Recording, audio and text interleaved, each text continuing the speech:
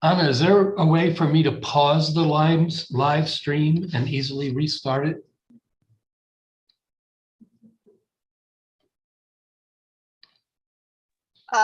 No, unless you want to.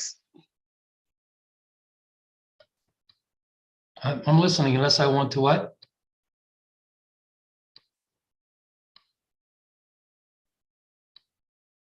Anna, I don't hear you, so I don't know what's going on there.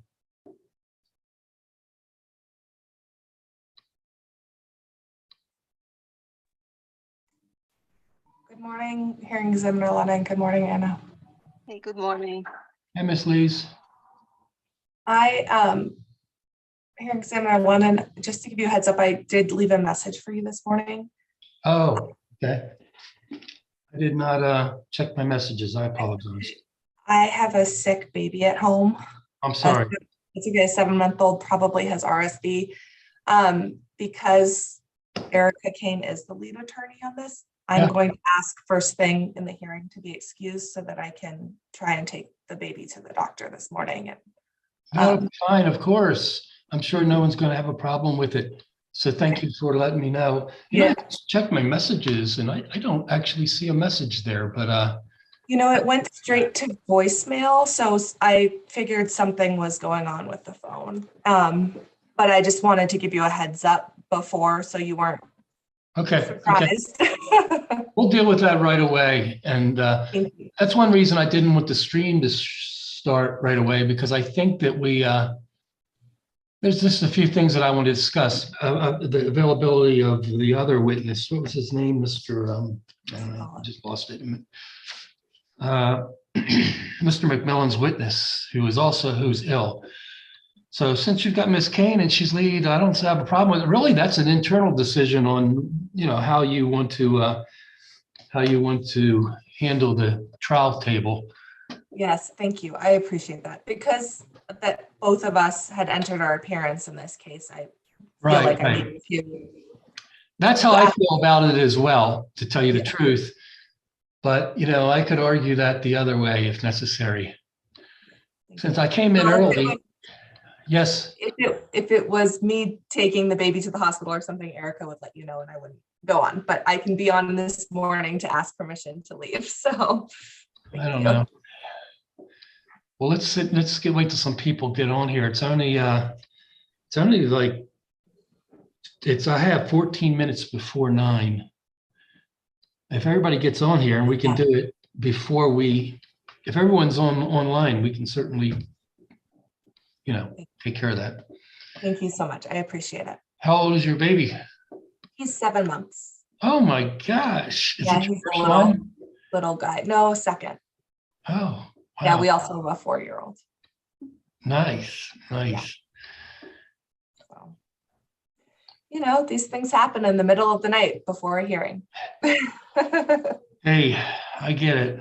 Absolutely. A lot of parents have the recurring earache issue. Do you have that one? Yeah, that was my first child. my oldest child had.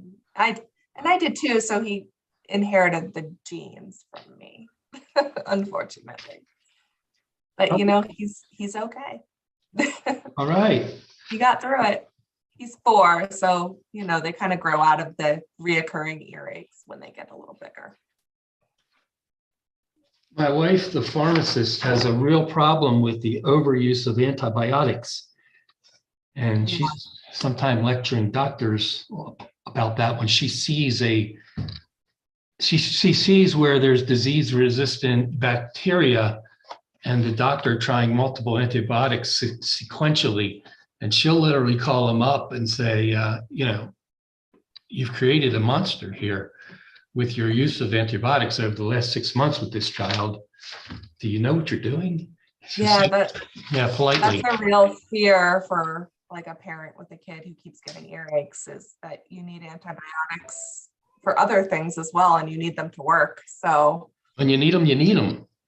And they just keep on hitting the earache thing with antibiotics. Oh, well. Anyhow, Mr. Rushoff and Mr. Bagato, Ms. Lees has been discussing with me the need to not be at the hearing for a personal matter. It's a sick child, and I certainly don't have any problem with it. I'm just going to wait until counsel for each party is present so we can release her unless there be some objection, which I can't imagine. Ms. Kane is going to be on board, so we're waiting for her too. And we're all early, so that's nice. I don't know if you can tell by your computer, but it says live streamed on YouTube in the upper left-hand corner. So, you know, it literally is. And I'm sure there are people interested in the hearing, so we don't need to discuss our entire personal lives with them. Hi, Ms. Kane, I'm glad you're here. I understand that you are going to take over and Ms. Lee's going to be excused. That's the plan anyhow. Yes, my Right. apologies for not being here sooner. You're here just fine. We're all just early, which is really nice. Good morning, Mr. Lee. I certainly am glad that you're here. How are you today?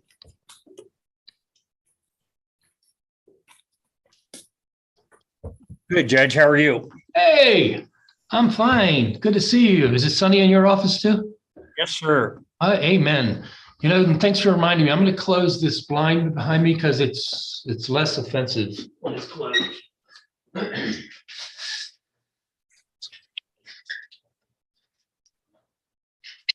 Yeah, offensive is probably not the correct word. It's just easier to see me.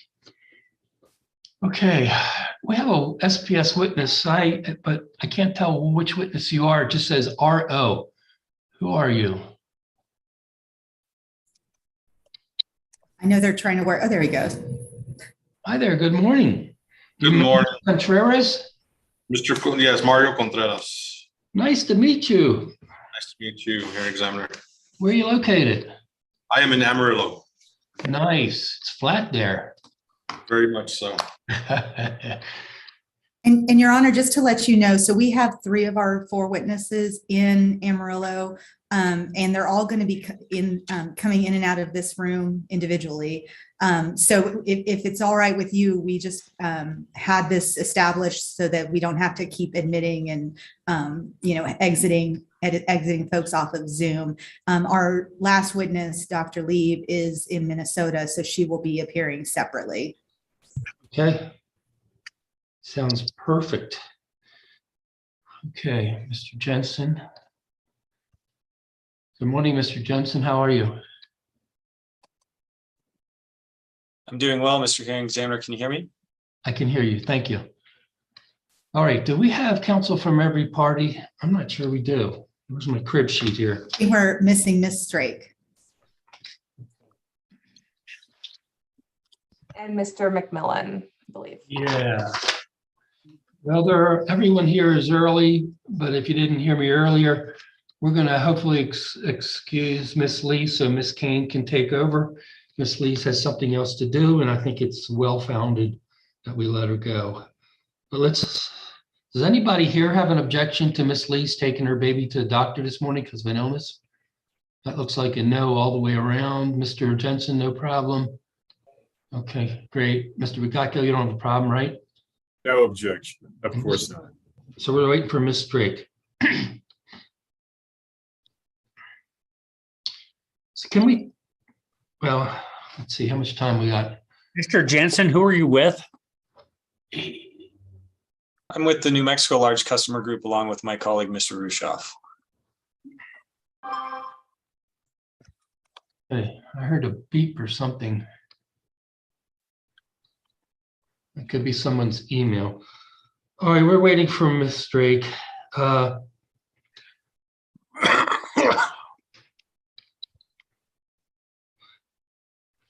So we're still off the record, of course, Mr. Lee. I'll let you know if you would when we start. I wanted to have a little discussion off the record. Basically, I thought we were just going to discuss the availability of Mr. Pollock. Rather, we can inform Miss Drake 7 minutes before. But Mr. McMillan, tell me what's going on with Mr. Pollock. We actually don't have Mr. McMillan. Oh, I'm sorry. I'm sorry. I was trying to think of too many things at once. It's always dangerous. And that's one reason I like to have these discussions off the record and off sometime out of the purview of YouTube viewers as well, but either way works.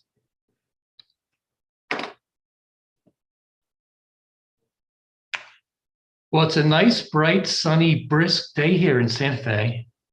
How's it in Amarillo? Same? Very much the same. And we're in separate rooms, Mr. Contreras and I, and the sun is coming in at an awkward angle at the moment, but hopefully by an hour or so from now, we'll be a little bit more well lit.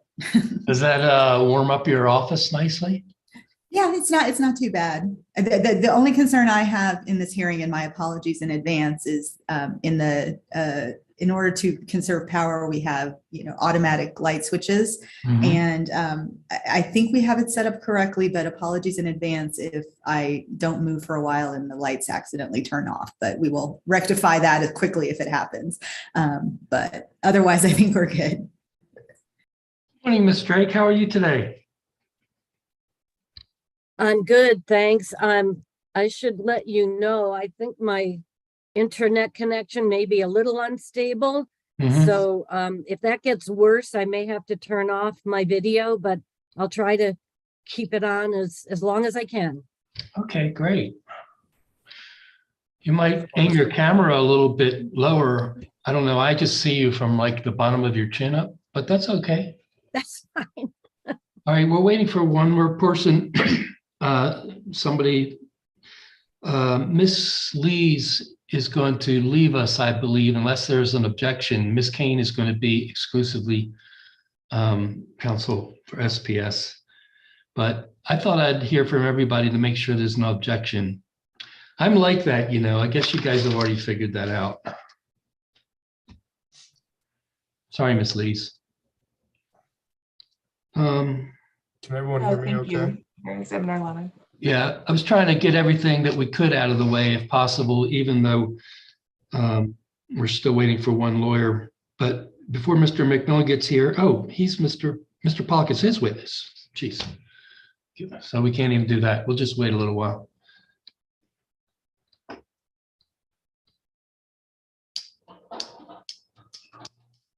You guys are, I think, more optimistic than I that this case would proceed quickly. I sense that from our pre-hearing conference. It's perhaps because I perceive the case more broadly, frankly.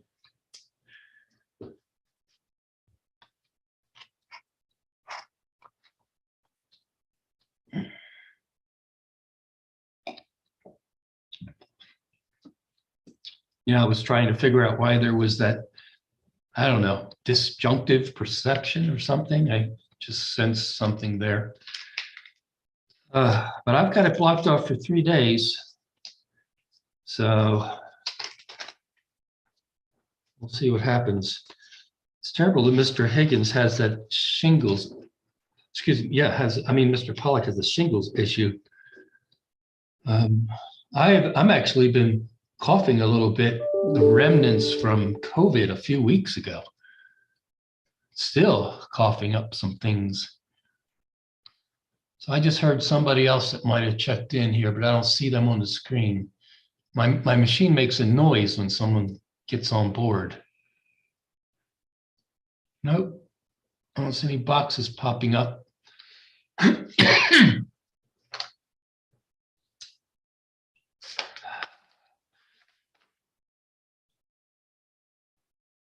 Miss Lees, did you already set up an appointment for the baby? I did, thank you. The pediatrician was able to get him in this morning, so. Okay. Mr. Rushoff, I'm just going to ask you what's on my mind. Is there a reason you have 2 lawyers today? Yeah, me and Mr. Jensen are both going to handle various parts of the case, if that's okay with you. It's fine with me, and it's absolutely normal, especially when it's a complex. If there's a complex case and there's many witnesses, that's absolutely normal. I understand you can divide the work up and prepare a cross for different witnesses and things like that. Every once in a while, there's primary counsel and co-counsel, and sometimes there's junior counsel who's in training and stuff like that. And I don't know, it just helps me a little bit if I know if that's going on. Hey, you're the star, Mr. McMillan. How are you this morning? Doing well, Your Honor. Thank you. I say you're the star because we were waiting for counsel from at least some counsel from each party, because Miss Zoe Lees would like to be released to care for to take her sick baby to the doctor, to get right to the point. No one else, I don't believe, has any objection. And Miss Kane will be covering the requirements for SPS. So I see no problem with it. You don't have any problem with it, do you, Mr. McMillan? No objection to that, Your Honor. Okay, so I don't see any objection. Miss Lees, you're free to go. Thank you very much for being here. Thank you very much. Have a good day. Okay, Mr. Jensen, I just like to see faces. Is it possible for you to, there you go. I don't know why. It looks like the Brady Bunch on this end. I don't know how it looks on your end, but we've got 3 rows of 3. And let's see what time it is. Where is my phone thingy? All right, 9 o'clock. It's exactly 9 o'clock. Does anybody have a, we're not on the record yet, Mr. Lee. Does anybody have a problem with us starting right now? Anybody missing? No? No? Okay, so let's just, we're not going on the record, but we will shortly. I need to know about your witness, Mr. McMillan. What's going on? How is he? As I said in my email yesterday, he is at the doctor. I think most of today is his expectation, and he is feeling very not well, is my understanding. If it's possible for the parties to waive him, that would certainly, he would appreciate that, I'm sure. But he can make himself available tomorrow, with the understanding that he, might be a little distracted given his illness. Okay, we have to put this on the record if we do this, but before we go on the record, we are on live streaming, by the way, on YouTube. But before we go on the record, I don't imagine there's going to be any problem stipulating to the admissibility of his direct testimony. That's not usually the issue. The issue is whether parties will waive the cross-examination, of course. And, I'm very amenable to working things out any way you want, except I think everybody should be treated fairly. And I think everybody should be treated the same, which is almost the same as fairly, or it's related. And, my procedural order and the typical rules of the procedure and the way we do these cases is that if you're going to present direct testimony, you're going to subject yourself to cross-examination, period. That's the way it works. So all the parties are entitled to cross-examine all the witnesses. And, that's a pretty serious thing. I'm also entitled, if I choose to examine a witness, if I have something which is clear, and I want to clarify it. I don't advocate for anyone, but, I like to have that opportunity to examine a witness as well. Right now, I don't have any questions based on Mr. Higgins' testimony, but his testimony isn't even evidence yet. And when there's cross-examination, his responses do become evidence, and I might have questions based on that evidence. What I was getting at is I try to treat everybody the same. If they've got to present their witnesses to lay a foundation for admission of their evidence, you do. And if they have to present their witness for cross-examination, you do. There's just one final thing I want to mention before we poll the group here. Evidence which is subject to cross-examination is almost by definition more valuable and weightier, if you will, for lack of a better term, than evidence which is not subject to cross-examination. And I just want you to know that and to keep that in mind if your witness is not available for cross-examination, or frankly, you elect not to present him for cross-examination if everybody consents to the admissibility of his direct testimony and waives the cross-examination. I'm just getting that out there so that there's no doubt about it. Okay, so that's my little spiel about that. So let's see if all the other parties agree to the admissibility, agree to admission of his direct testimony and waive cross-examination. You know, it's not much for me to be deciding. I'll allow it. Ms. Kane, what's your position? So, Your Honor, at this time, we're not ready to stipulate and waive. I just had a thought. If Your Honor and the parties wanted to consider it, because we are very sympathetic to Mr. Pollock's situation. There is, of course, testimony he submitted last year that was subject to cross-examination, and we do have a transcript of that matter. One thought we had is if given his situation this year, the policy issues that he testified to are frankly very similar. If there was maybe a consideration of perhaps just submitting last year's testimony along with the cross-examination into the record, if parties were amenable to that, and Your Honor was, perhaps that's one way to address this issue that would satisfy all parties. But otherwise, at this time, we're not ready to waive him with respect to the testimony he submitted this year. Thank you. I see that as a worst case scenario if there's no possible way for him to appear. And I would expect Mr. McMillan to make such a motion, and maybe he will. And I understand your position. I agree that it's kind of early to be waiving. We don't know how this case is going to progress. I don't presume anything. You know, I just take it a step at a time, and who knows what's going to happen in the case. We'll see. Okay, so that's one, for lack of a better term, objection, Mr. McMillan. It really only takes one, and kind of SPS as the applicant is pretty important, you know, the way I see this. But let's see how other parties feel about it. Well, let's go, Mr. Rushoff. What's your position? We have no objection. Okay, Ms. Drake?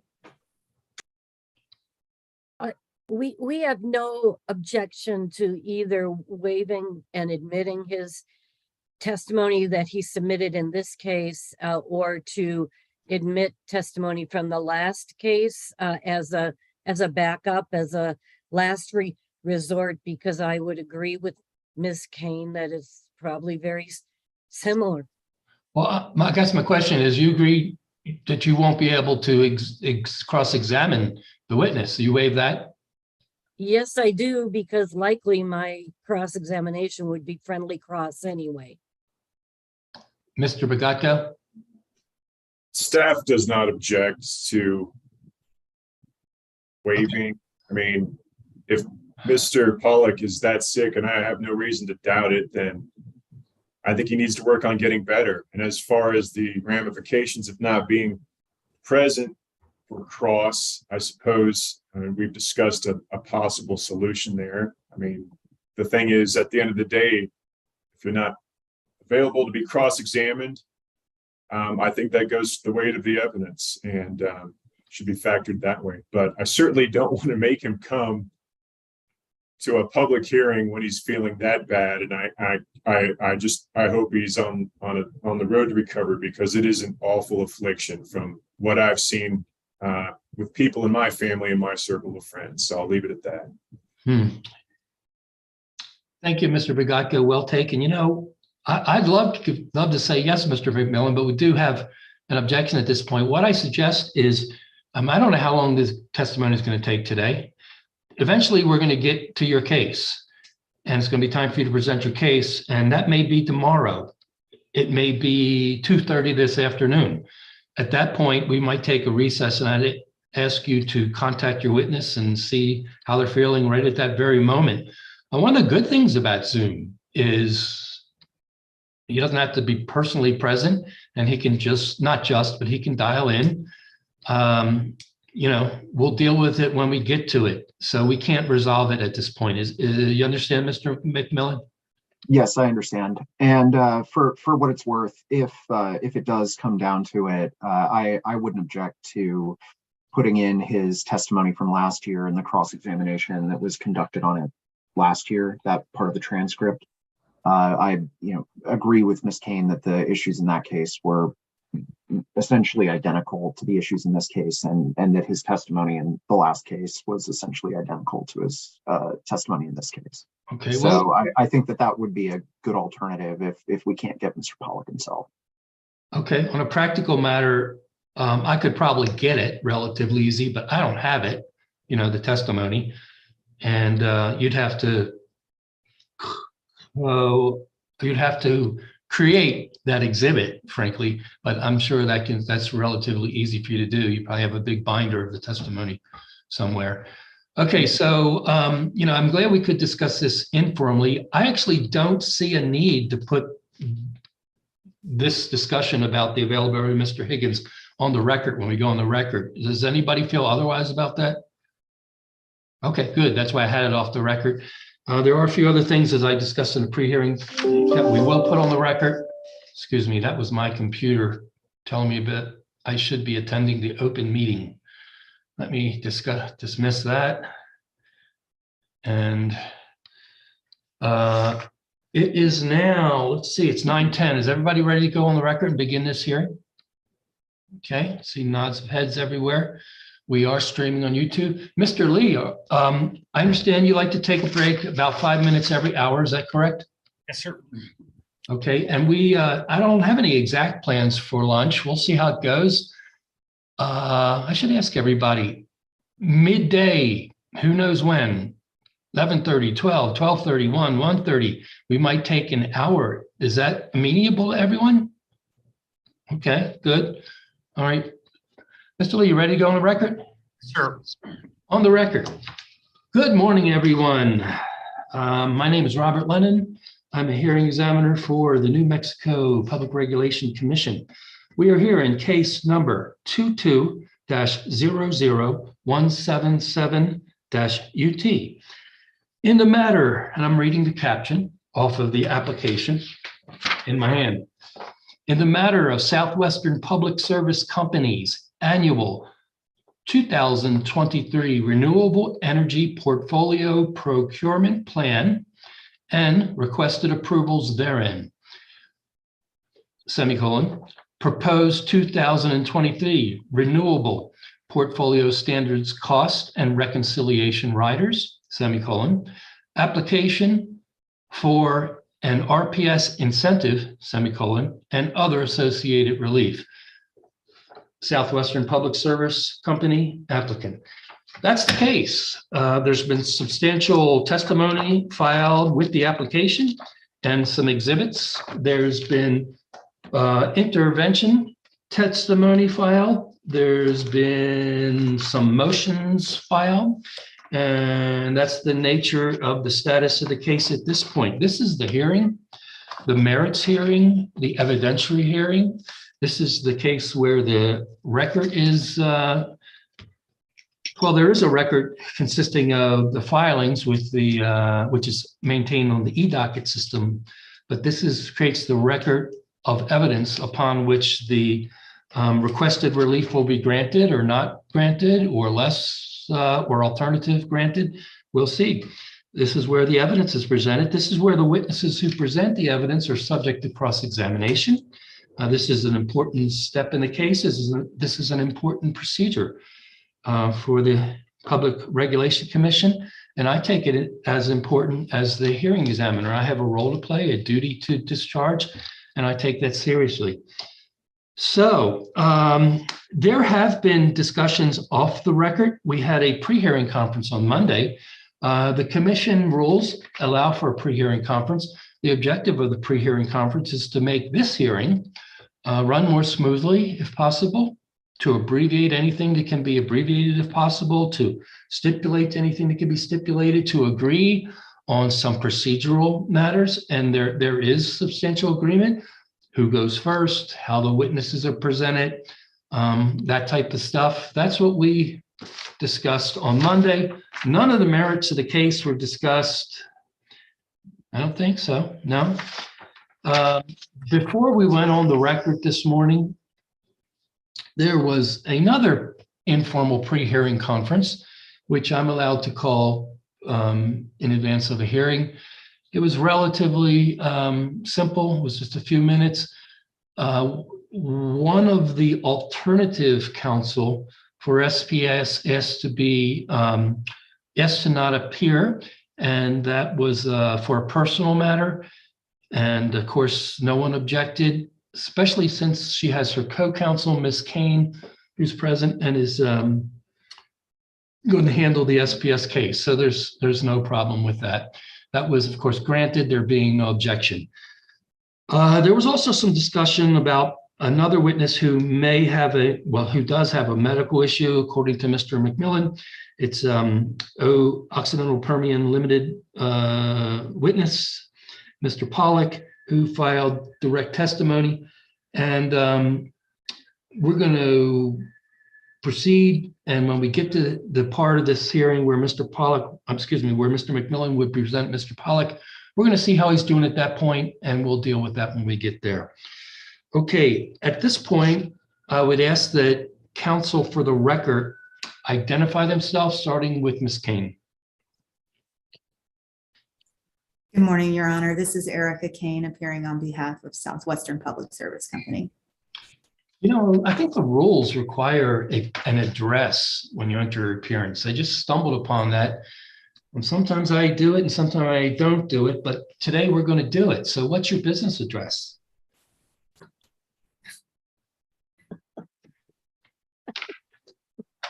Hard question. My apologies. I'm actually, I'm going to have to look it up. It's 900 South Congress in Austin, Texas. But Suite 900, I believe, but I would like to reserve the right to potentially correct some of that for the record. I do not often give out my business address, but that is the approximate address. Ms. Kane, I didn't mean to make it a hard question. I review the rules of procedure before I start a hearing, as it's one of my practices.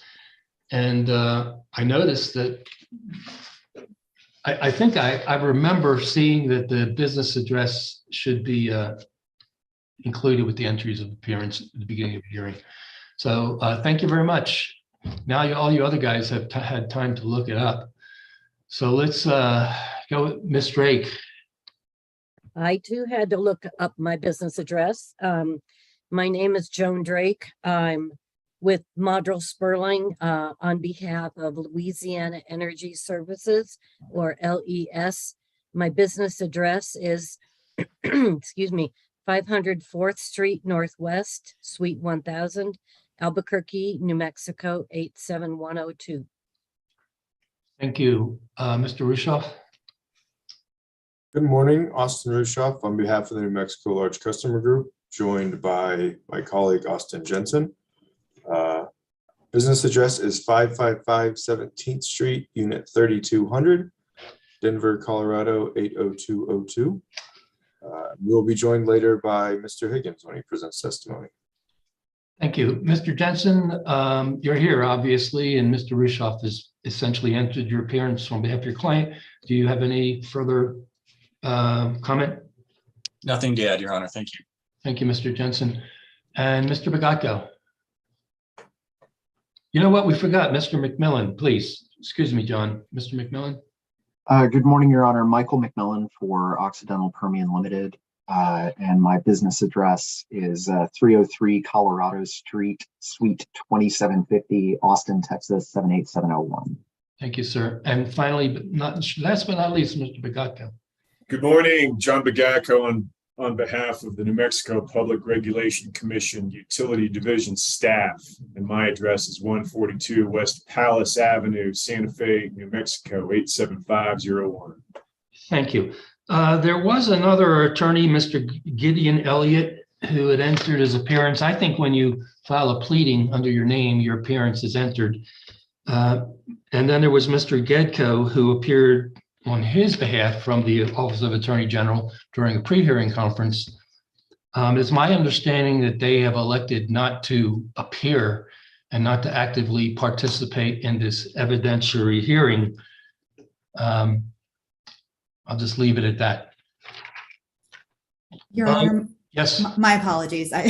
Now I've had time to actually look at my business address. I need to make a slight correction. It's 919 Congress Avenue in Austin, Texas. Thank you, Ms. Kane. Thank you. Apologies for that. Okie dokie. That's not official language, is it? Okie dokie. Pardon me. My wife's from the Midwest and she says such things. And some of it is drifted into my lexicon. Okay, moving along. First of all, in the beginning of a hearing, we have commentary. Sometimes there's written comments to be admitted. Well, not admitted, actually. Written comments to be included with the record. I'll put it that way. Sometimes they're filed with the commission, and they're supposed to be sent to me, of course. I have not received any written comments in this case, so there are none to be included with the record at this point. I have also not received any requests to for a person to appear at this hearing and comment. We also allow that a commenter may also contact our law clerk, Ms. Kippenbrock, and request to appear at this hearing. I've talked with Ms. Kippenbrock today, and she has not requested have not received any requests for comment. So thereby, there are no comments in this case, so we can dispose of that and move along. Let's see what else we should do at this point. There are some motions that I'd like to dispose of, if you would, for lack of a better terminology. There were pro hoc vice motions filed, specifically Ms. Kane and Mr. Jensen, I believe. There were only two, right? Does anybody know of any other ones? No. Okay, so Mr. Kapaka? The pro hoc vice motion was for me, not Mr. Jensen. He's admitted in New Mexico. Apologies. I was almost correct. Well, my next point was there was no opposition to those. And of course I have, well, not of course, but I looked at them actually. You know, the attachments that you have to put to those are quite interesting. But anyhow, I have no problem with them. And we have proceeded as if they were granted, and I consider them admitted. I consider them granted. And unless there be any question, they are hereby granted, and you guys may represent your clients, in this case in New Mexico. Thank you for filing the formal motion. Then there were motions to intervene. I do not believe there were any objections to any motions to intervene. Am I correct? Yeah, that's how I reviewed the pleadings before the commission.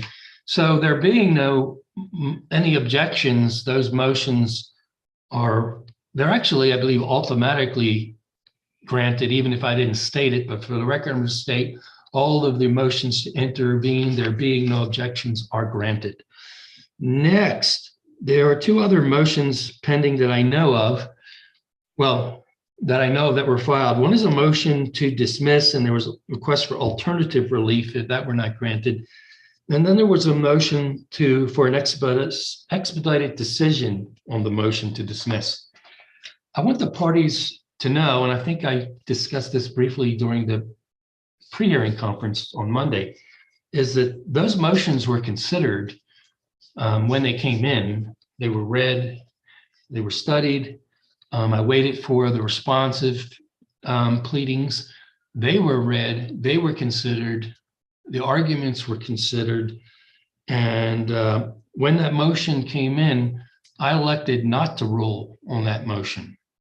And because motions practiced before the commission is different than motions practiced before the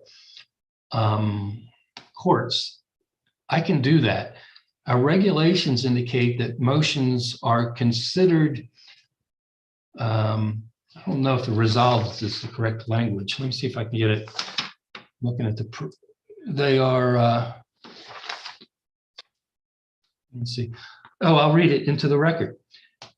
The NMAC Rule 1.2.2.12A4, all motions not specifically acted upon shall be deemed disposed of consistent with the final order of the commission in the proceeding. That's a significant language. And I've decided that the motion will be, as the rule says,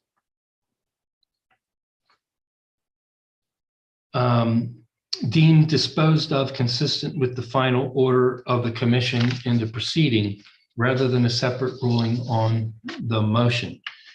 So that's the current status of the motion to dismiss and for alternative relief.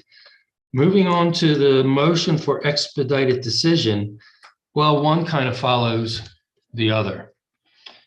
I wouldn't call it exactly moot, but I would consider that there's no reason for me likewise to issue a ruling on the motion for expedited decision. And I made that decision, not today, I made that decision when it originally came in, and I waited for any response to it. There were parties that didn't have an objection, I saw, but it wasn't unanimous. And once again, I considered it, and I elected not to actively grant or deny the motion, as I did on the motion to dismiss and for alternative relief. Thus, that motion will also be considered disposed of, as the rule says, considered. No, yeah, it actually says deemed disposed of consistent with the final order of the commission in the proceeding. So that's the other outstanding motion. Other than the motion that Mr. Pollock not be required to appear at this evidentiary hearing, I don't know of any other outstanding motions at this point. Does any other party know one that needs to be ruled upon at this point? No. Okay. Well, that's good. So,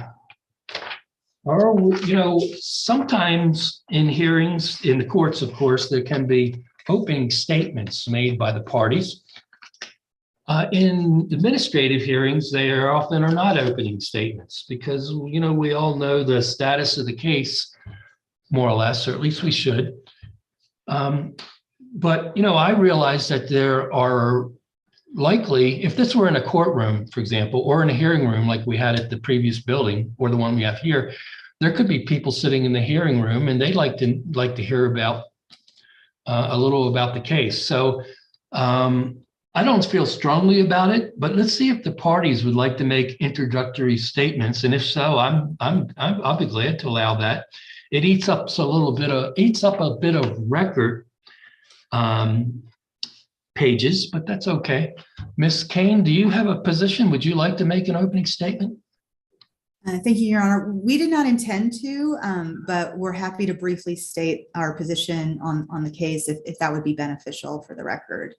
Well, it sets a stage. It's not evidence, of course. I want to make that clear for I think all the lawyers for the parties know that, but the parties might not know that what the lawyers say is not evidence. The case doesn't get decided. My recommendation doesn't get written based on what the lawyers say. And, all us lawyers know that, but, the public might not. So I'm going to state that clearly. Do any of the other, I'm just going to broadcast my question. Do any of the other lawyers intend or want to make an opening statement? I don't see any hands. I see a lot of head waving left to right indicating negative response. Mr. Rigatko, how about you? I don't believe it's necessary in this instance. Correct. Mr. McMillan? No. I do not believe it's necessary, Your Honor. And Mr. Jensen? We don't believe it's necessary either. Thank you. I don't believe it's necessary either. I just opened it up as an option. Okay, are we ready to proceed to testimony, Ms. Kane? There's only one housekeeping matter, Yes, I ma'am. believe, and that is admission subject to any objections and hearing examiner's decision on our application, which is marked as Exhibit SPS 1.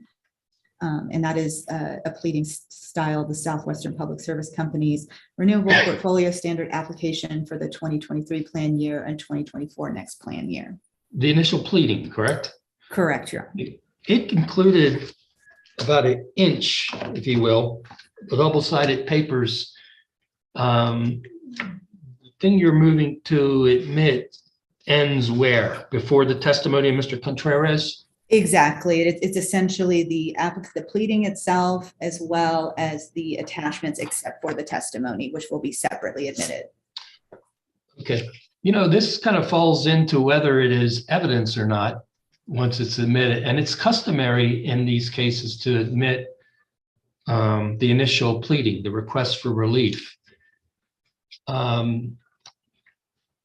I see it as a proffer, if you will. And I think lawyers understand the distinction between a proffer and evidence. I believe it should be admitted consistent with our prior procedure. So I don't have any problem with admitted, but let's see if there's any objection.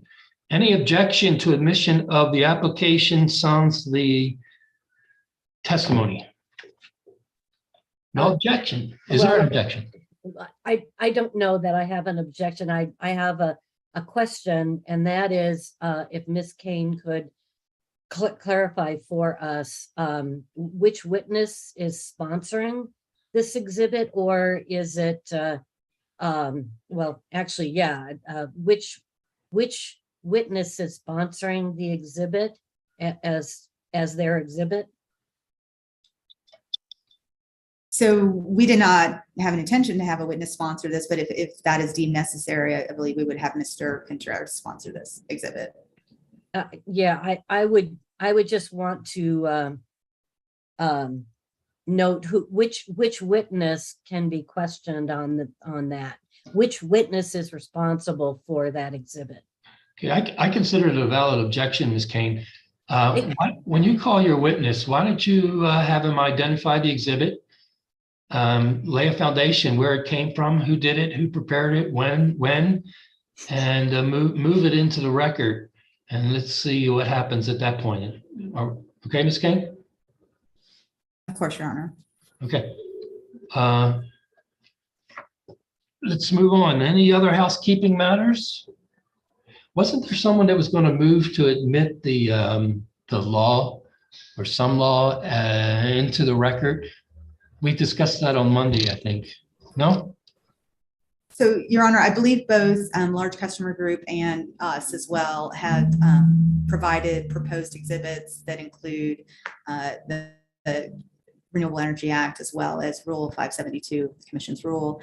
At this point, our intention was not necessarily to seek admission of that into the record. We submitted it because it may be something that's referred to in the course of questioning, but at this point, at least from our perspective, we are not offering that into the record at this time. Thank you. And I think I clearly stated my position. My position succinctly stated is the law is the law. And it is that regardless of whether it's admitted as an exhibit into the case. I recognize that for convenience purposes, there may be a reason to do that. And if there's no objection, I may allow it to happen. But, you know, I don't need the law, including the regs, to be admitted into the case or admitted into the record. And that's that. Okay, great. Now are we ready to proceed, Ms. Kane? I believe so, Your Honor. Call your first witness. SPS calls Mr. Mario Contreras. Good morning, Mr. Contreras. How are you? Good morning. I'm doing well, Hearing Examiner. Thank you. You're about to be sworn in. Mr. Lee, would you do the honors, please? Please raise your right hand. You solemnly swear the testimony you're about to give the matter and opinion should be the truth, the whole truth, and nothing but the truth? I do. Thank you. Your witness, Ms. Kane. Thank you, Your Honor. Mr. Contreras, let's start this morning, if you wouldn't mind. Do you have a copy in front of you of a document marked as Exhibit SPS-1? I do. Can you identify what that document is? That is the application or pleading filed on July 1st in this case. And Mr. Contreras, can you please state for the record what your position is at Excel or SPS, excuse me? Yes, I'm the manager of rate cases for SPS, primarily focused on New Mexico. SPS is New Mexico jurisdiction. Thank you. And do you have any knowledge with respect to how the document marked SPS-1 was prepared? I do. So it's essentially a summary of SPS's application.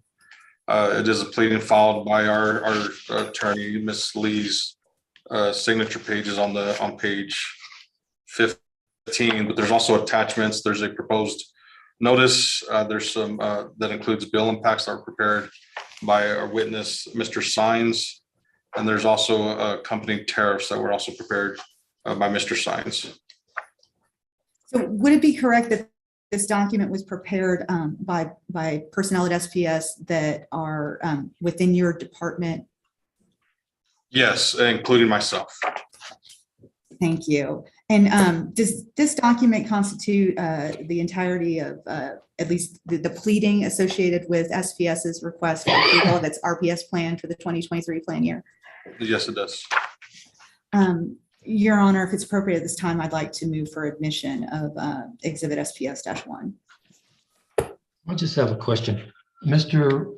Contreras, I see Ms. Lee's signature, and then I see the proposed notice, and then I see these rates and the changes in the billing, which are a nice charts. And then I see the proposed order, which ends on page 12, and then we get into the rates, if you will, for lack of a better terminology, the advice notices. Just want to make sure I have everything. The final thing is entitled Southwest Public Service Original Rate Number 86 Renewable Performance Rider. That's the end of the exhibit. Am I correct, Ms. Kane, and your witness can acknowledge? Yes, I'm showing the same thing here in Examiner. Is that right, Ms.? That's right, Ms. Kane? Yes, that's where it should end. I just wanted to make sure because I just wasn't clear from the testimony. Okay, let's see if there's any objection to admission of this exhibit. Ms. Drake? No objection. Mr. McMillan? No objection. Mr. Rushoff, would you like me to address you on behalf of your client or Mr. Jensen? You can direct questions to me, hearing examiner 11. Mr. Jensen, that's fine with you as well? No worries. Okay. Mr. Rushoff, any objection? No objection. Mr. Regacco? Mr. Hearing examiner, no objection. Thank you. Okay, it's in, admitted. SPS number 1 is the application without the testimony. Proceed, please. Thank you, Your Honor. Mr. Contreras, if you could turn to exhibit marked SPS-2. Do you have a copy of that document in front of you? Yes, I do.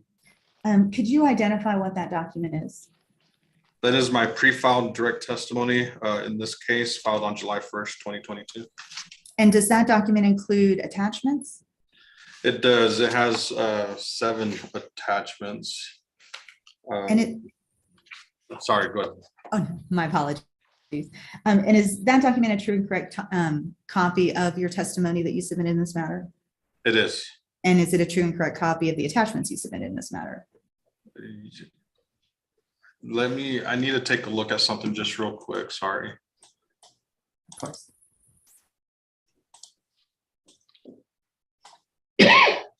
It is, yes. Thank you. And was this document, both the testimony and attachments, prepared by you or at your direction? Yes, it was. If you were asked the same questions that are in your testimony in the exhibit marked SPS-1, or excuse me, SPS-2 today, would you have the same answers to the questions? Yes, I would. Do you need to make any corrections to the exhibit marked SPS-2? I do not. Your Honor, at this time, we would ask for admission of exhibit marked SPS-2. Any objection? Okay, hearing no objection and looking at council on my screen, I don't see anybody indicating any objection. There being no objection, the direct testimony of Mr. Contreras dated July 1, 2022 is admitted into the record. Proceed. Thank you, Your Honor. Mr. Contreras, if you could turn now to the document marked Exhibit SPS-3. Okay. Do you have that document in front of you? I do. Could you identify for the record what that exhibit is? This is my rebuttal testimony filed on October 14th, 2022. And is the document in front of you a true and correct copy of the testimony? Yes, it is. And was this document prepared by you or under your direction? Yes, it was. And if you were asked the same questions set forth in your rebuttal testimony today, would you have the same answers? Yes, I would. Do you have any corrections that you need to make to your rebuttal testimony today? I do not. Thank you. At this time, Your Honor, I'd like to move for admission of Exhibit SPS-3. Is there any objection? Okay, hearing no objection and seeing no indicia of objection, let me roll on it. I kind of like rebuttal testimony. It seems to me there doesn't have to be a rebuttal until there's a contravening testimony or from the opposing parties, if you will. But I certainly recognize the practicality of entering the rebuttal testimony immediately after the direct testimony in administrative proceedings such as this one before the commission. It just makes sense for these cases. So there being no objection, SPS number 3, the rebuttal testimony prepared by Mr. Contreras is also admitted into evidence. Thank Proceed. you. Thank you, Your Honor. And we now pass the witness. Okay, it's time for cross-examination. I do not have any particular order. I like staff to kind of go last, but I think we agreed on the order of cross-examination. Didn't we, Ms. Kane? Yes, Your Honor. I mean, we're amenable to changes today if necessary, but I believe that it was going to be Occidental first, then large customer group, then Louisiana. Yes, and then staff. Yeah, well, I don't have a problem with that. There's certain disadvantages and advantages, and there's a reason that staff sometimes goes last on these things. The Office of Attorney General has elected not to participate in cross-examination. So let's go with OPL. Ready? Yes, Your Honor. Proceed. Good morning, Mr. Contreras. My name's Michael McMillan. I think we spoke in this hearing last year. It's good to see you again. We did. Thank you. Can you explain for us what a renewable energy certificate is?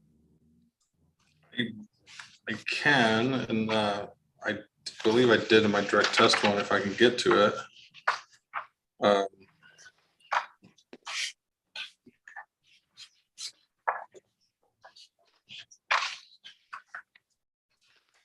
Sorry, just bear with me. I'll get to it.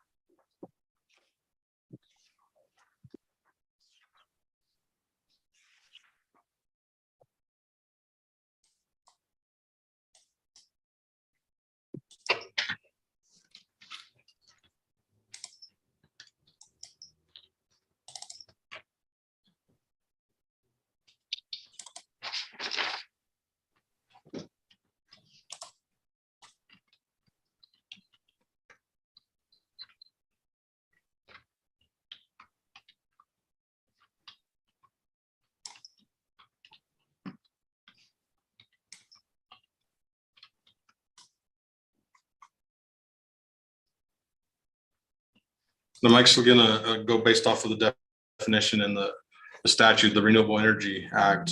The Renewable Energy Certificate means a certificate or other record in a format approved by the commission that represents all environmental attributes from 1 megawatt hour of electricity generated from renewable energy.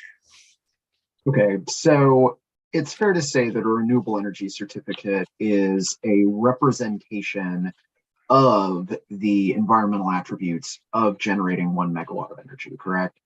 Yes, Okay, so they're also referred to as RECs, correct? that's correct.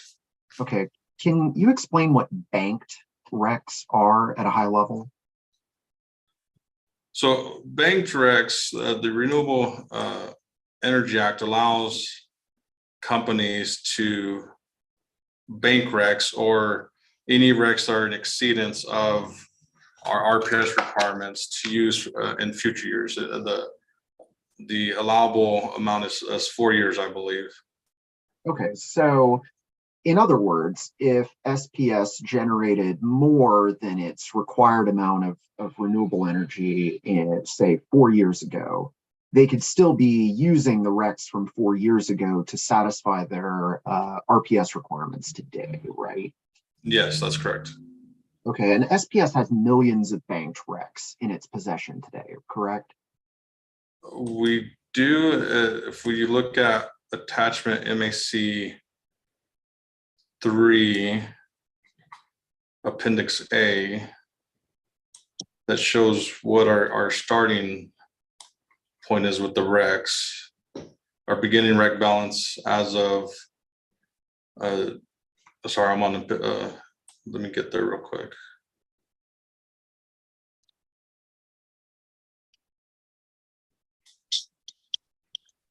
Mr. McMillan, while he's looking, you said millions of banked RECs?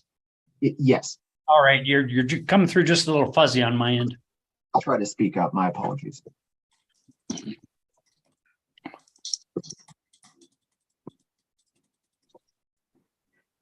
So yes, on attachment MAC 3, Appendix A, page 1 of 2, line 6, you can see what our REC balance is, our beginning REC balance is for 2023.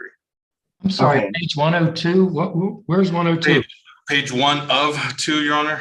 Oh, I'm sorry, I didn't understand that. 102, got it. Okay, and you would agree with me that that number's in the millions? Yes, it is. Okay, so in this proceeding, SPS is asking the commission to provide it with an RPS financial incentive, correct? That is correct. And you'll agree with me that SPS's financial incentive proposal does not include any specific plan to produce additional renewable energy. So the financial incentive is associated with exceeding the renewable portfolio standard requirement of 20% in the years 2023 and 2024. Okay, so you'd agree with me that that proposal to retire additional RECs does not include any specific plan to produce additional renewable energy, right? It's a cause and effect. There will be a requirement to produce more renewable energy in the future, but for the immediate future, for 2023 and 2024, it is to retire the RECs in excess of the 20% to meet the 40%, and then the effect of that is to have to produce or acquire renewable energy earlier than we would have to otherwise. Okay, but in this application, SPS is not proposing say, building a new facility that will produce additional renewable energy. That's correct, right? Not in this proceeding. We will have to in future proceedings. And in this proceeding, SPS is not proposing to, say, sign on to a new PPA that would involve the production of additional renewable energy, correct? No, again, my answer is the same, that we would have to, and again, not in this proceeding, but we will have to in future proceedings if awarded the financial incentive. And at this point, SPS hasn't defined what it will have to do in the future. It just says that in the future, we will have to generate additional renewable energy, not, for example, in the future, we will build a plant of size X at cost Y, or something like that, right? That's correct.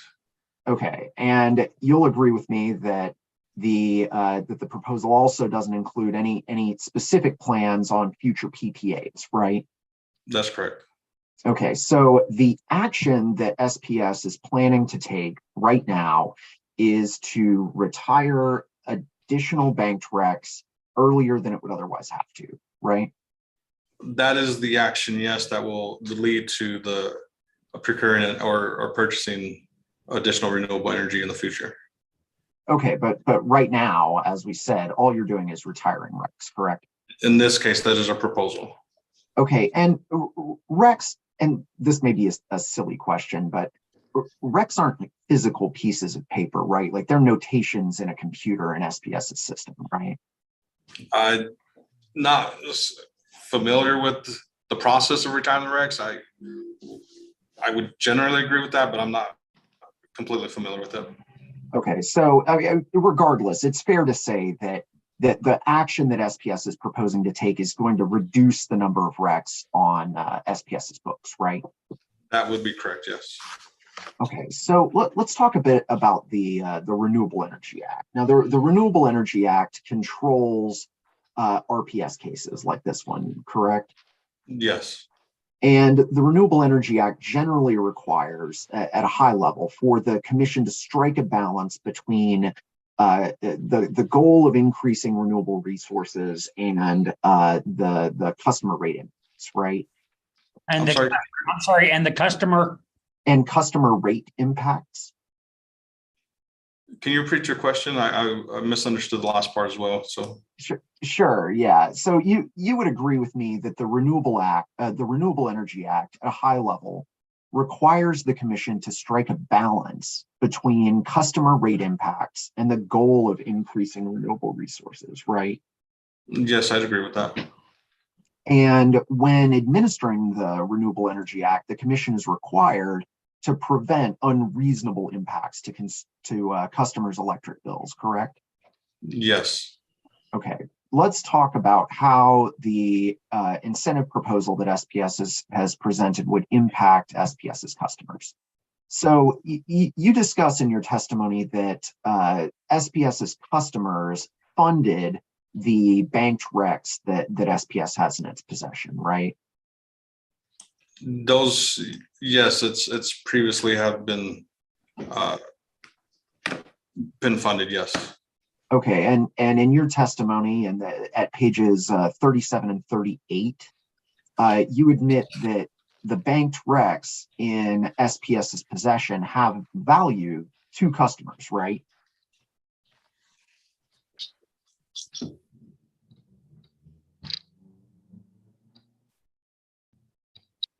I'm sorry, where are you looking at? It's I believe it's pages 37 and 38 of your direct testimony.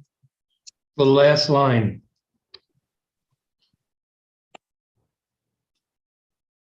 I see that, yes. And so you agree that the banked RECs in SPS's possession have value to customers, right? Yes, they do. And if SPS's incentive proposal is approved, the RECs that SPS retires, the customers won't receive the value of those RECs, will they? I don't agree with the premise of that question or the question. I think the RA is clear, and I believe the legislature in writing the RA was clear in what they state on providing incentives to utility companies to exceed the renewable portfolio standard, and the way you show exceedance is by retiring RECs. Okay, so I'm not so much asking about how you show that you've exceeded the RPS standard, but just about the value proposition to customers. So if you look at where I directed you in your testimony on pages 37 and 38, you say that SPS's banked RECs provide value to customers by allowing SPS to continue to comply with RPS standards without purchasing additional renewable generation.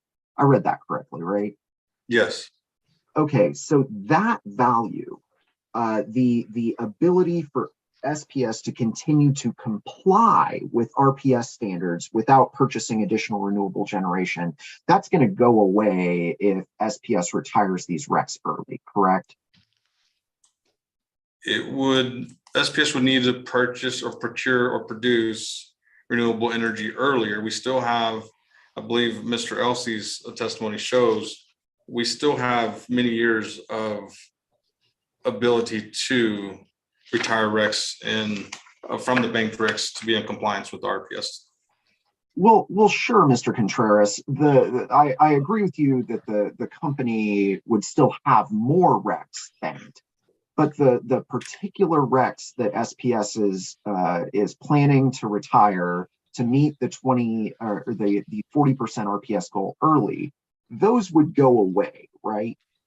They would go away, but I still disagree with the value going away, as I think this is what you're saying, because there is a lot of value in SPS exceeding the RPS standard to the 40%. And I think it's clear in the statute that we're encouraged to exceed that 20% mandate early if we're able to.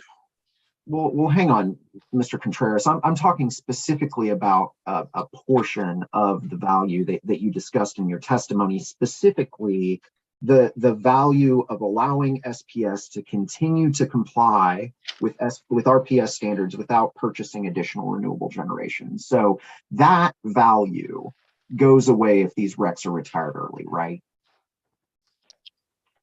So I guess I don't agree with the value going away. We will have to retire those RECs, and those RECs would not be available for future compliance. But still, I believe there is value, maybe a different value that the legislative body and right in the REA also wanted to look at in terms of standard. Let's try to get at this a different way. So I'm sorry, sir. Also wanted to look at, and I'm afraid I misunderstood. Oh, I'm sorry. Were you addressing me, Mr. Lee? The witness in writing that he also wanted to look at. I believe I said in exceeding the RPS standard. Thank you, sir. Okay, so let's try to get at this a different way. So if let's say the commission approves SPS's plan, and these RECs, the number of RECs that we're discussing retiring early, those get retired. Are you with me on this hypothetical situation? Yes. So at some point in the future, we would arrive at the time where if SPS had not retired those RECs, they would retire them to meet their RPS goals, right? That's correct. Okay, and at that point, SPS is going to be required to retire different RECs, right? I'd agree, yes. And those different RECs that SPS would be required to retire in the future, customers would have had to pay for those, right? Yes. Okay. So let's see. Get back to my outline here. I apologize. So okay, so if SPS's you agree that if SPS's incentive proposal is approved, customers will be required to fund additional renewable procurements sooner than they otherwise would have, right? Yes, that is correct. Okay, so that means that, for example, if customers would have had to fund a new wind or solar facility in 2029, they'd now be doing it in, say, 2027, right? Yes. Okay, and on top of that, if the incentive is approved, SPS's customers will have to fund that incentive as SPS is proposed in this case, right? Yes. And do you know the total payment is something like $1 a REC, right? Yes, that's what we propose in this case. Okay, so it's fair to say millions of dollars. It's specifically for 2023, it's 1.8 million, and 2024 is 1.9 million. You can see that on page 38, table MAC1. Okay, so roughly, what is that, $3.7 million? Roughly, yes. Over 2 years. Correct. Okay, so in plan years 2023 and 2024, and specifically talking about 2023 and 2024, when SPS proposes to retire excess banked RECs, SPS's customers and New Mexicans aren't going to get the benefits of increased renewable energy production at that point, right? Not in association with the retirement of RECs. We currently SPS, if you look just at the generation or production of renewable energy on page, again, MAC 2, attachment MAC 2, page 1 of 2, you can see on line 23, every year currently, SPS produces well over the 20% requirement. So although we don't retire those RECs, customers are still getting the benefit of renewable energy well and above the RPS minimum standard. Well, sure. And to be clear, right now, what SPS is doing with those RECs is banking them for future years, right? Right, as allowed under the statute, yes. Okay, but let's talk specifically, and let's just keep it to make it easy, to 2023. So in 2023, there are two different worlds. There's one world where the commission approves this financial incentive plan, and there's one world where the commission does not approve this financial incentive plan.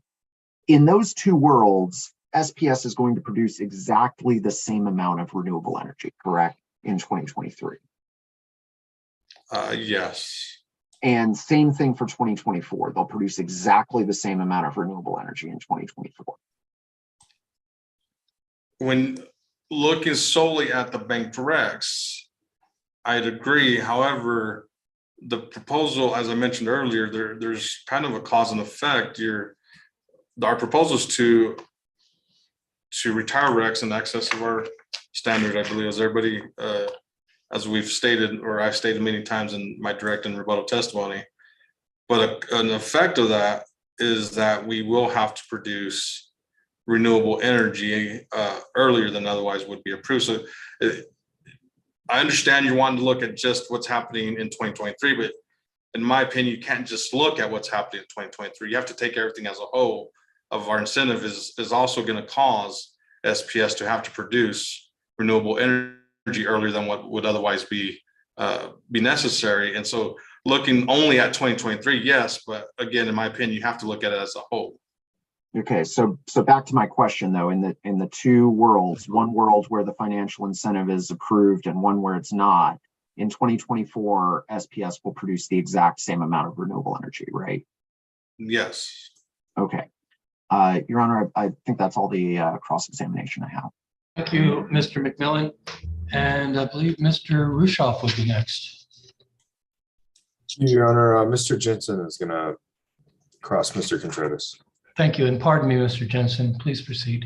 Oh, no worries, Your Honor. I do want to be mindful that we're at the hour mark, and I think this would be a good time to break if it's Your Honor's pleasure.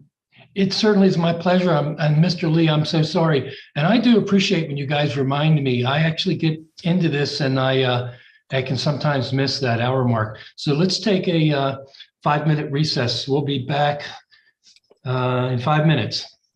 Thank you. Thank you, Judge. Thank you. And you can thank Mr. Jensen.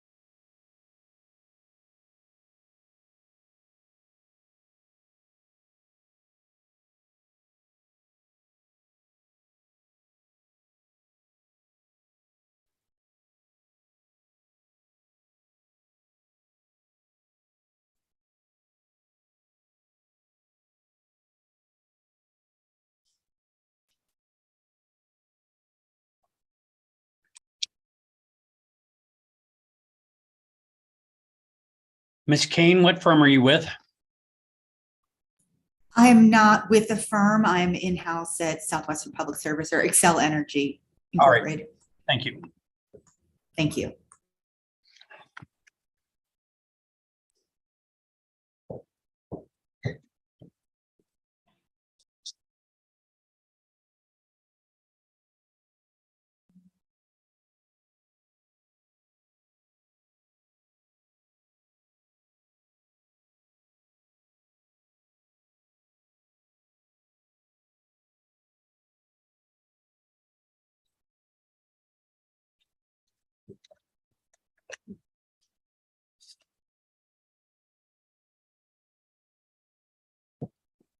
Erica, it's good to see you. Perhaps sometime we'll actually be able to meet in person. I know it's the never ending. I need to get up to Santa Fe / Albuquerque conversation, hopefully someday soon. Someday soon. Or I hope anytime you're in Austin. I'm not usually in Austin, sorry. And maybe I'll be able to remember my address at that point to direct you to the right location. No, I was in the same boat. I don't usually have to announce my address. I think Mr. Lee has seen me way too often over the last few years. Mr. Jensen, what firm are you with? Mr. Lee, both Mr. Rushoff and I are with the firm Holland and Hart LLP out of Denver.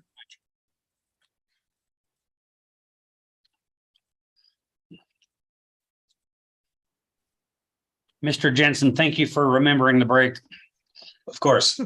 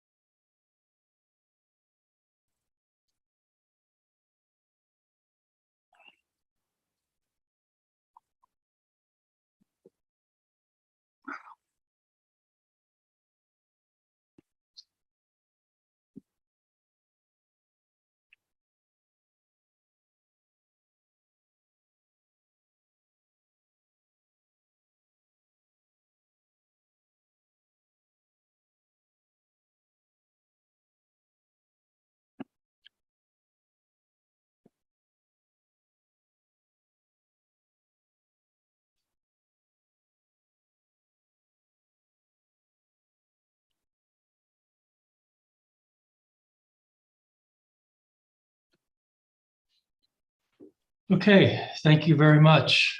Back on the record, Mr. Lee. And thank you again, Mr. Jensen, for reminding me. We just had a 5-minute break and where were we? Mr. Rushoff, were you about to cross? I'm crossing, Your Honor. Oh, I'm sorry, Mr. Jensen. Please proceed. Thank you. Thank you, Your Honor. And as a preliminary matter before I jump in, I will be referencing the NMLCG's exhibits 2 through 6, possibly. At this point, I don't intend to admit those into the record, but consistent with our prior discussion, just for reference during my cross and other parties' cross, to have those consistent. So good morning, Mr. Contreras. My name's Austin Jensen. I don't believe we've had the pleasure of meeting, but it's nice to meet you this morning. Good morning. Nice to meet you too, Mr. Jensen. During our conversation today, I will be referencing certain of our exhibits that we previously circulated. So I want to make sure that you have access to those exhibits. I do have those exhibits. Okay, great. To start, Mr. Contreras, it's your position that this year's incentive request is different from last year's incentive request. Is that correct? Yes, there are some differences. Okay. And I want to discuss those differences. It's the company's position, it's your position, that the incentive request is different in 3 respects. Is that correct? Yes, I believe in my rebuttal testimony, I specifically point those out. Okay. And I'm happy to walk through those with you, but the first difference that you point out is that SPS seeks an incentive to retire RECs over a 2-year period as opposed to a 3-year period. Is that correct? That is correct. Okay, and the second difference is the assertion that Mr. LC provides testimony on the likelihood of future renewable procurements in this proceeding. Is that correct? Specifically, the testimony says that Mr. LC has presented specific testimony that the proposed retirement of RECs will require SPS to acquire additional renewable resources approximately 2 years earlier than would be required if the incentive were not granted. Okay, appreciate the clarification, Mr. Contreras. To be clear, the company made the assertion in last year's RPS case that its proposal to retire RECs would cause it to procure additional renewable energy sooner. But in this proceeding, the company simply provided direct testimony on that point. Is that right? Yes. Okay. And the last difference, Mr. Contreras, that you point out is that SPS's request for a variance from Rule 572.22.d is conditional rather than explicit. Is that right? That's correct. Okay. But in all other respects, the company's incentive proposal in this case is the same as its incentive proposal from last year. Is that right? Similar, yes. So other than the specific differences that we just highlighted, is there any other differences from last year's incentive request? Not that I can think of at this point. Okay. Mr. Contreras, last year, both the hearing examiner and the commission denied the company's request for an incentive to retire RECs. Is that correct? Yes, that is correct. And SPS appealed that decision, right? Yes, it's currently under appeal before the New Mexico Supreme Court. Right. And then New Mexico Supreme Court hasn't ruled on that appeal. Is that right? I do not believe so, no. Okay. And despite the hearing examiners and the commission's rejection of the company's request last year, the company requested a financial incentive again to maintain a consistent position in its pending appeal and to preserve its right. Is that correct? That is one of the reasons, yes. Mr. Contreras, can you turn to your direct testimony, page 36? I am there. Can you read into the record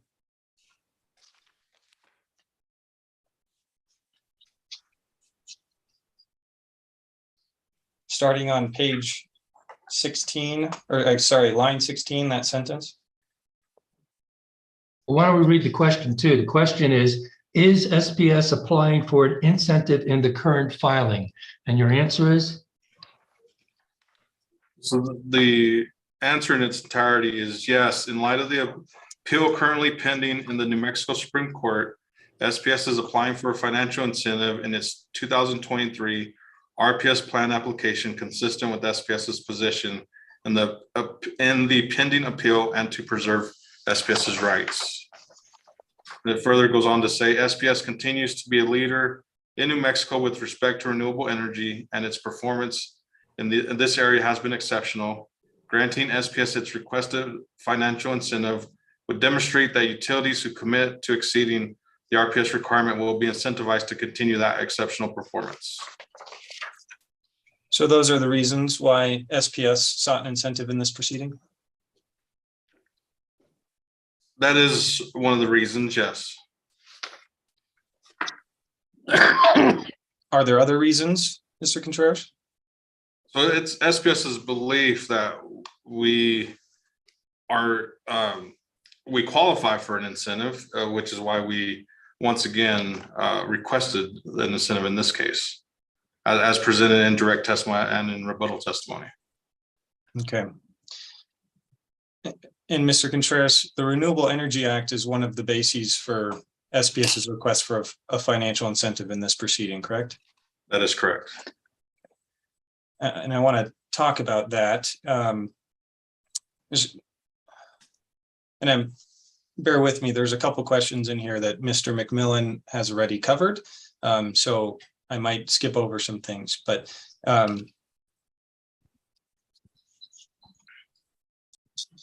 would you agree with me, Mr. Contreras, that as a general matter, the commission has a duty to ensure just and reasonable rates for utility customers? Yes, I do agree with that. Could you please turn to your direct testimony, page 8? You say the direct testimony? Yes, sir.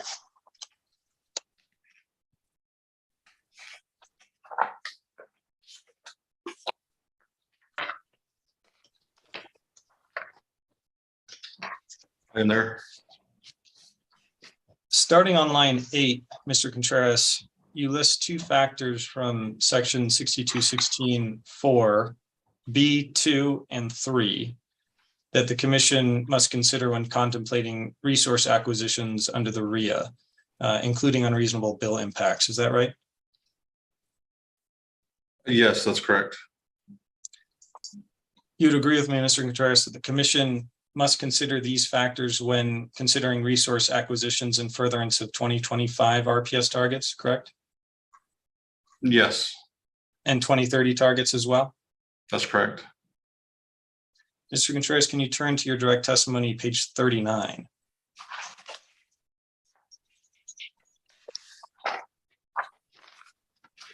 In there. Starting line 11, you state the REA provides for the commission to establish incentives to encourage public utilities to exceed the annual RPS standards. Did I read that correctly?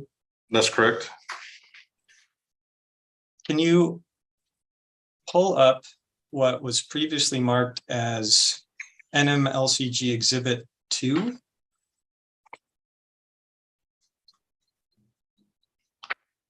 I have it up. Mr. Contreras, do you recognize this to be the Renewable Energy Act? And take your time to scroll through it if you need it.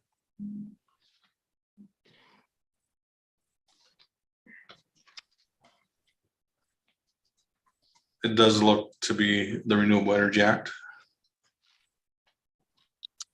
Could you go to section 62-16-4, subsection D?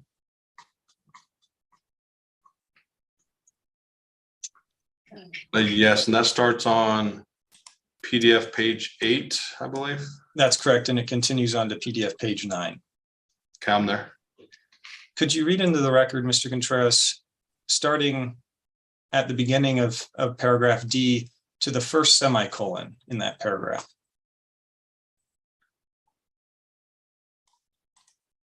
So upon a motion or application by a public utility, the commission shall, or upon a motion or application by any person, sorry, let me read that. By any other person, the commission may open a docket to develop and provide financial or other incentives to encourage public utilities produce or acquire renewable energy that exceeds the applicable annual renewable portfolio standard as set forth in this section.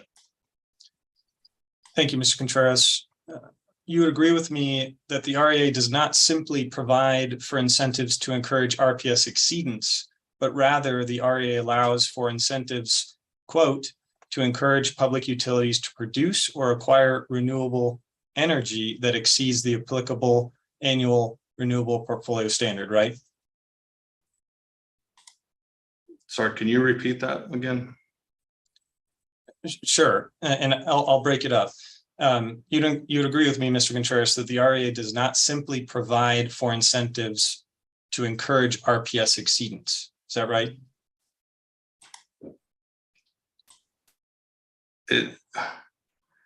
Not sure that I agree specifically with that, because the way you show exceedance is by the retirement of regs. And I understand how your testimony on how to demonstrate RPS exceedance. My question is fairly narrow, that the REA, as written, and you just read into the record, does not simply provide incentives to encourage RPS exceedance, correct? Again, I don't agree with that, because I believe the REA does encourage RPS exceedance. And then that's what we're proposing here, is exceeding RPS standard, and as a consequence, we'd be producing or acquiring the renewable energy in future years, as I testified earlier. So, Mr. Contreras, let me try this a different way. Turning back to your direct testimony, page 39, line 11, that we previously discussed. Omitted from that statement in your testimony is the language, quote, produce or acquire renewable energy, end quote. Isn't that right? It's not in that specific sentence, no, but it does appear later in the testimony. Right. So the REA includes the language produce or acquire renewable energy, end quote. And your statement here is the REA provides for the commission to establish incentives to encourage public utilities to exceed the annual RPS standards. Is that right? That's correct. And I don't think there's a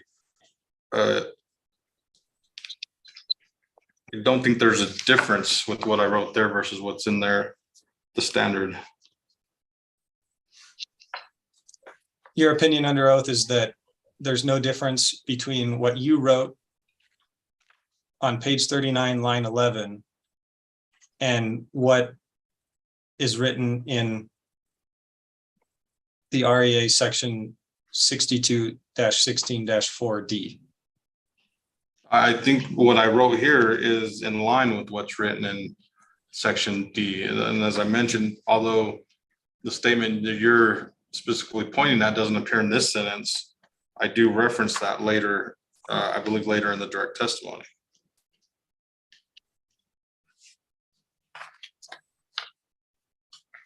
And Mr. Contreras, regarding SPS's assertion that it will be required to produce or acquire additional renewable energy sooner if it were to retire bank RECs, those are projections, correct? Yes. And the size, type, and timing of an eventual renewable procurement will depend on many factors that are not yet known. Is that right? That is a question better suited for Mr. Elsey. Okay. And so Mr. Elsey would be able to answer that question? I believe so, yes. Okay.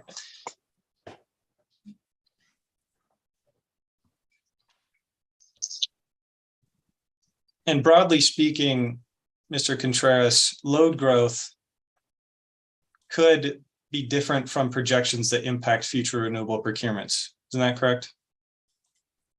I would say there's many factors, but as far as any questions regarding specific procurements or resource acquisition, that testimony is better addressed to Mr. Elsey, or those questions. And I'll ask these questions to Mr. Elsey as well, Mr. Contreras. I'm just asking as a general matter whether you can opine on whether load growth could impact, or variations in load growth could impact future renewable procurements. Again, I would recommend those questions being asked to Mr. Elsey. Is that because you don't know the answer, sir? I have a general idea, but Mr. Elsey is the expert in that area, Your Honor. Okay. So he is the one that could better testify to any issues or what goes into resource planning and acquisitions. Well, he may be better, but you're the witness being asked the questions and you're on the stand. And I really don't like when witnesses broadly defer to others. I mean, if the answer is I don't know, the answer is I don't know. I ask that you answer to the best of your ability if possible, please. Well, in that case, Your Honor, I will say I don't know, and that question should be directed to Mr. Elsey. Thank you, sir. Mr. Contreras, are you aware of SPS's advice letter filing for standby tariff in docket number 22-00155-UT? I am generally aware of it, yes. Okay. And you don't need to necessarily be familiar with the intricacies of that docket, but as a general matter, couldn't private investment in on-site solar generation reduce SPS's need to produce or acquire additional renewable energy?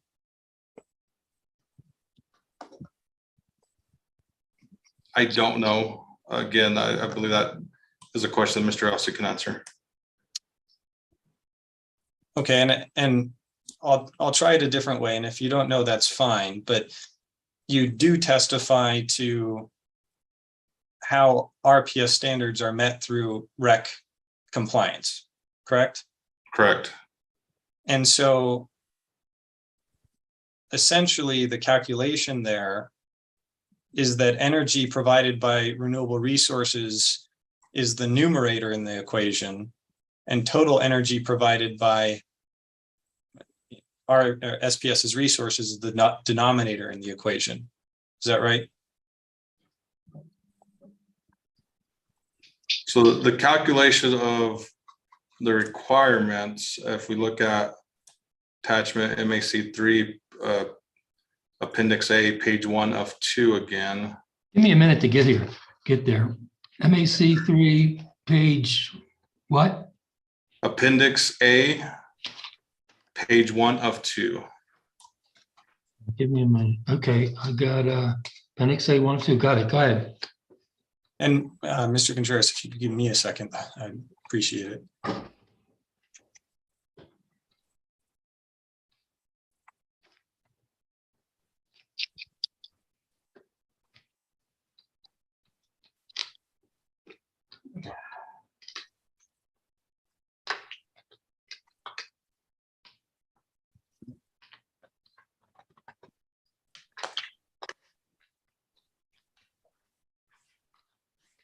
Okay, go ahead, Mr. Contreras. Thank you for your patience.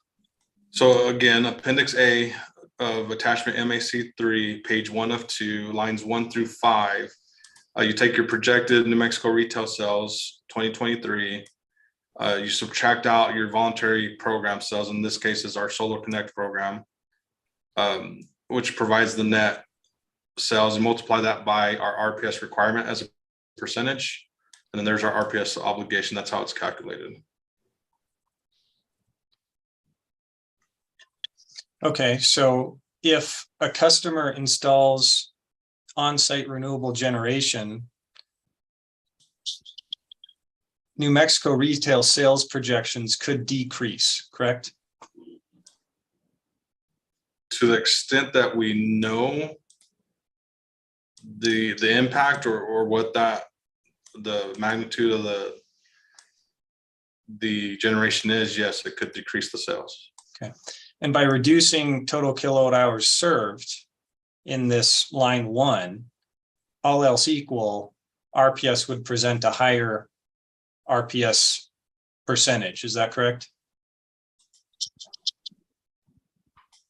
Can you repeat that question just so I'm sure I'm following it? Yeah, if the number presented in line 1 were reduced, the total kilowatt hours served by SPS projected reduced, all else equal, SPS would present a higher RPS percentage, correct?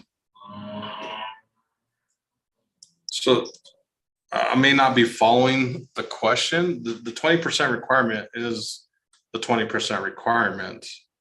The line 5 would be different based on line 1. If all else being equal, line 1 is lower, line 5 will be lower. I see what you're saying. And so let me try this a different way.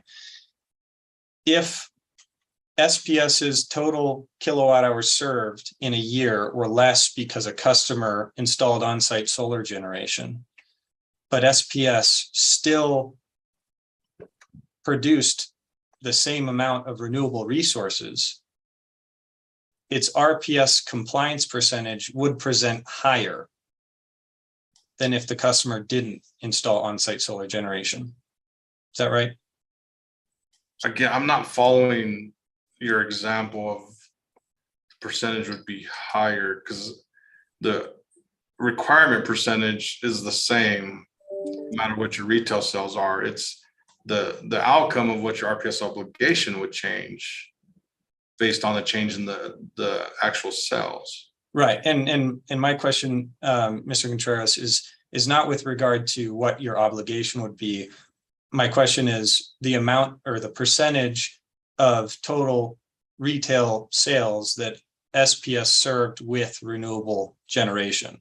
He just said the percentage would not change. It'd still remain at 20%.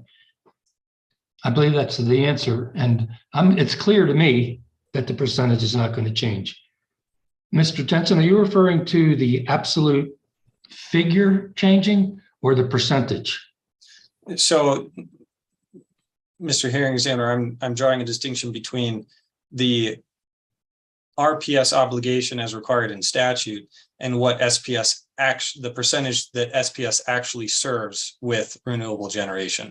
So I'm trying to get at not the statutory requirement, but SPS's actual percentage of total retail sales served by renewable generation, which Mr. Contreras has testified in his testimony and today exceeds the state RPS standard through 2025 at the minimum. Yes, sir. Thank you. I'm actually following it, and I hope others are as well.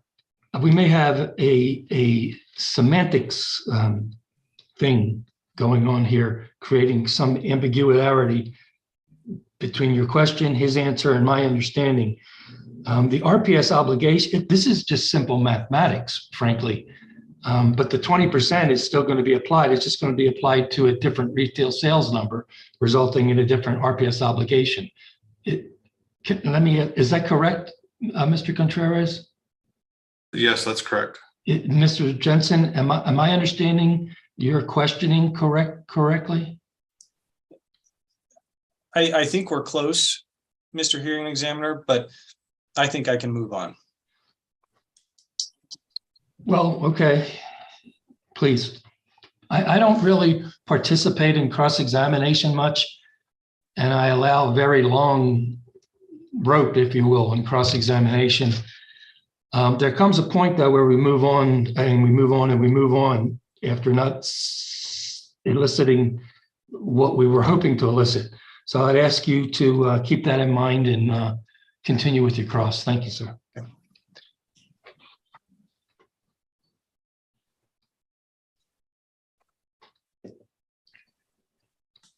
Mr. Contreras, I'd like to switch gears to discuss Rule 572 for a moment.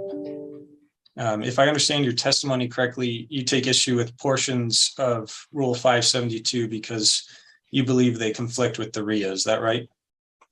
Or the REA?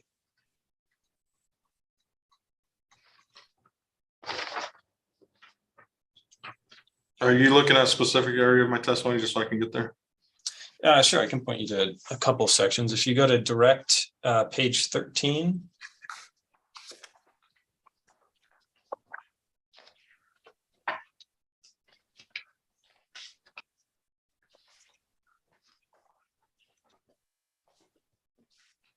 Okay. If you look at lines 15 or 13 through 15, you state the commission, however, amended Rule 572.22 in 2021 to add various requirements to obtain a financial incentive that are not found in the REA itself. Did I read that correctly? Yes, that's correct. So my question to you is, if I understand your testimony correctly, you take issue with portions of Rule 572 because you believe they conflict with the REA. Is that right? Sustained. Mr. Jensen, I don't read his language that way. So I just don't agree with your characterization that he takes issue with it when he indicates that the commission amended the rule to add requirements that are not found in the REA itself. That doesn't mean he believes the commission erroneously amended the rule beyond the authority of the REA. That's not how I read it. And I don't think that's what he said, but your questioning of him implies that that's what he said. So it's like, did you stop beating your wife yet? And I'm not sure he ever beat his wife. So that's the kind of questioning or interrogation on even on cross-examination with a very long leash that I don't allow. I'm completely open if you have a reason why I should find that that's what he said in that statement. But sua sponte, the objection is sustained.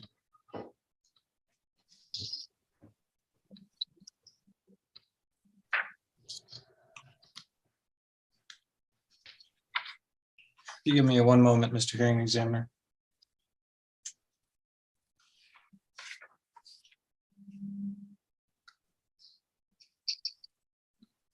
Mr. Contreras, can you turn to page 53 of your direct?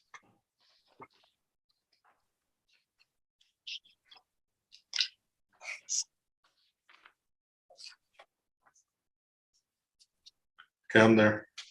Can you read into the record, starting on line 14, the question through, well, I don't want to make you read your whole answer, but just that first paragraph, if you would.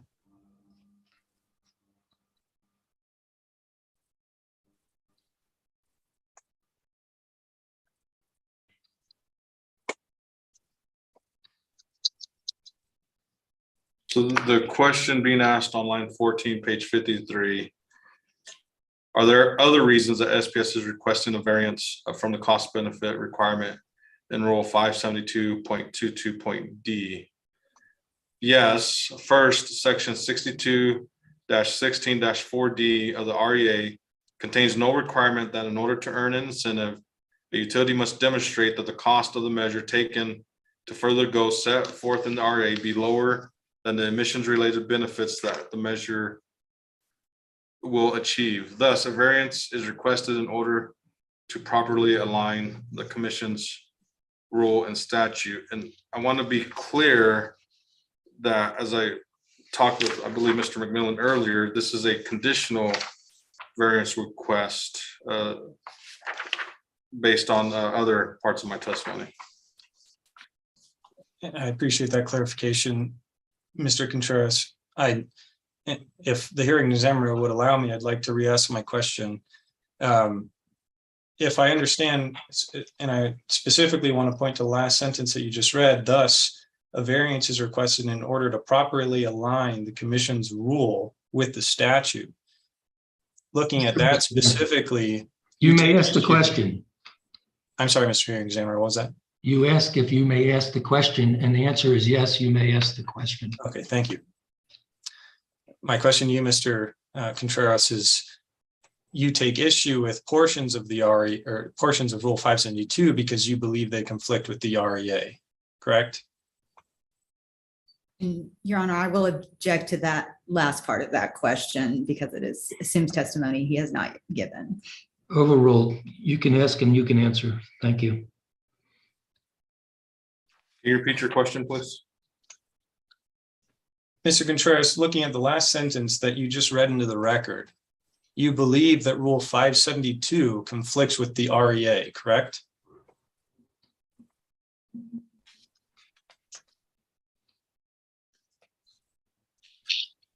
Yes. And SPS has made those arguments to the New Mexico Supreme Court, is that right? I cannot speak to the exact arguments that we've made to the Mexico Supreme Court. I was not part of that. That's a legal issue, and so I wasn't part of that. Okay, so setting aside the legality of the commission's rules, I'd like to better understand the company's request for a variance. If you could turn to what could open what was pre-marked as NMLCG 3. Okay, it's open. Mr. Contreras, do you recognize this to be a copy of the commission's rules, particularly Part 572? It looks to be. If you could scroll down to 572.22.d. I'm there.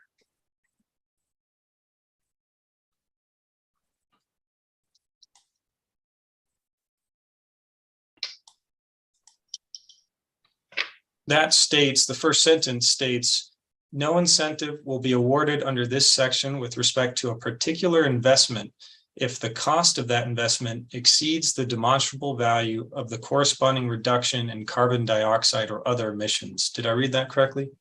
Yes, you did. Yeah. It is your argument that Rule 572.22.d does not apply because SPS does not propose a particular investment. Is that correct? That's correct. Our proposal is solely based on that same section of the rule, 17.9.527.22B1. B, so I'll read this part. So part B, a financial or other incentive proposed under this section must be related to measures implemented by the utility after the effective date of this rule to accomplish at least one, I'll emphasize at least one of the following purposes. And our proposal is on number one, exceeding the public utilities annual RPS requirements. And our proposal is solely based on number one.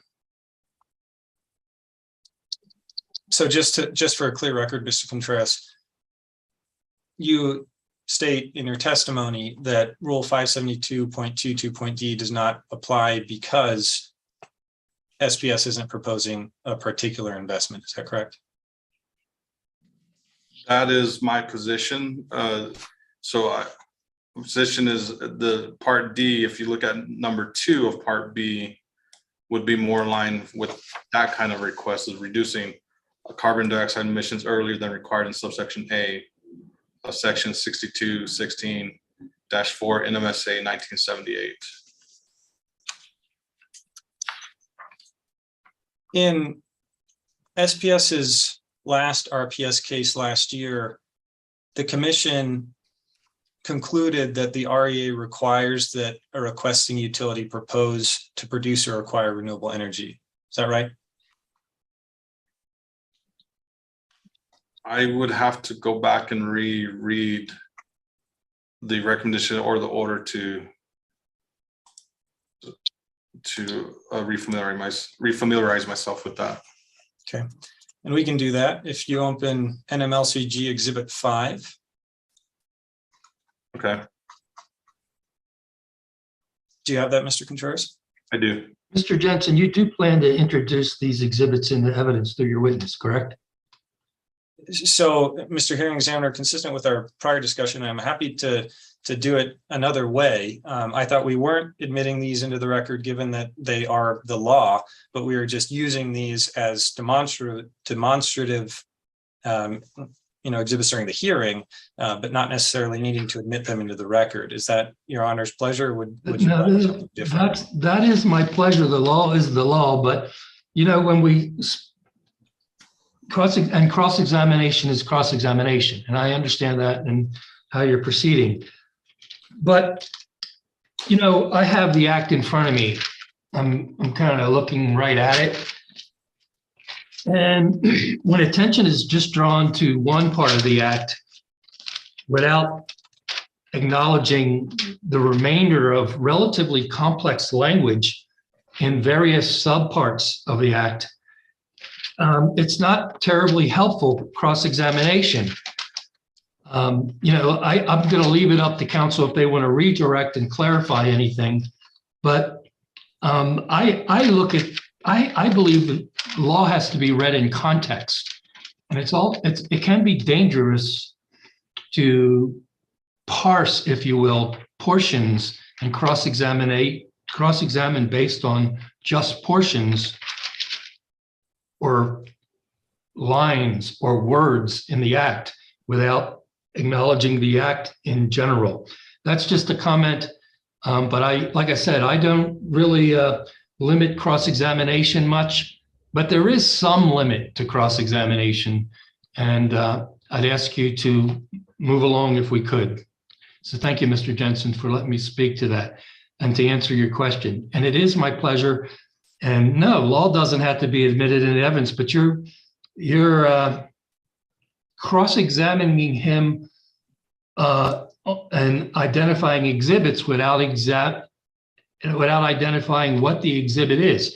We're creating a record. There will be a transcript, and should a justice of a court want to look at the record and know what you're referring to, as you have things labeled, not knowing that you're actually referring to the actual law as it exists, there could be a problem. So, this may be an exception to my rule where perhaps you should bring it in through your witness so that it's included in the record should the case reach an appeal status.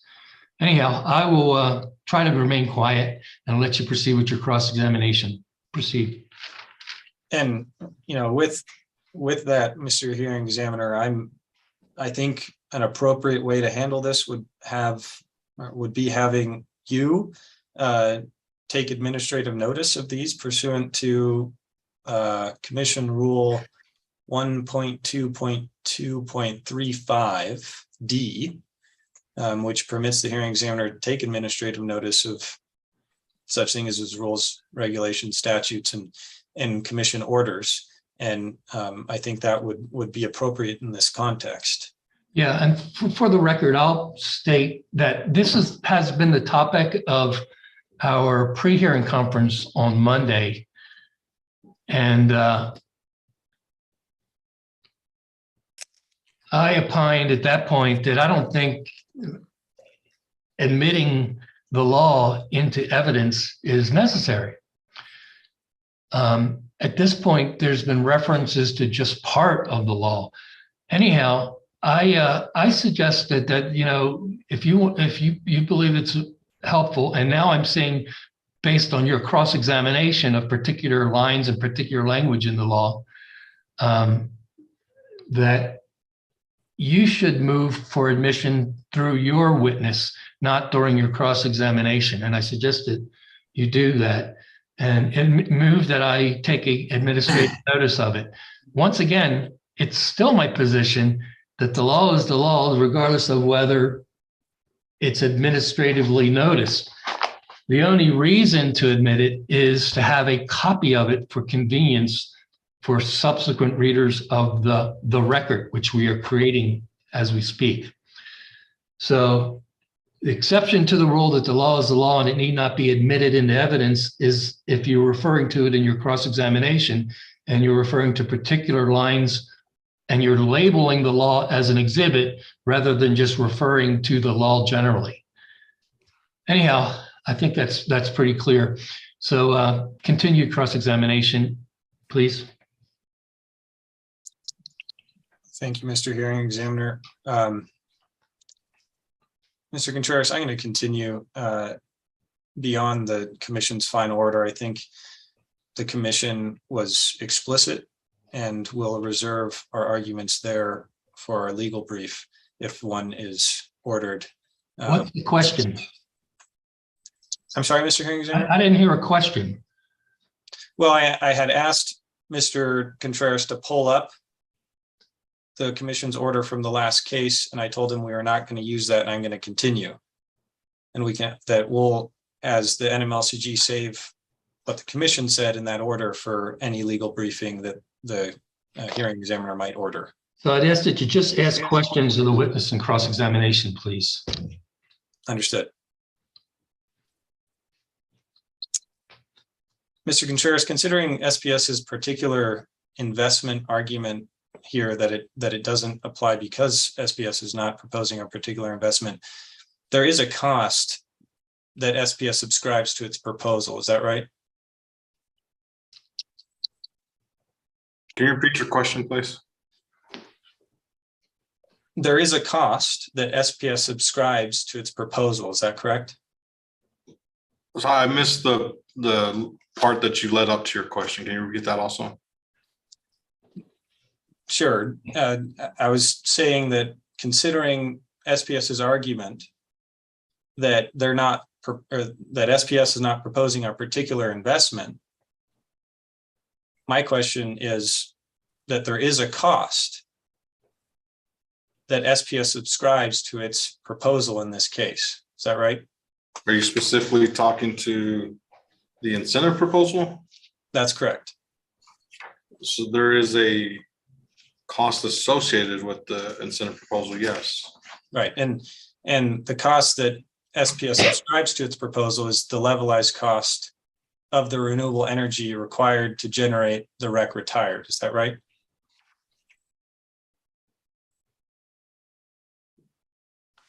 I'm not following the question. Can you just repeat that again, please?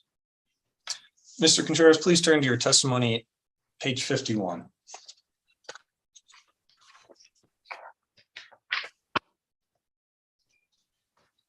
I'm there.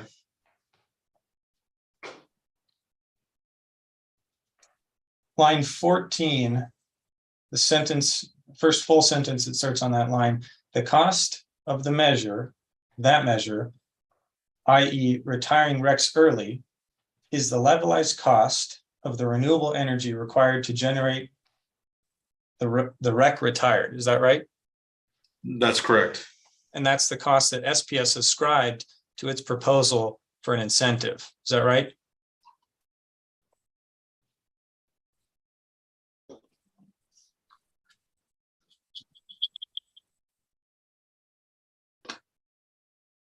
So reading further, I'll skip to page 52, line 1. As Mr.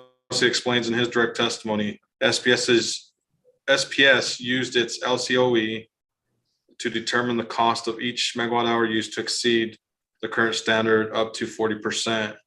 Then lines 4 and 5 give the formula for that.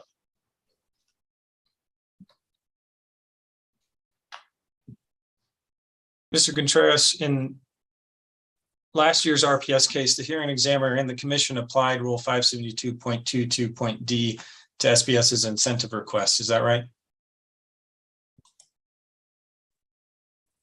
I believe so. And in doing so, the hearing examiner and the commission denied SPS's request for an incentive or for a variance. Is that right? They did deny the variance request, yes.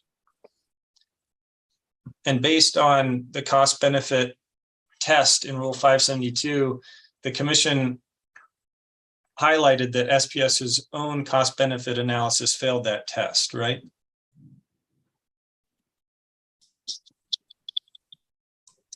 Can you point to where you're looking at in that order of the recommended decision? I'd have to see it to know where you're at in it.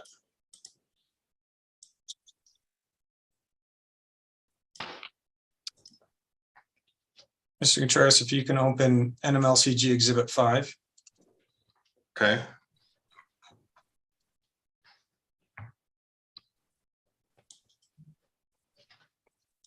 Mr. Hearing Examiner, I'm going to approach this differently and just attempt to refresh the witness's recollection instead of using this as an exhibit in any respect. So since it's not the record, please identify what is exhibit number 5. Sure. Mr. Contreras, do you recognize this to be the commission's final order in SPS's RPS case titled case number 21-00172-UT? That's what it shows on PDF page 2. Final order adopting recommended decision. Okay. And could you read to yourself order paragraph 19, or I'm sorry, order page 19 of the PDF, paragraph 25. Tell me which page it is in the order, because that's what I'm holding in my hand. So the order page, Mr. Hearing Examiner, is 18. Yes, The sir. PDF of the exhibit is 19. Thank you, sir. Your Honor, my apologies for Yeah. interjecting. I would suggest, I mean, just to maybe expedite this, and it's a little odd because these are large customer groups exhibits, because there've been references to page numbers of PDFs in both with respect to this discussion and with respect to the statute. I would suggest if other parties are amenable that we just go ahead and admit these, just because I am concerned down the road when we're talking about PDF pages in the record that we have the actual documents that are being referenced. SPS would have no objection to that admission. I can't, of course, can't speak to the other parties, but just a note that I wanted to make at this time. Okay, well, that's nice that you don't object to it, and I understand the practicalities of it all. As you see that I actually have paper. I print out paper and I hold paper in my hand and I write on the paper. It's easier for me. That's just the way I operate. I really think that first of all would be Mr. Jensen's option to move for admission, And I think he should probably do that during his case rather than in cross-examination. I understand that he can refer to it during cross-examination. That's perfectly appropriate when you're cross-examining somebody. I just want the record to be very clear. And I understand your effort is the same to get the record clear. I believe he's just identified it as the commission's order. I wouldn't mind mentioning that it's the commission's order dated December 10th of 2021. And no, the commission's order is actually December 8th of 2021. The certificate of services date is dated December 10th. And that's when it was filed in the records department of the commission. And that being said, this is public available to the public on the e-docket system of the commission. So this is actually a public document he's referring to, and anybody in the members of the public can refer to this document. The question becomes, what significance might it have in this particular case, the case we're doing today? Whether it's for instance, whether it's binding precedent, which must be followed in this case. Once again, such a thing would have to be read in context. The entire order and the entire recommended decision, which is whether or not it's incorporated in toto or partially into the commission's order. These are things that are really relatively complex, and to pull a line or a part out of the order and then cross-examine a layperson as to his interpretation of the order is just a tiny bit perilous, if you will. Allow me my opinion. So with that caveat, once again, I do not guide cross-examination. I believe each party through counsel has a right to cross-examine as they see fit, with very limited restriction by me. So I'm going to allow Mr. Jensen to continue his line of questioning within reason. Please proceed. Thank you, Mr. Hearing Examiner. And we do intend to admit these through our direct case in their entirety, and not to admit only portions of them. Mr. Contreras, I just ask you to read paragraph 25 to yourself to refresh your recollection. Okay, then. So my question was, based on the cost benefit test in Rule 572, the commission in last year's RPS case highlighted that SPS's own cost benefit analysis failed the test. Is that right? That's what the final order says, yes. Okay. And in this case, Mr. Contreras, assuming that the commission applies the cost benefit test in Rule 572 in the same way that the commission did last year, the company's incentive proposal does not pass Rule 572's cost benefit test. Is that right?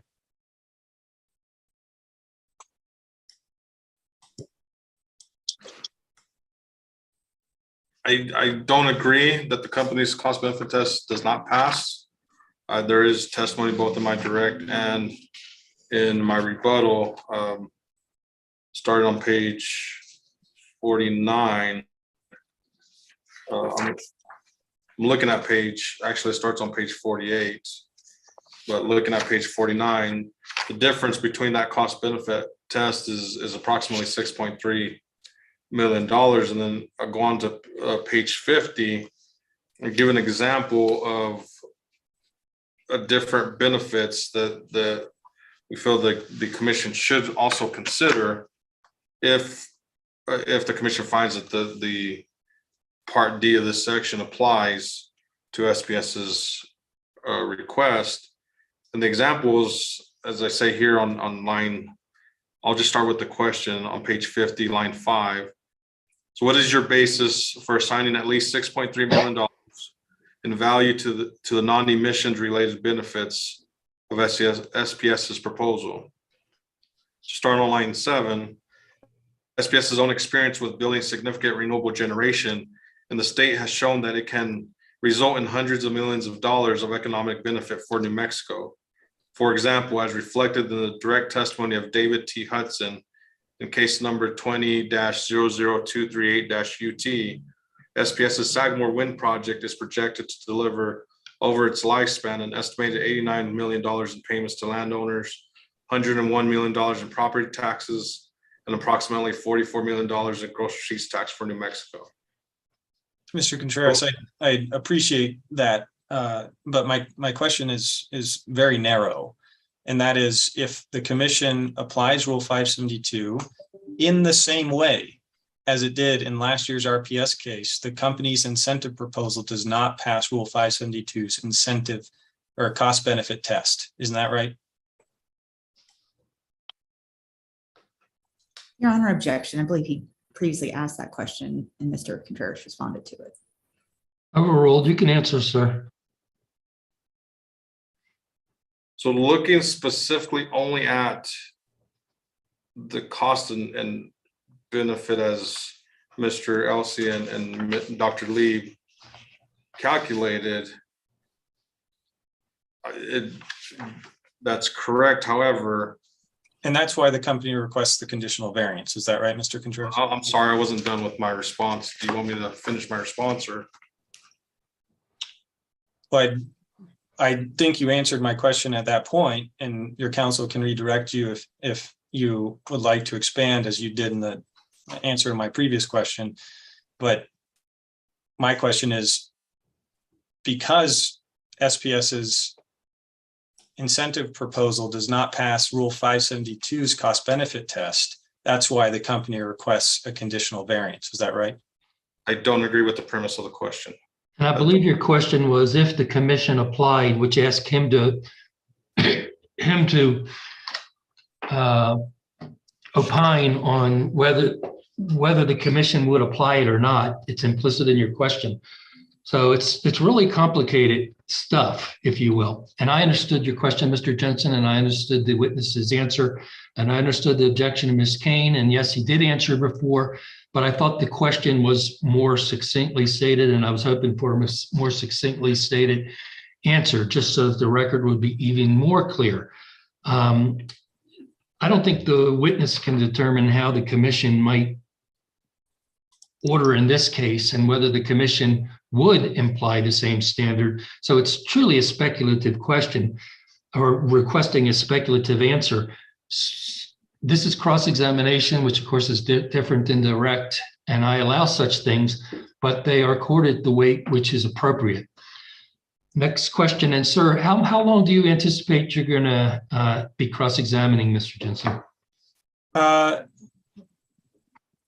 I think I probably have about 10 or 15 more minutes. I'm towards the end of my cross-examination, Mr. Hearing Examiner, so I do recognize that we're approaching the hour mark, and I have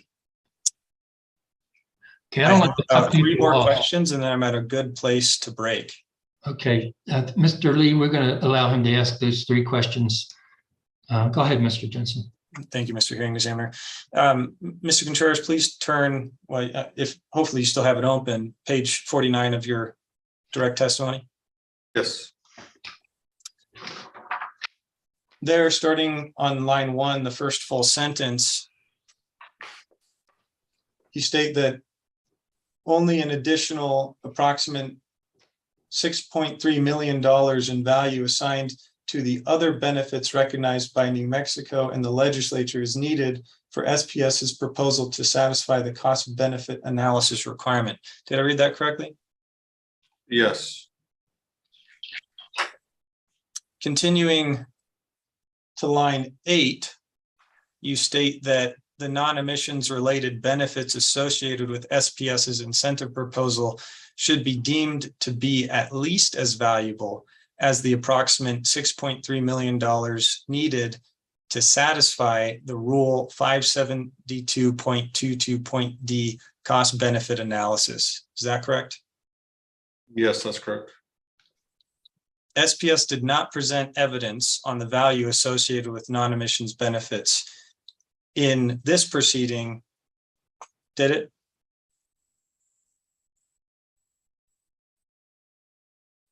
we did not quantify or show how to get to that $6.3 million. Okay. Mr. Hearing Examiner, I think this is a good point to break. Have you concluded your cross-examination, Mr. Jensen? No, I have about 10 more minutes, but this is a natural stopping point for our hour recess. All right, it's fine with me. Is it fine with everyone else? Okay, let's have a break, 5 minutes. Thank you.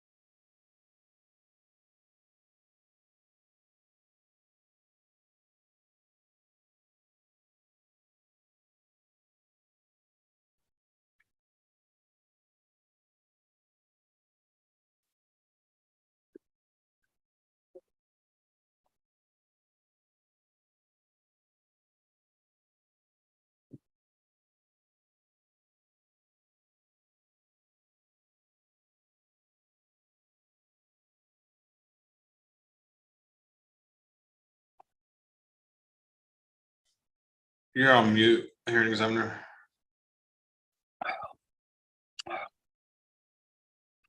Hey, thank you very much. Yeah, I just wanted to thank everyone for coming back promptly. Sometimes the 5-minute breaks turn into 7 and 10. And that's fine, except for at the end of the day, we wonder where our day went. And that's where it went. Okay. Not yet, Mr. Lee. We are not moving along as quickly as I had hoped. And if everybody is going to be cross-examining to this extent, each of the witnesses, we're going to go into day 3. So I'm not trying to discourage cross-examination. Like I said in the pre-hearing conference, it takes as long as it takes. I think I said that, I usually do. And I actually wonder if it's,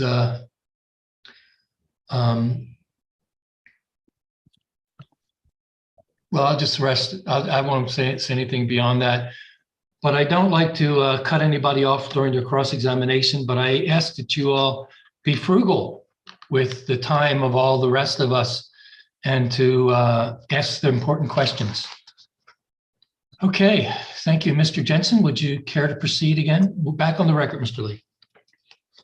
Yes, thank you, Mr. Hearing Examiner, and I hope to be brief.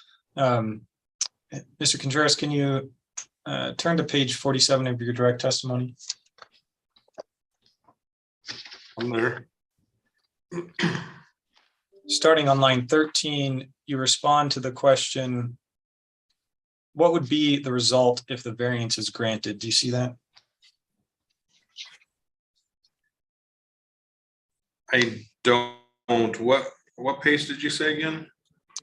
Maybe I'm on.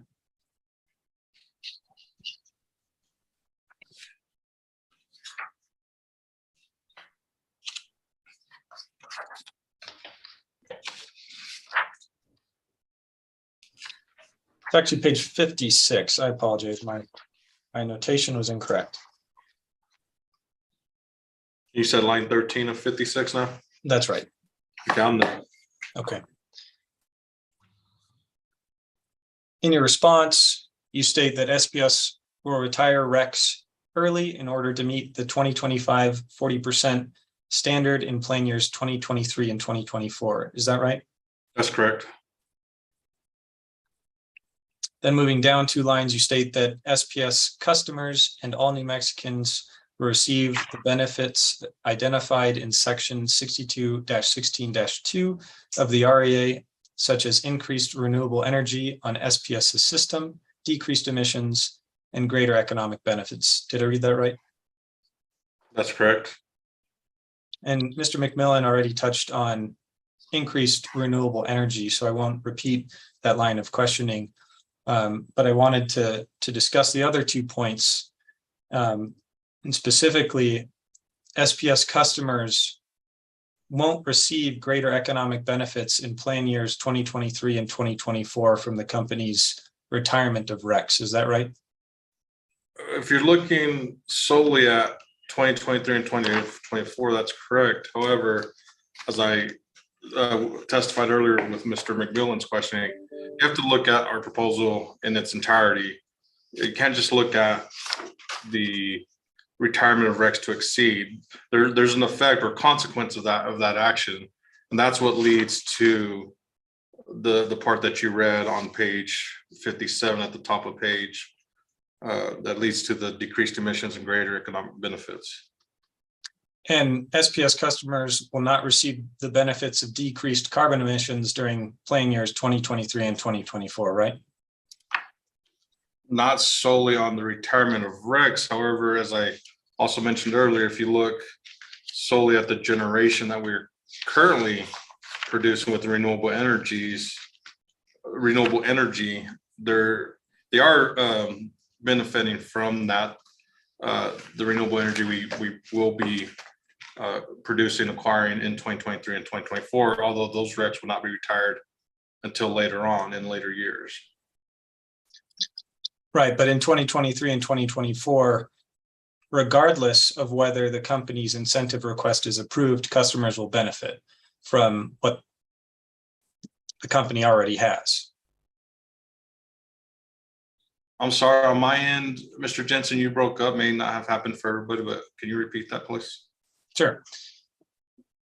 You state that customers will benefit in 2023 and 2024, but there will be no incremental benefit with regard to renewable energy, economic benefits, or decreased carbon emissions if the company's request is granted, right?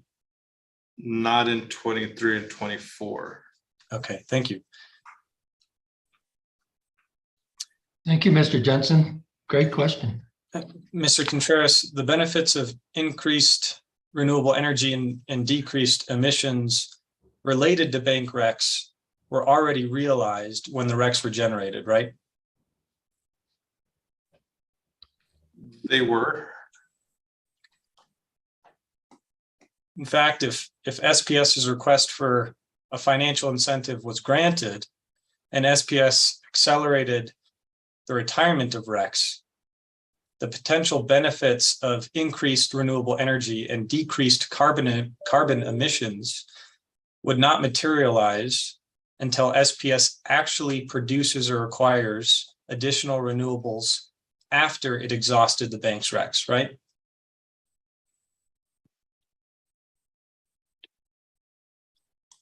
So yes, when you look at it as, again, in its entirety, the exceedance of the RPS requirement would happen in 2023 and 2024. As a result, SPS would be required to bring on new renewable energy resources earlier than would otherwise be required. And so my question here, Mr. Contreras, is the benefits of increased renewable energy and decreased carbon emissions, those benefits would not materialize until SPS actually produces or acquires additional renewable energy after it exhausted its current RECs, correct? Correct. Thank you, Mr. Contreras. If SPS's proposal to accelerate the retirement of RECs is approved, and SPS does produce or acquire additional renewables at some time in the future, SPS's customers will have to pay for those additional renewable energy investments in their rates, correct? Yes, and the renewable resources will have to come online at some point. Those costs will be there. It's just a matter of timing of when customers will have to take on those costs. Sure. So you'd agree with me, Mr. Contreras, that while there may be a benefit of increased renewable energy and decreased carbon emissions when SPS eventually produces or acquires additional renewable energy, there will be a cost to ratepayers, correct? There will be a cost of acquiring or producing new renewables, yes. And under SPS's proposal, that cost would be accelerated by approximately 2 years. Is that right?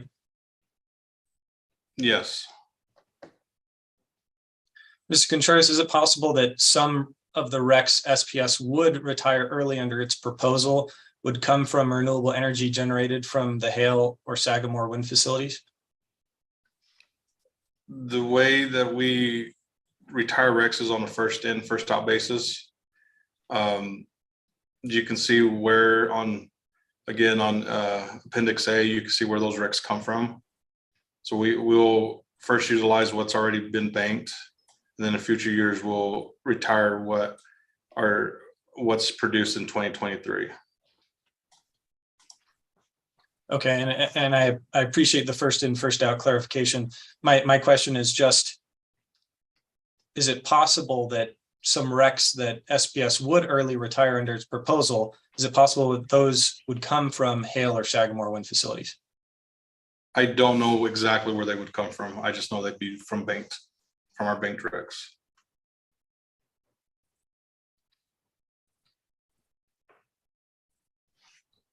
For those RECs generated at Hale and Sagamore wind facilities, the company cannot sell, trade, or transfer those RECs, right? That's correct.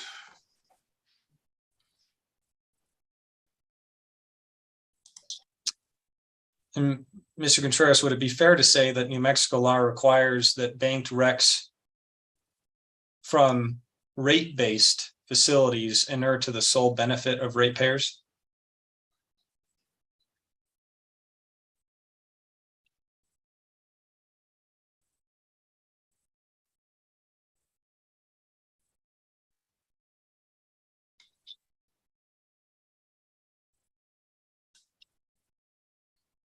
There's a section in the REA that I'm trying to get to that And speaks specifically to this, and I'd like to read specifically. I just need to get to that. And perhaps I can help you, Mr. Contreras, if we're referencing the same one. You have footnote 5 on page 13 of your rebuttal testimony that references a provision of the REA related to this discussion. Mr. Jensen, I'd appreciate it if you would tell me where in the REA you're referring to when you refer to Mr. Contreras' rebuttal. Where is it in the actual REA? Thank you. Certainly, Mr. Hearing Examiner, footnote 5 of Mr. Contreras' testimony cites to 62-16-4B2. Okay, thank you. That's maintain and protect the safety, reliable operation and balancing of loads and resources on the electric system, correct?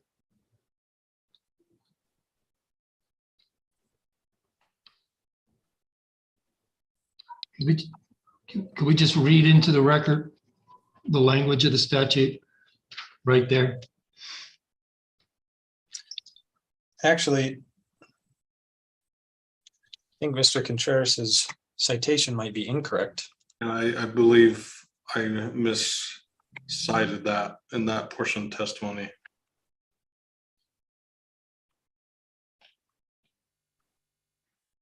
Yeah, I've got the law in front of me, but not the cross, but not the rebuttal. I can pull the rebuttal if you're referring to the rebuttal, but it's nice that we refer to the law, actually, if we're going to talk about the law.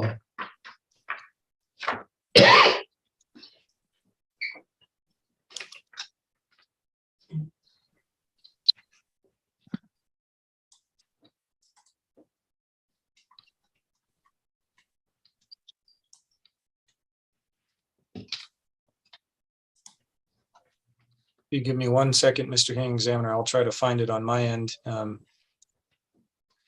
provision that Mr. Contreras miscites in his testimony, if Mr. Contreras can do the same.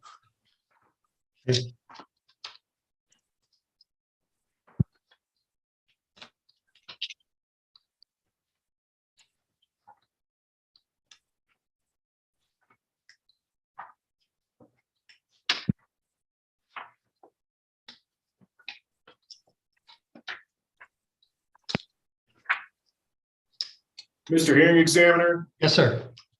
I think it's found in Rule 572, is it not? And the language that Mr. Contreras was quoting, it looks like it came from 17.9.572.17, paragraph C2. For the record, that's John Bagatko speaking. He represents staff, commission staff. Well, let's have Mr. Jensen continue, if he could refer to that and determine whether that was where Mr. Contreras intended to quote from, and then we can all be on the same page of the same regulation, if not the same act. We all know what we're talking about, and we can get to the question, the relevant question. I mean, what certainly needs to be a relevant answer elicited from a relevant question, but what I meant was the applicable, the question. So where are we? Thank you.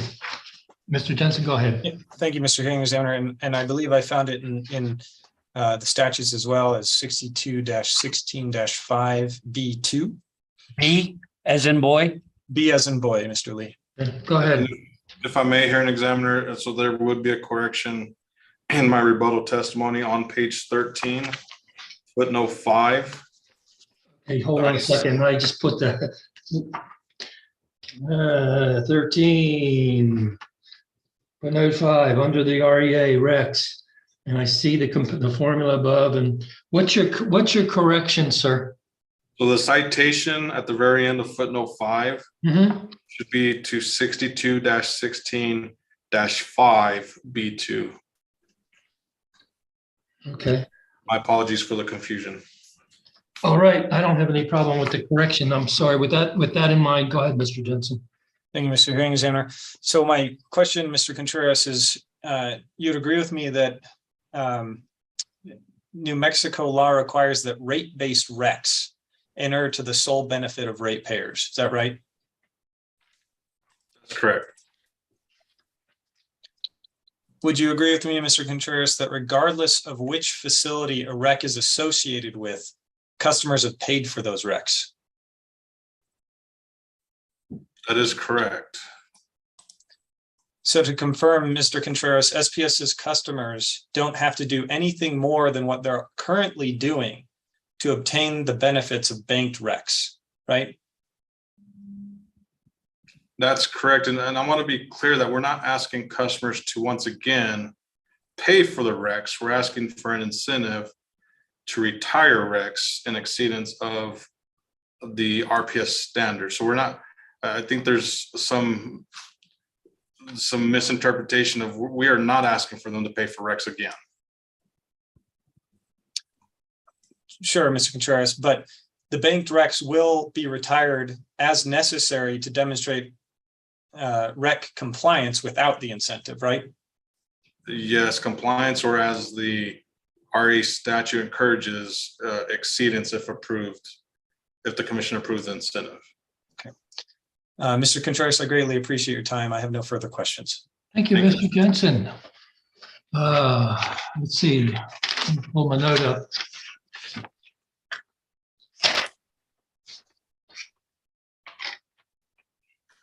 Louisiana Energy Services. Miss Drake, are you ready? Yes, I am, sir. And because council that went before me and asked many of the questions that I had thought to ask, and I'm going to go quickly, and hopefully we can get done with me before you want to break for lunch. Great. Mr. Contreras, good morning. Good morning, Ms. Drake. How are you? I'm good, and I should say good afternoon from Amarillo. Oh, well, that's true. Thank you. Mr. Contreras, I don't have many questions for you, but if you could please turn to your direct testimony on page 14.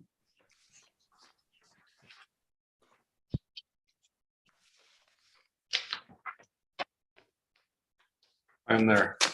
Okay, and I would ask you, excuse me, I would ask you to look at, let's see, lines 10 through 13 of your testimony on page 14. And let me just quickly read what that says so we can move quickly here. You say on those lines, SPS's request for a financial incentive was denied by the commission. See case number 21-00172-UT. SPS is proposing a financial incentive in this filing based on its understanding of the REA and the commission's rules, notwithstanding that denial. Did I read that correctly, sir? Yes, you did. So that's your testimony? Yes, it is. Okay, thank you. So based on that testimony, you acknowledge that your application in this case is inconsistent with the commission's order in case number 21-00172. Is that correct? I'm sorry, can you repeat that? When you turned, I missed part of what you were asking. Okay, sure. I'm asking if you acknowledge with this testimony here, if you acknowledge that your application in this case is inconsistent with the commission's order in case number 21-00172. I don't agree that it's inconsistent. I believe that SPS has provided sufficient evidence to show that the specific variance, or not the variance, the cost benefit analysis does not apply to SPS's request. SPS's request is solely based on exceeding the RPS requirement early. And if the commission finds that SPS, that the cost benefit analysis does apply, SPS, as I testified on, I believe, pages 49 and 50, does pass the cost benefit analysis when you take into account the additional unquantifiable benefits. So if we could turn to the commission's final order in case 21-00172, and I believe you were just looking at that, and I'm not asking to admit it at this point. I'm simply asking that we look at it as a commission's order. What page? I'm scrolling down in it. If you could give me just a second.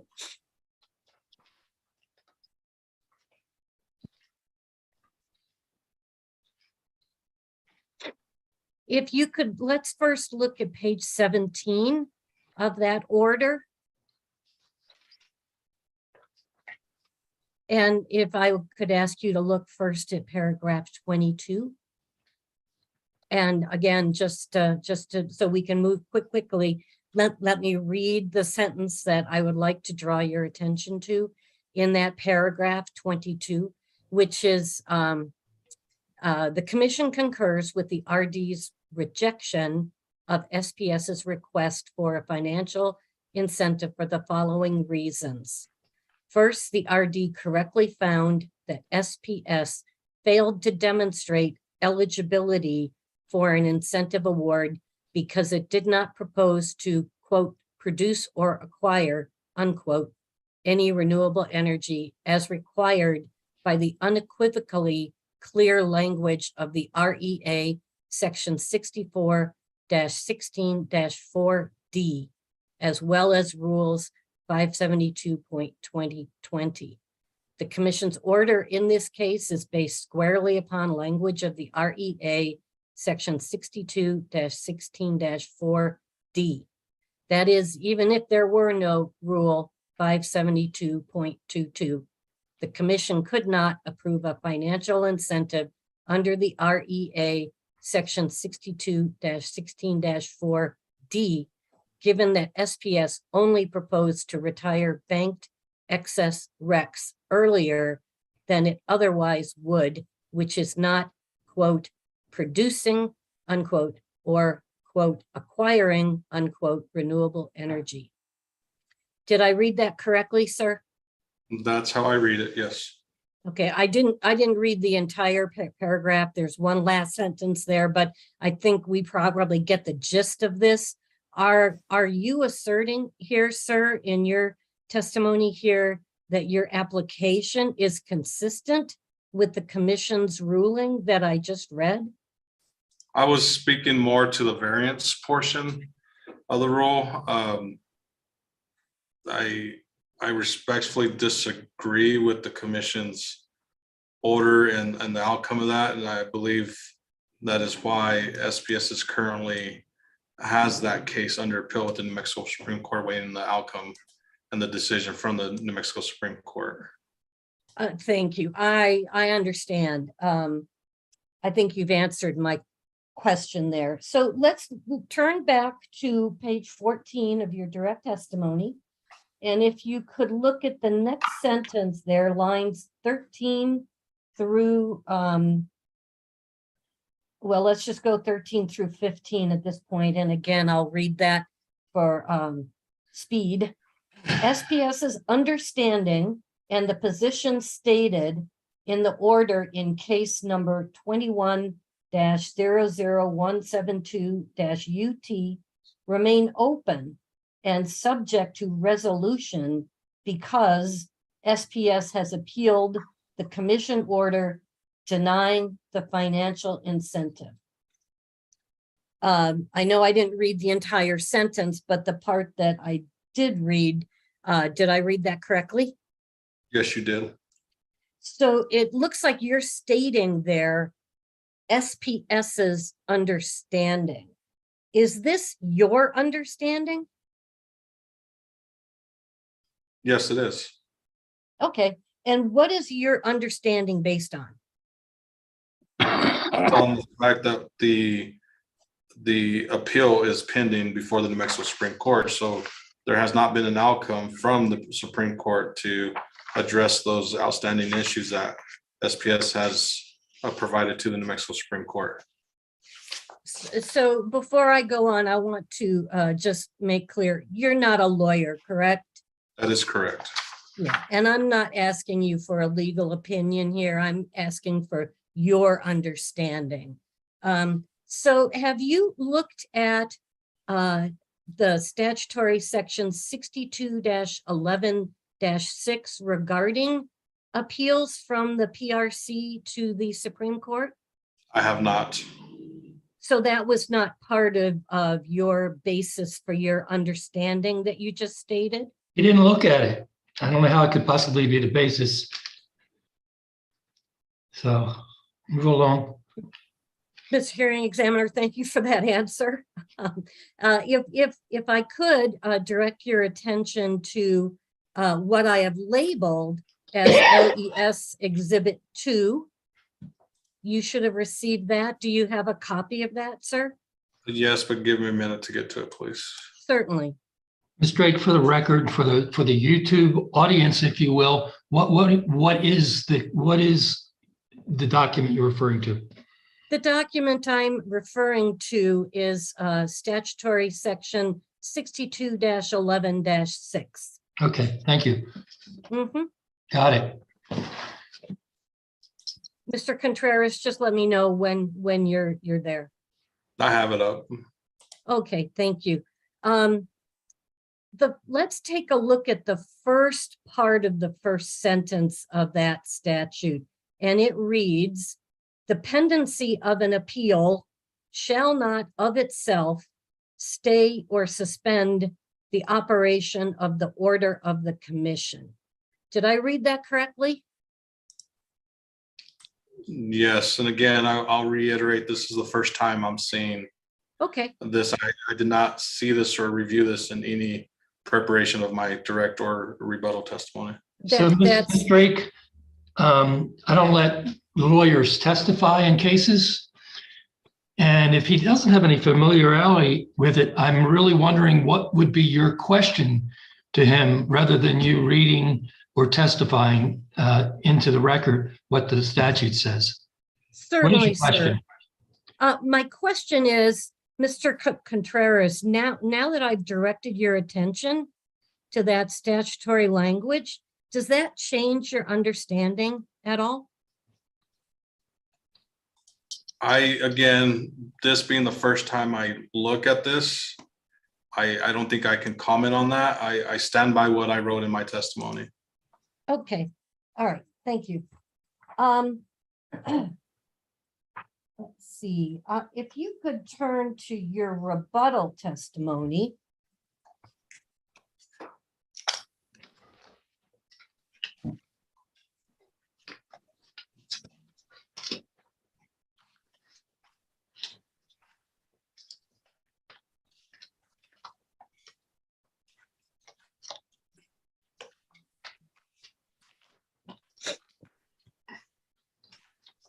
Let me know when you're there, and I would direct your attention first to page 6.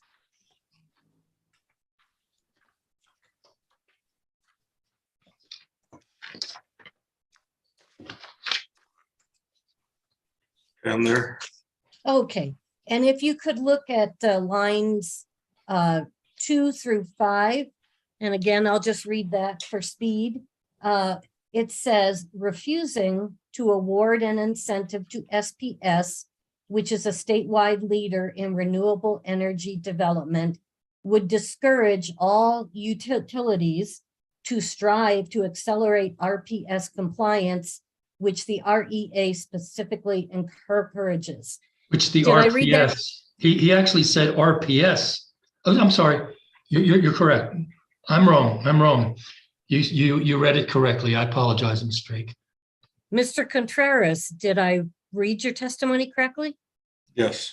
Thank you. Okay, I just wanted to ask you, you're saying here that if SPS does not receive an approval for an incentive here, that's going to discourage all other utilities to strive to accelerate RPS compliance. That's how I read that testimony. Is that correct? Yes. Are you aware that Public Service Company of New Mexico, also known as PNM, has pledged in public to accelerate its achievement of its RPS requirements? I am not. You're not aware of that? Ask and answer. Are you aware that PNM has not requested or received any incentive to accelerate its RPS compliance? I am not aware of any issues or comments that SPS has made in regards to RPS. Okay. Let's look at, lastly, page 10 of your rebuttal.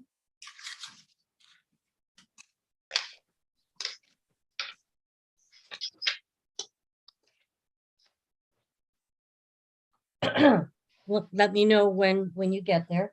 That page 10, correct? Page 10. Mhm. I'm there. Okay, if I'm going to look at, I would direct you to look at lines 5 through 9. And your testimony there reads, if financial incentives are limited to only those involving procurements of renewable generation occurring after the amendment of Rule 572, as staff suggests, it would render meaningless the language in the REA that predates the ETA and amended Rule 572 that long allowed utilities to earn a financial incentive for exceeding the applicable annual renewable portfolio standard. Did I read that correctly, sir? Yes, you did. Are you aware of any other financial incentives having been approved prior to the ETA or the amended Rule 572? I'm not aware of any being approved, and I'm also not aware of any being asked besides what SPS has asked in the past few years. Sure. Did SPS ever apply prior to 2020 in case number 20-00143? SPS did apply one other time. I was not at the company at the time, so I'm not familiar with the specifics of the case, but I do know SPS has applied or did apply at one point. What I am familiar with is there was a settlement in that case, and as part of the settlement, SPS withdrew that application. Okay, so SPS did not maintain an application through any case prior to 2020 when the ETA was enacted? No, but that doesn't mean that the ability to ask was absent. There still was the ability. SPS just did not. Okay, all right. Thank you, sir. That is all I had for Mr. Contreras. Thank you, sir. Thank you, Ms. Drake. It's not quite time for a break yet. We're going to move on to staff. Do you have any questions, Mr. Bogatko? Mr. Hearing Examiner, this ground has been plowed. I do not have any questions for Mr. Contreras anymore, but I thank him today for his participation in his testimony. Thank you, sir. Okay, well, I might have a couple questions for him. And I'll try to be quick. Excuse me.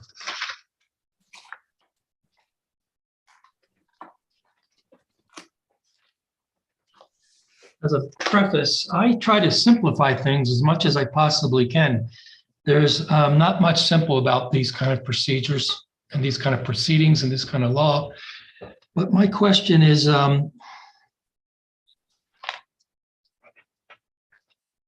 Mr. Contreras, with RECs in general and with retirement of RECs and with incentives for the retirement of RECs, essentially what has happened is a shifting of timing. Am I correct? Yes, I think you've generalized that correctly. It's a good point. It is a generalization for sure.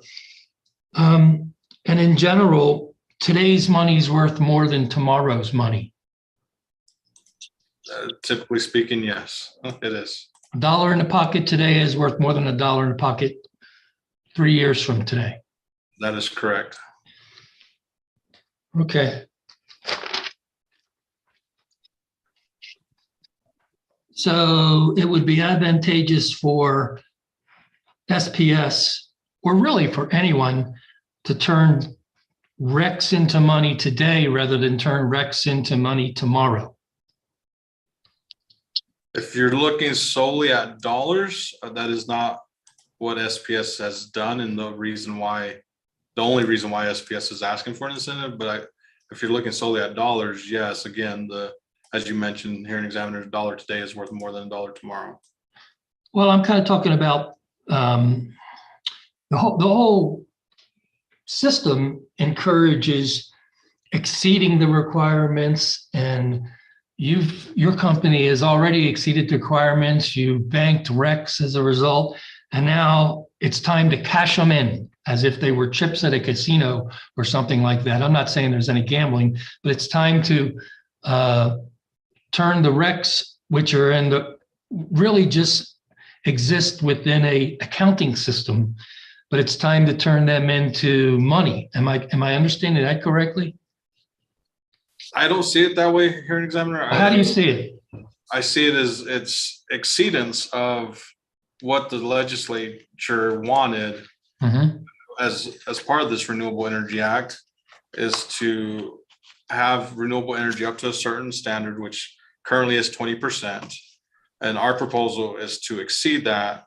Part of it is to show that SPS is committed to the goals and policies of the state of New Mexico, and wants to continue to work with the state of New Mexico in producing and providing renewable energy for customers. I believe everybody can understand that is one of the primary goals of the Renewable Energy Act, and what customers of New Mexico want is for utilities to move more towards a renewable energy.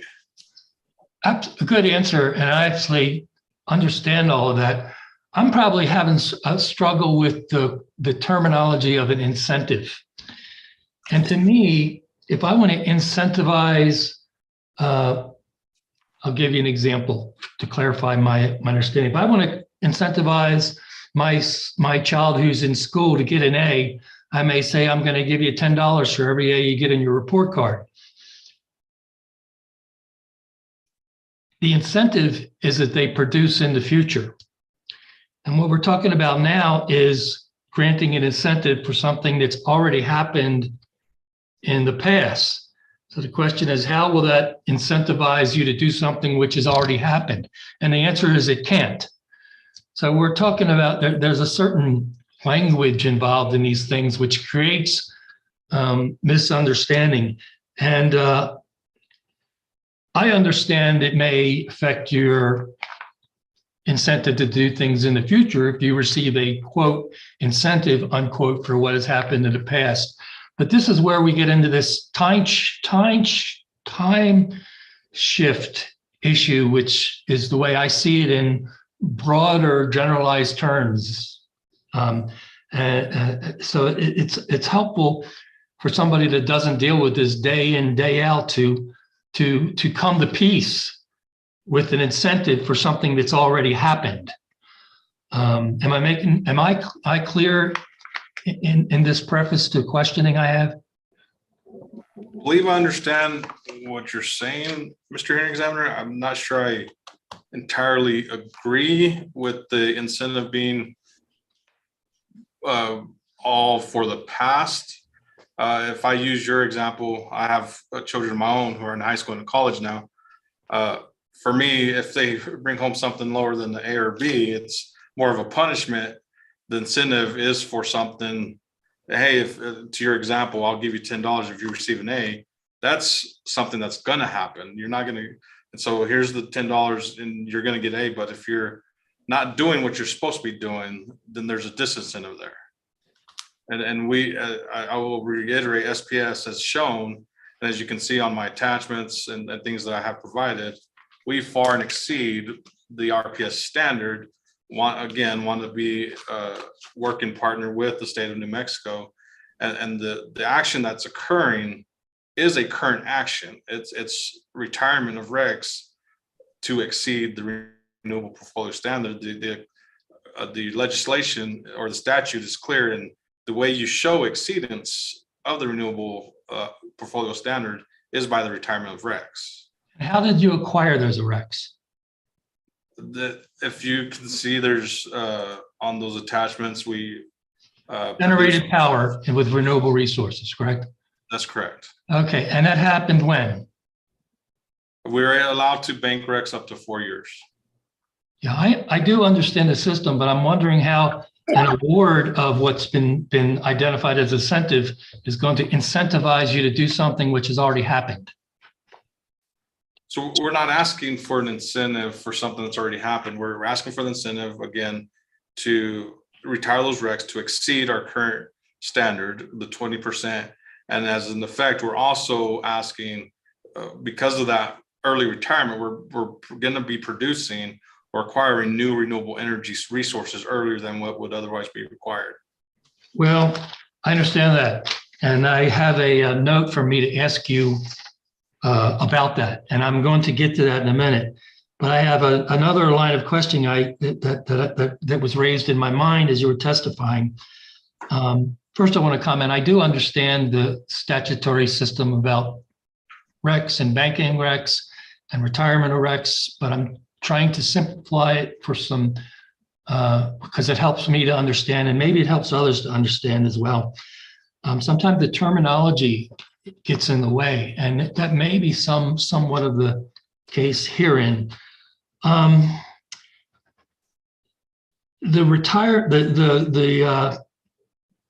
The incentives you're proposing for the retirement of the RECs is money. Am I correct? That's correct. It's a financial incentive. Where does the money come from? We recover that from customers. You recover that from customers.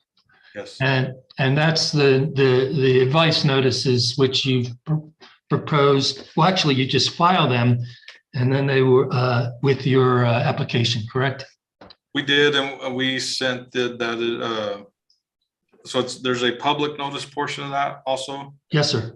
And we once we got the approved notice from yourself, we sent that out to customers direct mail, and so they see what the bill impact is of that, and that's also included in Mr. Sines' testimony and attachments. You can see that the impact of an incentive for a residential customer is very minimal. It's, I believe, 0.21% on a monthly bill. And then 0.36% for large customers. So again, the impact is very minimal as far as what the cost of the incentive is. The impact per customer per month is very minimal. That's correct. But the total sum collected from the many customers over time is how much per year? So this would be for only 4 calendar years, 2023 and 2024. The total dollar, and there will be a true-up process that the commission is requiring, and we will follow that. The 2023 amount, the projected amount is 1.8 and 1.9. That is correct. Yes. Okay. All right. So that's where the money comes from. The incentive is money. The money comes from customers. The next question is, where does the money go?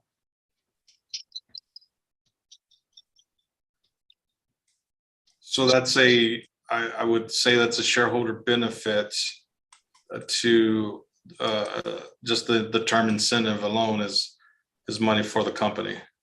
Does it get distributed to shareholders as dividends? No, I don't believe so. And I can't speak to how that gets brought into the company, how that's allocated out or anything else like that. Does it affect the retained earnings of the company's balance sheet?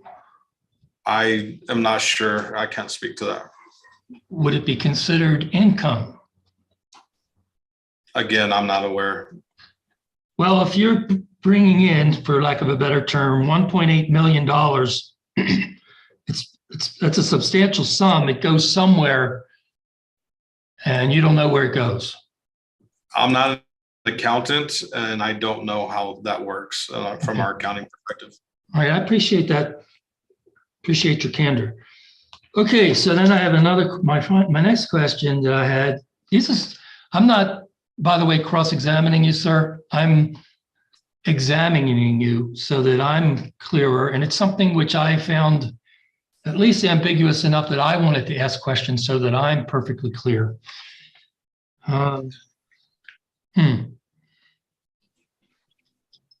Okay, you testified that if the recs are required, the recs are retired, that you will be required to acquire additional recs sooner. And my question is, why? So we have a total, and Mr. Elsey can also speak to this, but there's the bank recs carry over, of course, up to 4 years, year to year. We have our compliance of 20%. And so we would comply with that this year and next year, the 20%. And then in 2025, that jumps to 40%. So we're able to carry over recs up until a certain point, and Mr. Elsey has specifics on the timing of that. I just don't recall what the timing is specifically. And so if you're bringing in an additional 20% for 2 years, you're going to not have those recs in outer years, say in late the 2020s, that would otherwise be there. You're pulling those forward basically. Okay. So why wouldn't you just keep the recs that you have now and apply them when you need them then? Absent an incentive, that is what we will do. Okay.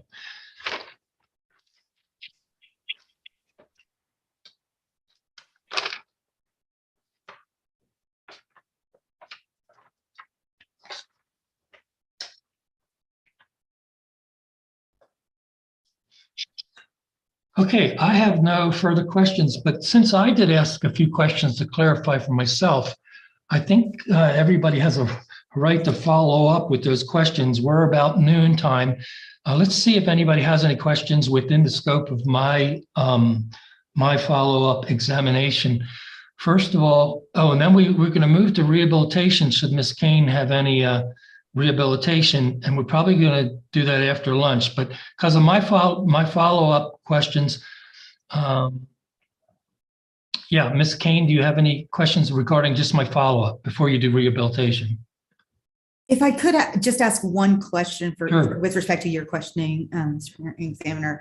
Mr. Contreras, just to be clear, can you explain your understanding of what circumstances or what actions of SPS would be different in the future if the incentive is granted versus not granted? So yes, so if the incentive is granted, we will be retiring recs to exceed the current renewable portfolio standard up to 40%, which is something that, as I testified, we would not do otherwise unless we are granted the incentive. And with that, as I testified earlier, looking at just incentive by itself disregards what we have to do in the future. We will have to bring on renewable energy resources at a certain point. Being able to exceed or provide an incentive to exceed the current RPS standards brings that forward, which is a benefit. And I think that, again, I'll reiterate the REA calls for and encourages to exceed the RPS standard, and again brings forward what we will have to produce in the future. And so the benefit is realized sooner than would otherwise be required. And so, sorry, Your Honor, just one more question. So just to be clear, at the end, two more questions. So the retirement of RECs that we are asking for an incentive, or that SPS is requesting an incentive for, is an action that would happen in the future. Is that correct? So the retirement of RECs for the incentive would occur in 23 and 24. And with respect to the balance of SPS's RECs, if the incentive was granted at the end of 2024 versus if the incentive was not granted, what would be the material difference in the balance of RECs at the end of 2024? So it would be the banked RECs would be much lower because of having to increase from 20% to 40% in years 23 and 24. Thank you. Those are the only questions I had, Your Honor, with respect to your questions. Okay, so let's go around and see. Mr. Jensen, any questions? No follow-up questions, Mr. Herring-Zimmer. Thank you. Thank you. Within the scope of mine, Mr. McMillan, any questions? No additional questions, Your Honor. And Mr. Bagato? No, sir. Thank you. Okay, so I think we take, oh, I'm sorry, Miss Drake, there you are. You were hiding up in the corner. Yes. No questions. I just wanted to get that on the record, though. Thank you. Exactly. Thank you very much for covering me.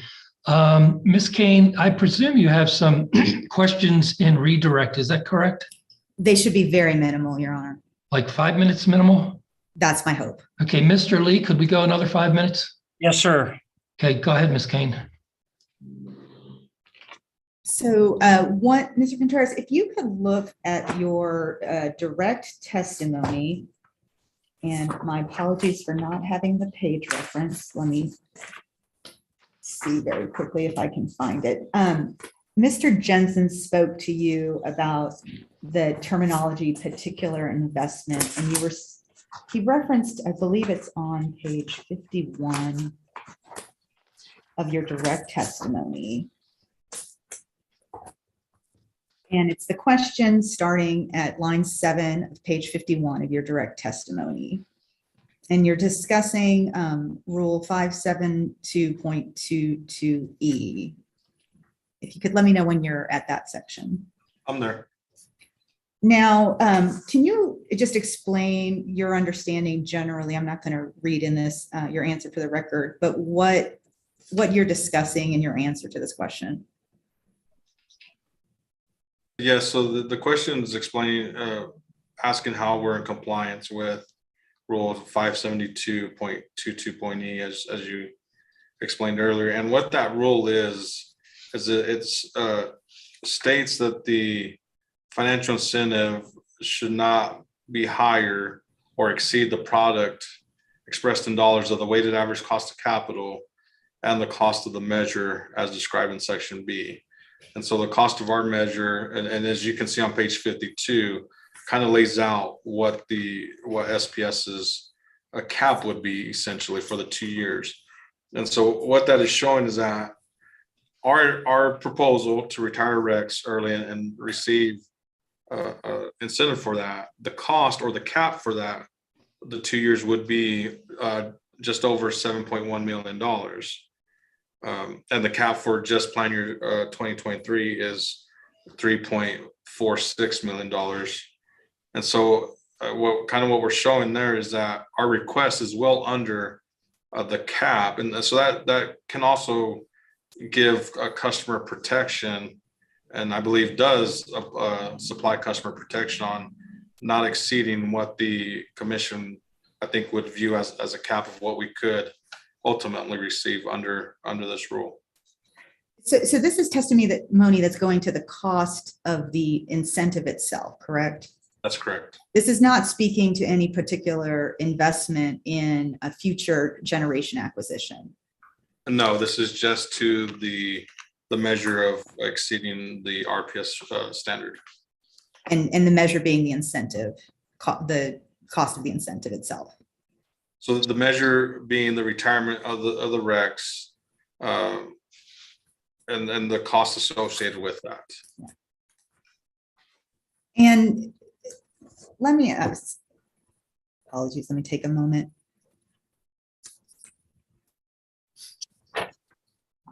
And you spoke with Mr. McMillan, just to shift to his testimony real quickly, about, he asked you questions about the value associated with retiring recs to comply with the RPS versus retiring excess recs. And do you have any understanding of whether or not the Renewable Energy Act speaks to whether there may be any value associated with retiring recs above the RPS compliance level?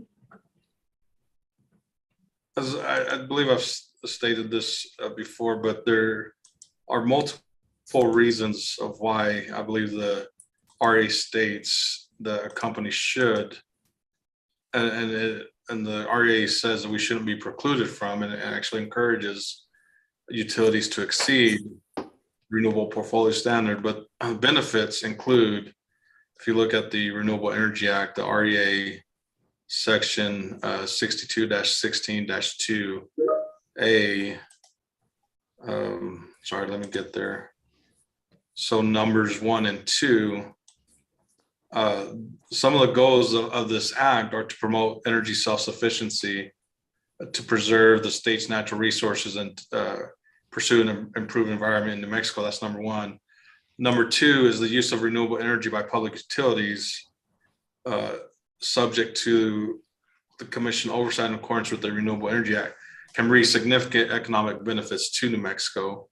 And then if you look down further at number 5, it says a public utility should have incentives to go beyond the minimum requirement of the renewable portfolio standard.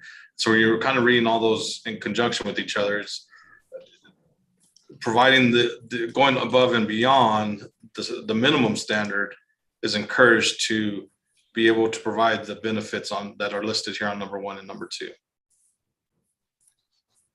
Thank you, Mr. Contreras. Those are all of my questions.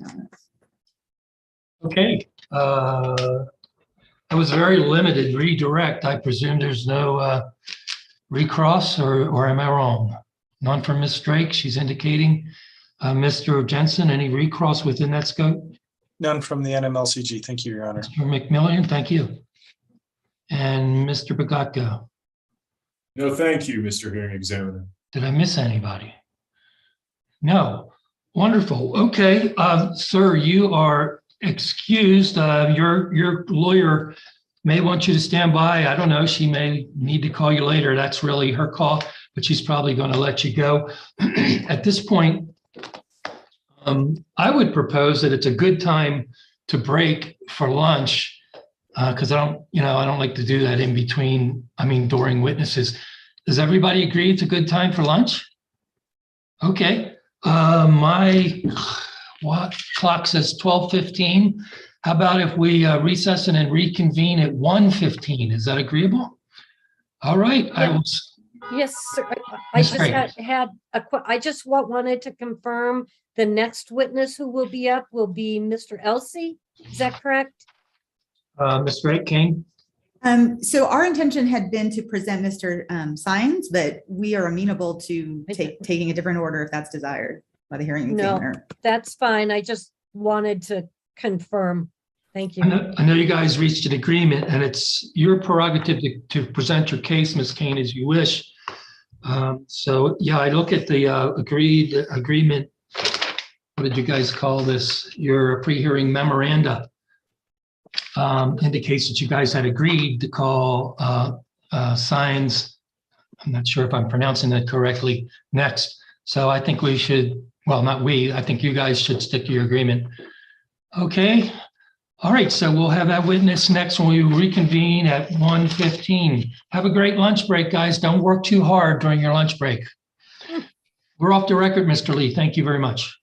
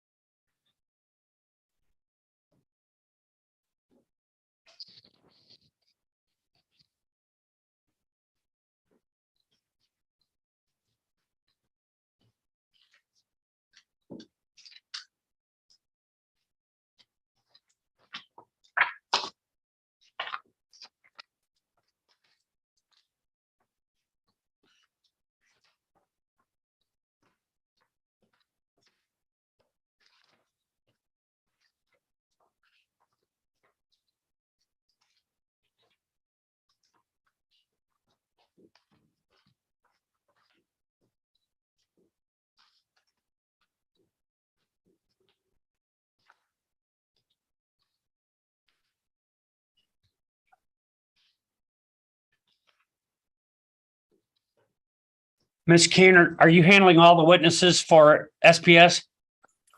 Yes, sir. It is me on out for SPS for the hearing. Thank you very much. Thank you.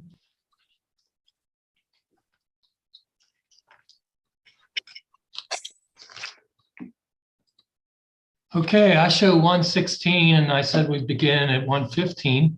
Could everybody turn on their video and audio just to make sure it still works? I'd appreciate that.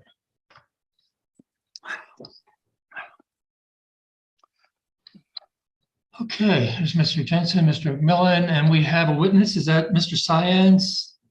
Yes, and I'll ask Mr. Sines if he can turn on his camera at this time. Por favor, I see you're from Chihuahua, Mexico originally, Mr. That's correct. Correct? Yeah. Yep.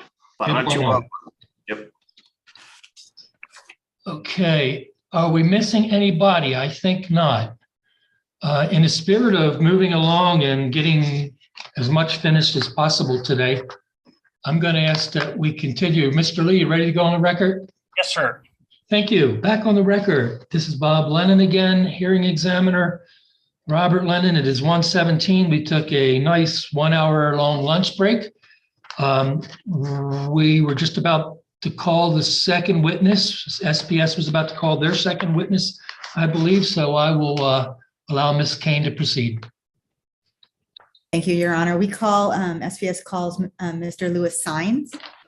Thank you. Mr. Science, are you ready to be sworn in, sir? Yes, sir. Mr. Lee, please. Would you raise your right hand, please? You solemnly swear the testimony you're about to give in the matter now pending should be the truth, the whole truth, and nothing but the truth? I do. Thank you. Counsel. Thank you, Your Honor. Mr. Sines, could you please state your full name for the record? Luis Saenz, Luis Saenc. Thank you. And do you have in front of you a document marked Exhibit SPS-4? Yes, I do. And could you describe for the record what that exhibit is? My direct testimony. And does the document also include attachments to your testimony? Yes, it does has 7 different attachments, and there's an 8th one that it was a native format of the 7 attachments to it. Okay, and just for clarification of the record, so you have a native document that was Exhibit 8? So in paper, there's 7 attachments, and then this, I guess, attachment 8, that was the actual Excel files that make up the 7 attachments. Okay, let's just, before you only have Exhibits 1 through 7. Apologies, Your Honor. Just want to clarify an issue for the record. That's correct. Well, clarify for me, the Exhibit 8, which is quote in native format as indicated on the paper, LFS-8, is actually all this other stuff. It's just the same stuff, but a computer file. That's correct. So if I look at all this other stuff, I'm basically looking at that computer file, which was provided to the parties, quote, in native format. Yes, Your Honor. Got it. Thank you. Thank you for that clarification, Your Honor.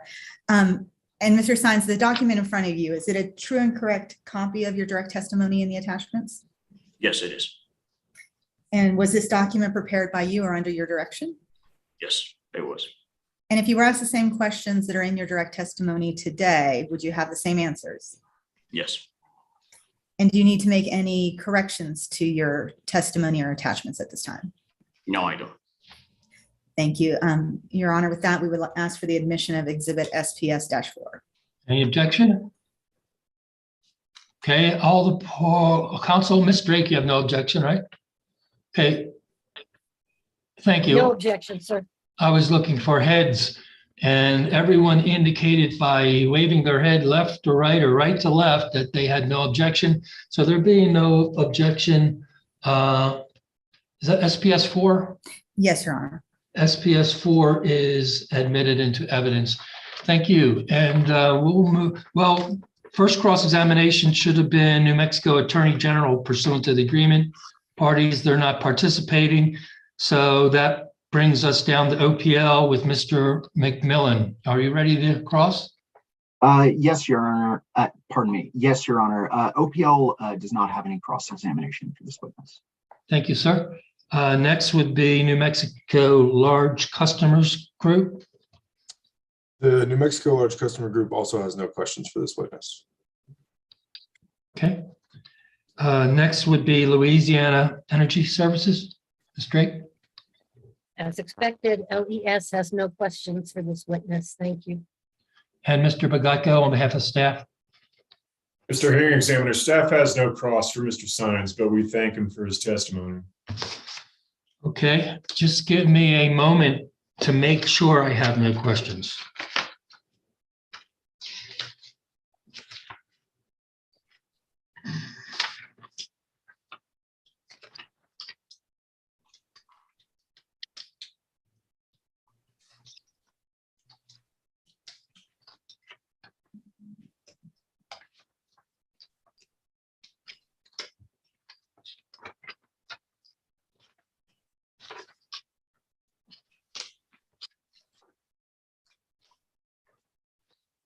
I as well have none. May this witness be released, Ms. Kane? If, with your permission, Your Honor, that would be. Okay, he doesn't have Yes. rebuttal testimony. I'm sorry to interrupt you. Not at all. No, he only filed direct testimony. That is correct. Okay, sir, I would like to thank you on behalf of everyone and the commission for filing your direct testimony with the exhibits and your release. Thank you, sir. Thank you. And Your Honor, if we could, apologies for the interruption, if we could just have a minute, we have Mr. Elsey and he just needs to make his way into the witness room. All right. Oh, I see. SPS witness. It just says RO on my screen. Mr. Lee, you can include that in the transcript. It's not necessary, but either way, whatever he feels appropriate.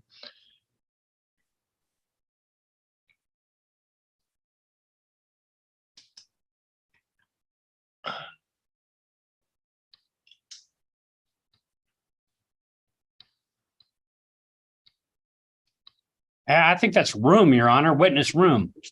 On my screen, it just says RO. Mine as well. Okay. You know, I've been accused of being literal. And you know, that works to advantage when you're reading regulations and stuff. And sometimes it does and sometimes it doesn't. It's better to be flexible and be literal when literal is good and not literal when literal is not good. Okay, Mr. Lee, that's not necessary for the record either. But, you know, I don't have a problem if it's included, just as for completeness, it's kind of your call on that respect. Ms. Kane, call your next witness. Thank you, Your Honor. SPS calls Mr. Ben Elsey. Good morning, Mr. Elsey. I've seen you before. How are you today? I'm doing well. How are you? Good. Thanks for being here. Mr. Lee is going to swear you in now.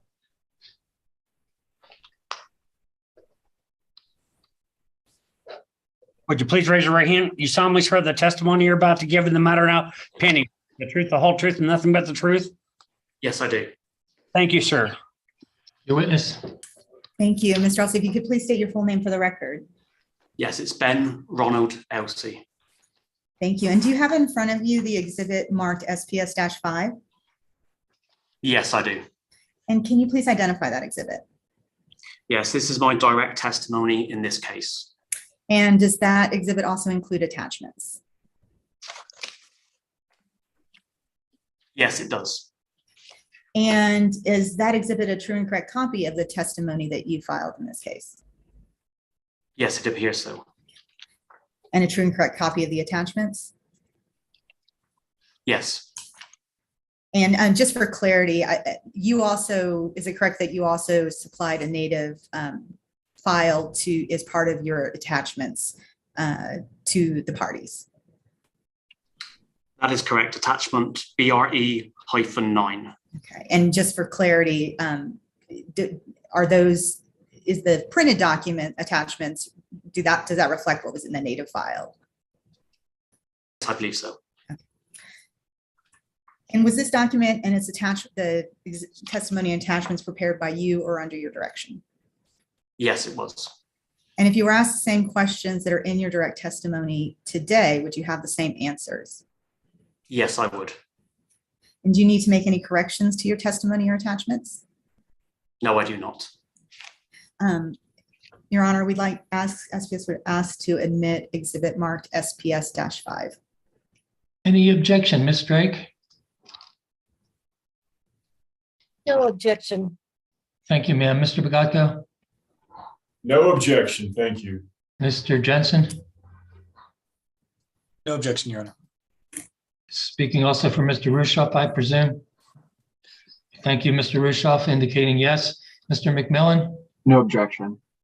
All right, thank you very much. There being no objection, there's not much for me to decide. SPS number 5, the direct testimony of Mr. Elsey is admitted into the record as evidence and will proceed to cross-examination. New Mexico Attorney General is elected not to participate. We'll move on to OPL with Mr. McMillan. Any cross? Not for Mr. Elsey, Your Honor, no. Okay. Mr. Jensen, any cross? Mr. Hearing Examiner, I have a few questions for this witness. On behalf Pardon of me. MLCG. I didn't know how you had divvied up the work there. Go ahead, Mr. Rushoff. Thank you.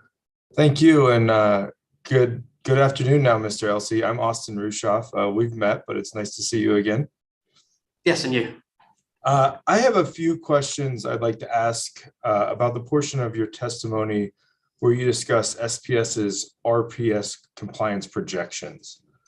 So I'd like to start on page 13 of your direct testimony.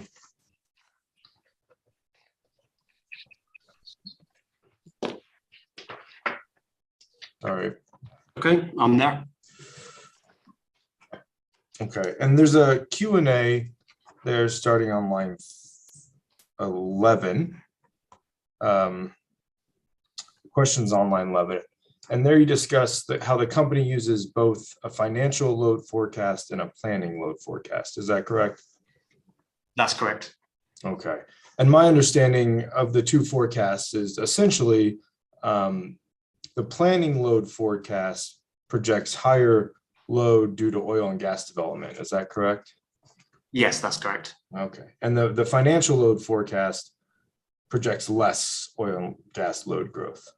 Yes, I would describe the financial forecast as a conservative forecast.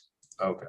And I think you state in there that the reason you have the two forecasts that differ in oil and gas load is because there's volatility traditionally in oil and gas load. Is that correct? Yes, that's correct. Okay. So I want to look at SPS's projections under the scenario where SPS's financial incentive proposal is not approved. So if we could look at page 14 of your direct testimony. Okay, I'm there. And I'll direct you to line 9. Yep. And there you state that using the financial load forecast, SPS is projecting RPS compliance through 2031. Is that correct? That's correct, using banked recs beginning in 2025. Right. And then That's correct. Using Banked recs beginning 2025. thank you. And then you discussed there in the next question using the planning load forecast, and again relying on banked recs. SPS is projecting compliance through 2029, correct? That's correct. Okay, and again, those are projections based on the status quo if the financial incentive proposal is not accepted. That's correct. Yes, just meeting the RPS requirements. Okay. Mr. Elsey, you testified in SPS's last RPS case, case number 21-00172-UT. Is that correct? Yeah, I don't have the case number in front of me, but yes, that's correct. I did. Okay. And would you agree with me that the testimony you presented in that case last year was generally similar to your testimony in this case, as far as it discusses similar topics? Yeah, that's a fair statement. Okay. Mr. Elsey, do you recall that the RPS compliance projections you presented last year in the RPS case differ from those projections you present in this case? They may differ slightly, but I don't think fundamentally they were very different. Okay, but you would agree that SPS's forecast can change year over year, correct? Yes, it's a forecast. It has inherent uncertainty. Okay. Moving on, in this case, SPS is proposing to exceed the minimum RPS requirements by meeting the 40% RPS goal beginning next year in 2023. Is that correct? Yes, that's correct. Okay, and you discuss how SPS's proposal would require SPS to accelerate retirement of its banked RECs, correct? Can you just restate that question? Sorry, or repeat that question? Yes. SPS's proposal would require SPS to accelerate the retirement of its banked RECs, correct? Yeah, I maybe wouldn't use the word accelerate, but I would say exceed the minimum requirement. So we Sure. would use more. Okay, that's fair. Could you please turn to page 17 of your direct testimony? Okay, I'm there. And I want you to look at lines 8 through 9.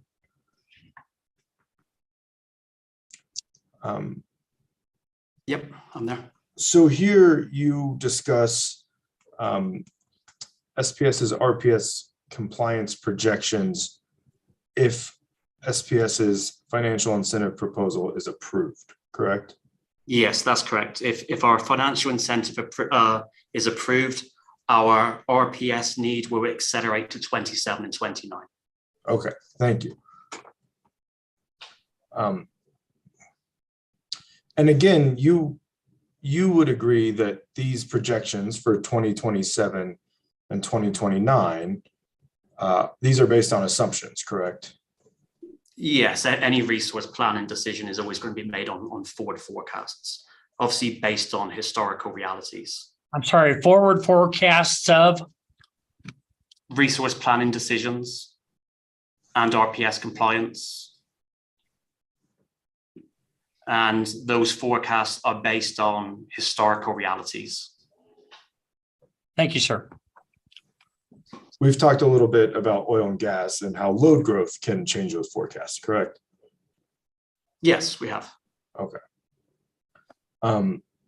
So you would agree with me that when SPS needs to acquire a new renewable resource or more RECs to comply with RPS is currently unknown. That is, it's based on, you have forecasted when the company would need additional RECs, but it's not certain at this point. I mean, we have to make decisions based on forecasts. So while we're not certain that we will need RECs in 2027, we would have to plan for that occurrence. So while no, we can't say 2027 is the year, that is the year we would plan to. Okay, and that planning constantly changes, right? You update those forecasts on a year-to-year basis, perhaps.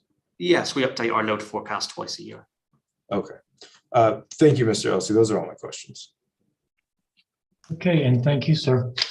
Let's see, how about Miss Drake? All my questions have been asked, so I don't have any further questions for this witness. Thank you. Thank you, Mr. Bogatka. Mr. Hearing Examiner, no cross-examination for Mr. Elsey, but we thank him for his testimony.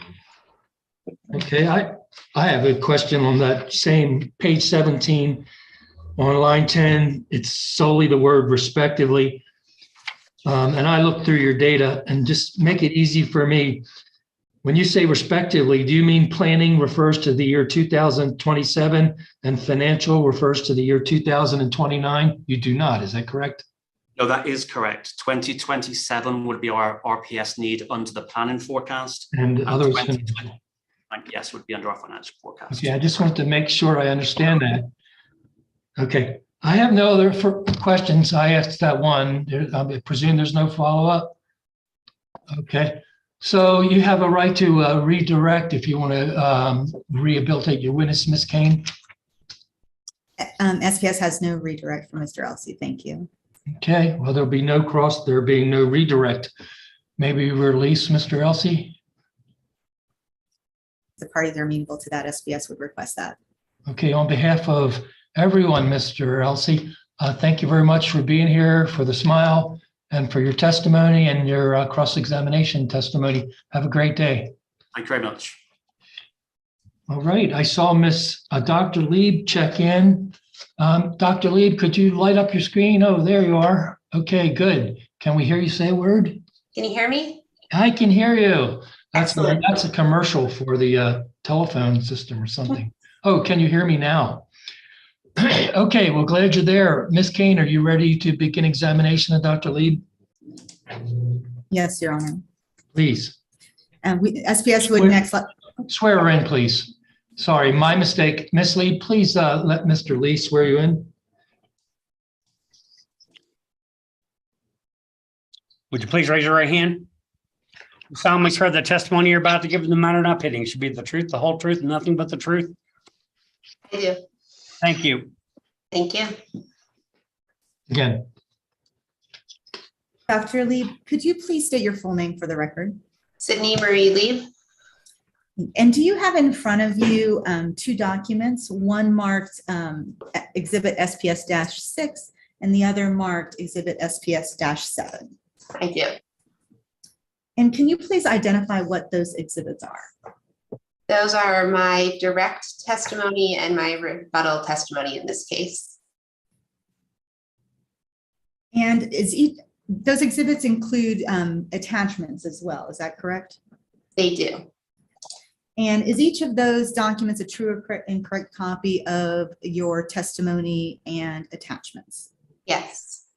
And were those documents prepared by you or under your direction? Yes, they were. And if you were asked the same questions today that are reflected in those documents, would you have the same answers? Yes. And do you have any corrections that you need to make to either document? I do not. At this time, Your Honor, SPS would request the admission of Exhibit SPS-6 and Exhibit SPS-7. Okay, so you're asking to move, you're moving to introduce two of them. I'm all for efficiency. Let's see if there's any objection to the admission of either of these documents. Ms. Drake? No, sorry, no objections, sir. Mr. Bogatko? No objection. Mr. Rushoff? No objection. And Mr. McMillan? No objection. Okay, there being no objection, SPS, the exhibits labeled SPS-6 and SPS-7, direct testimony and rebuttal testimony of Dr. Lieb are admitted. They're now part of the record. They are now evidence. Would you proceed? Okay. Thank you, Your Honor. We pass the witness. Thank you. So cross-examination is agreed. New Mexico Attorney General is not participating, even though they were going to be first. Next, and by agreement, is Mr. McMillan on behalf of OPL. Go ahead, Mr. McMillan. No cross for this witness, Your Honor. Mr. Rushoff, your client? No cross, thank you. And LES, Ms. Drake? No cross for this witness, thank you. Staff, Mr. Bogatko? No cross for Dr. Lieb, but we thank Dr. Lieb for her testimony. Okay, and I do the same. There being no cross, there's no redirect. It's not always this easy, but we thank you, Dr. Lieb, for being here. As long as it's okay with Ms. Kane, you're free to go. Have a great day. Thank you. Okay. Yes, thank you, Your Honor. Does that conclude your case, Ms. Kane? Yes, at this time, SPS completes its case and closes. Yes. All right. We don't have directed verdicts around here. We are not requesting one, Your Honor. Okey-dokey. That works out well. So let's move on.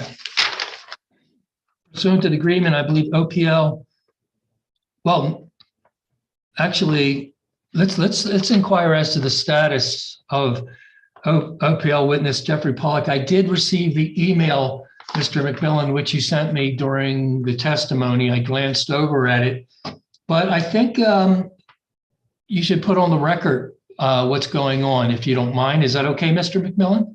Yes, Your Honor. Go ahead. So Mr. Pollack is still unavailable today for the record's clarity. Mr. Pollock fell ill over the weekend, and he is at the doctor today. He is unclear on whether he will be capable of testifying in light of his illness. So we're trying to work out an additional arrangement.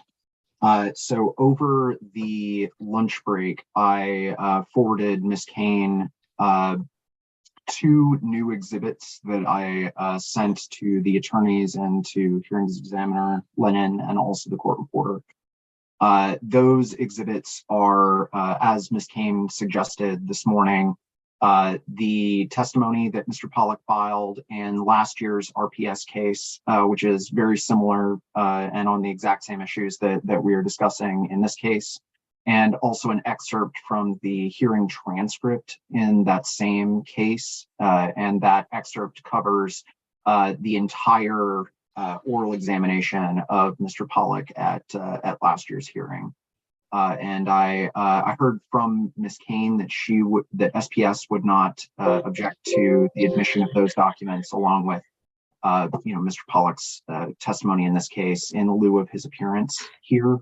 And I figure we should ask the rest of the parties and also Your Honor if that's acceptable to you.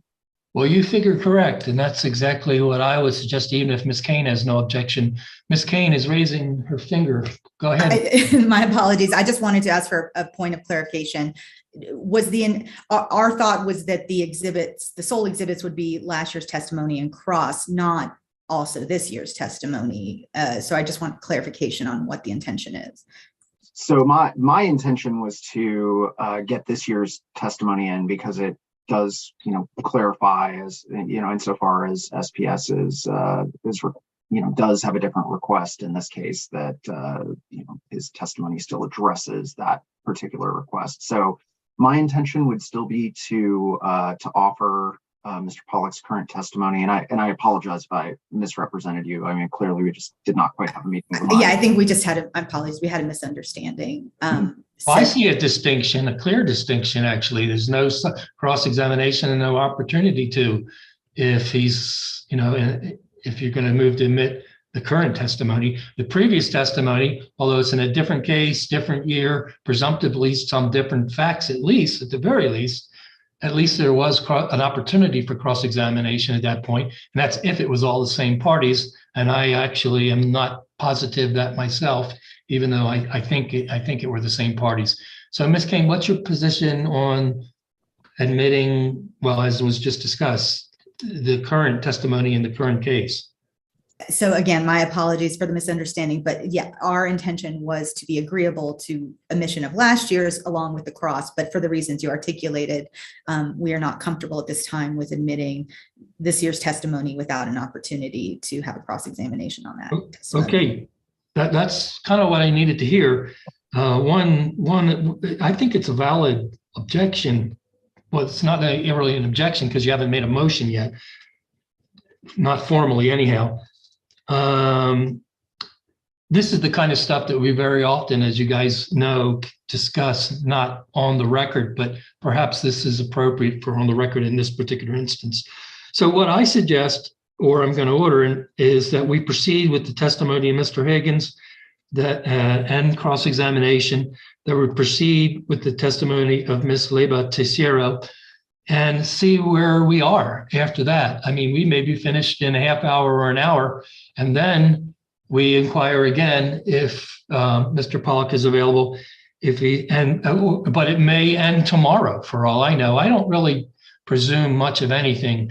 If it ends tomorrow, then we'll see where Mr. Pollock is tomorrow. But right now it's an unknown. And Your Honor, if I may, yes. I think as you will see, our cross of the intervener witnesses is intended to be very brief. So I do apologize for insisting upon an opportunity to cross Mr. Pollock given his situation, but I think you understand our concerns. I will say SPS is very amenable to perhaps rescheduling if hearing examiner and the other parties are some other, keeping this open and maybe even next week, having a very brief setting to address Mr. Pollock if that's what we need to do. I just want to make that clear that we're entirely open to trying to accommodate this situation. Well, we don't need to cross it because we haven't gotten to that bridge yet. But thanks for voluntarily previewing what we might be discussing when we get to that bridge. At this point, I'm gonna skip over OPL and move directly to the New Mexico Large Customers Group and ask council to call Mr. Higgins. Is that okay with you, Mr. McMillan, or do you want to reserve any type of objection to me doing that? No objection, Your Honor. Okay, I presume no one else has an objection unless I hear something. So let's go to the Large Customers Group, and you can call Mr. Higgins, please. Yes, the New Mexico Large Customer Group would call Kevin Higgins to the stand. And please be sworn, Mr. Higgins.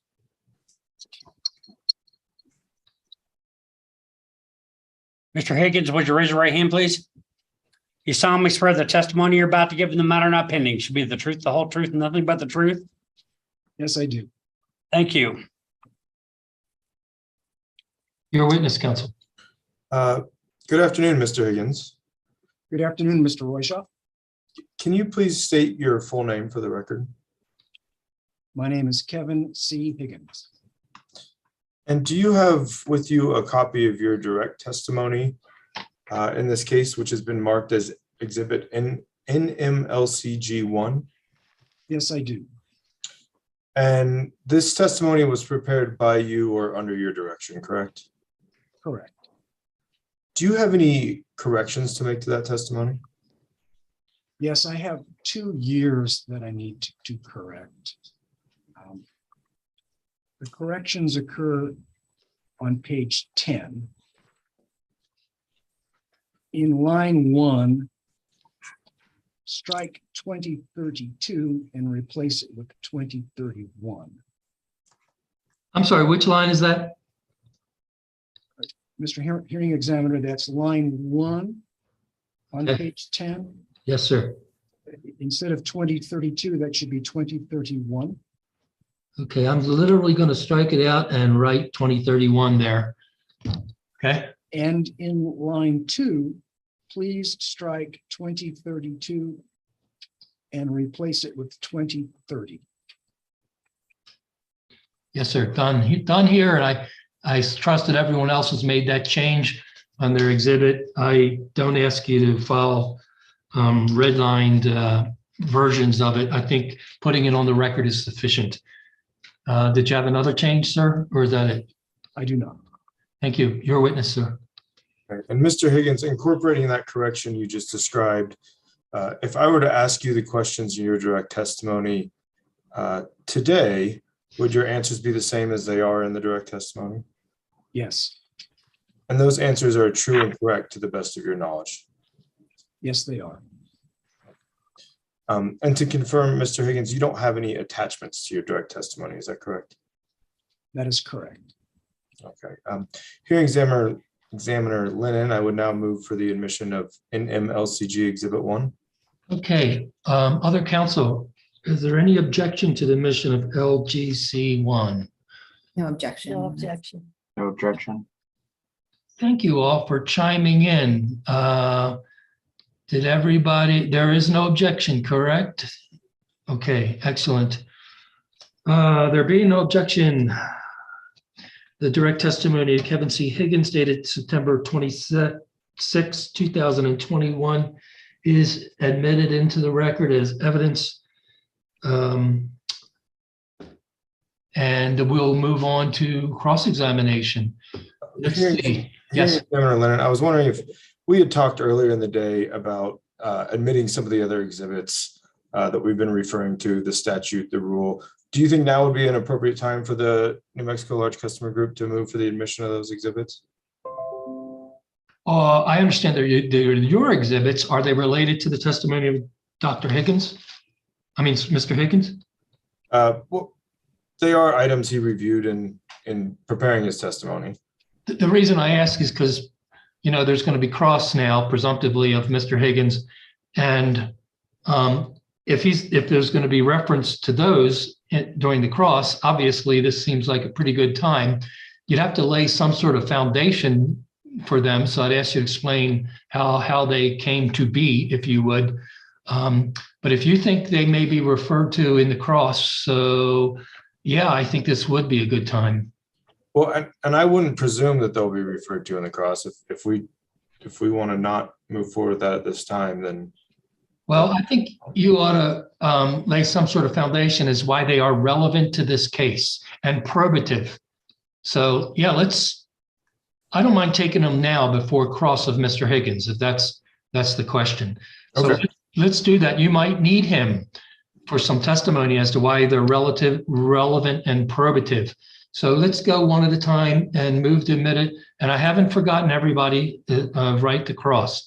Go ahead, Mr. Rushoff, continue. Okay, and Mr. Higgins, I understand that you were following along this hearing at least off and on this morning on YouTube. Is that correct?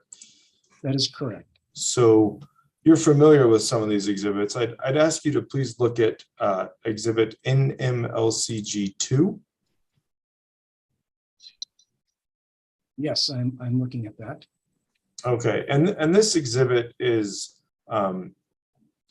we've been referring to it as the Renewable Energy Act, and it is New Mexico Statute 62-16-1 through 62-16-10. Is that the exhibit you see before you? Yes, it is. And is it your understanding that, well, first let me ask, did you review this statute in preparation for participating in this case? Yes, I did. And is it your understanding that this statute is relevant to SPS's requested financial incentive in this case? Yes. Okay. Hearing examiner Lennon, I would move for the admission of NMLCG2. Okay, as you know, there has been discussion before, and my axiom is the law, regardless of whether we admit it or not. So it would be admitted, not so much as evidence, but you haven't asked me to take administrative notice of it, but it would be admitted into the record, so to speak, as the law rather than as evidence. So that being said, is there any objection to the motion to admit LGC2, which is the act? No, Your Okay. Honor. Nobody has any problem with that? It creates a certain bulk in the transcript, which there's a charge for that. I just want you guys to be aware of that type of consideration as well. And we're bound by the law, regardless of whether it's included. But that being said, you made the motion. There's no objection. I'm going to allow it. So LGC-2, the act is admitted into the record. Next. Mr. Higgins, if you could please look at exhibit NMLCG3. Yes, I am looking at it. Okay, and NMLCG3 is New Mexico Annotated Code 17.9.572, also known as Rule 572. Is that what you see in Exhibit 3? Yes. And did you have an opportunity to review this rule in preparing to participate in this case? Yes. Okay, and is it your understanding that Rule 572 is relevant to SPS's request for a financial incentive in this case? Yes. Okay, thank you. Hearing examiner Lennon, I would move for the admission of exhibit NMLCG3. And I'm not going to repeat everything I just said, because everything I said to the statute applies to the rule. Any objection to admission of LGC3? No, Your Honor. There being no objection, LGC3 is now part of the record. Next. Okay, I'm going to move to NMLCG Exhibit 5, and this is the last one I plan to move forward with. Will there be a 4? There will not be a 4. Thank you, sir. Go to 5. I should say there will not be a 4 unless someone else finds it relevant to bring into the case, but Thank you. Mr. Higgins, do you have a copy of NMLCG 5 in front of you? Yes, I do.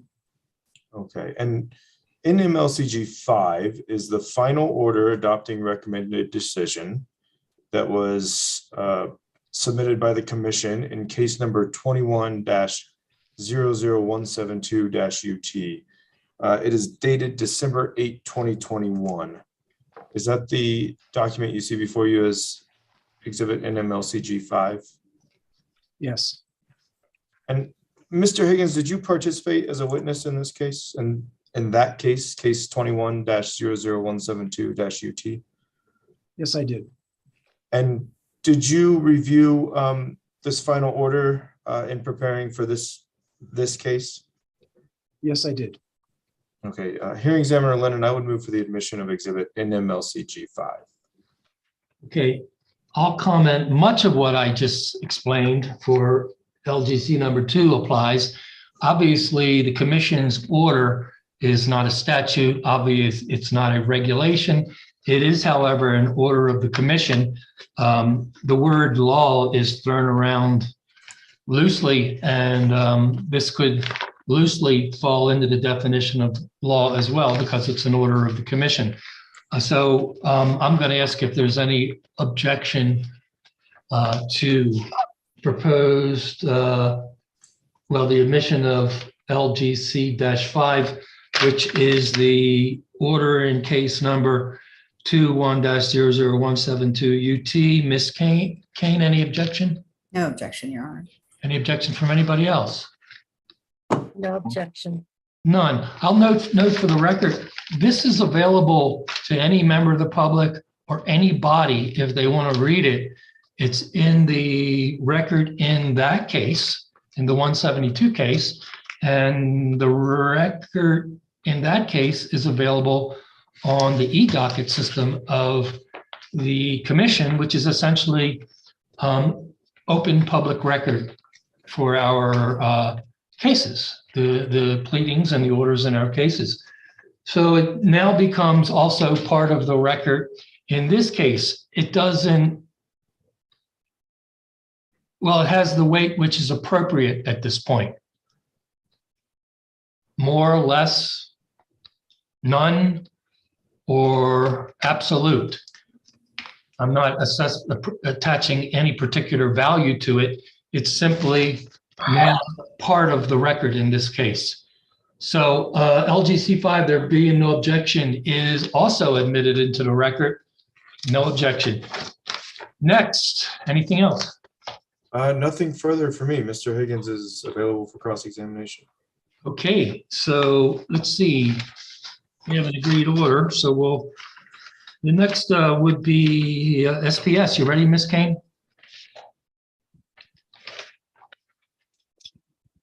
Oh, wait a minute.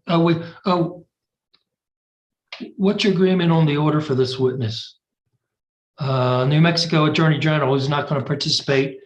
And then I see that the agreement was that OPL would be next. Am I correct on that? My apologies, Your Honor. I lost connection for just a moment. I believe that SPS is the initial. Yeah, that would make sense to me, but I'm looking at the documentation for your agreement that was reached by the parties and proposed at our pre-hearing conference. And trying to figure out who you guys agreed would go first. For the NMLCG, you agreed that the Attorney General's office would go first. They're not participating. Then the next would be OPL. Then your agreement was LES, then SPS, then staff, pursuant to the document, the memorandum, which was sent to me. So I say we stick to the agreement. You guys presumptively discussed it. Attorney General's not here, so we go to OPL. Proceed, please. No cross for this witness. Thank you, Mr. McMillan. LES. No cross for this witness. Thank you. Thank you, Ms. Drake. Now we get to SPS.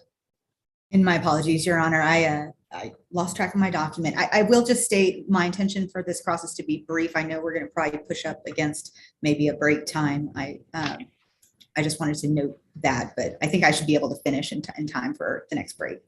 Mr. Lee, is that okay? Yes, sir. Proceed, please, Ms. King. Thank you, Your Honor. Good afternoon, Mr. Higgins.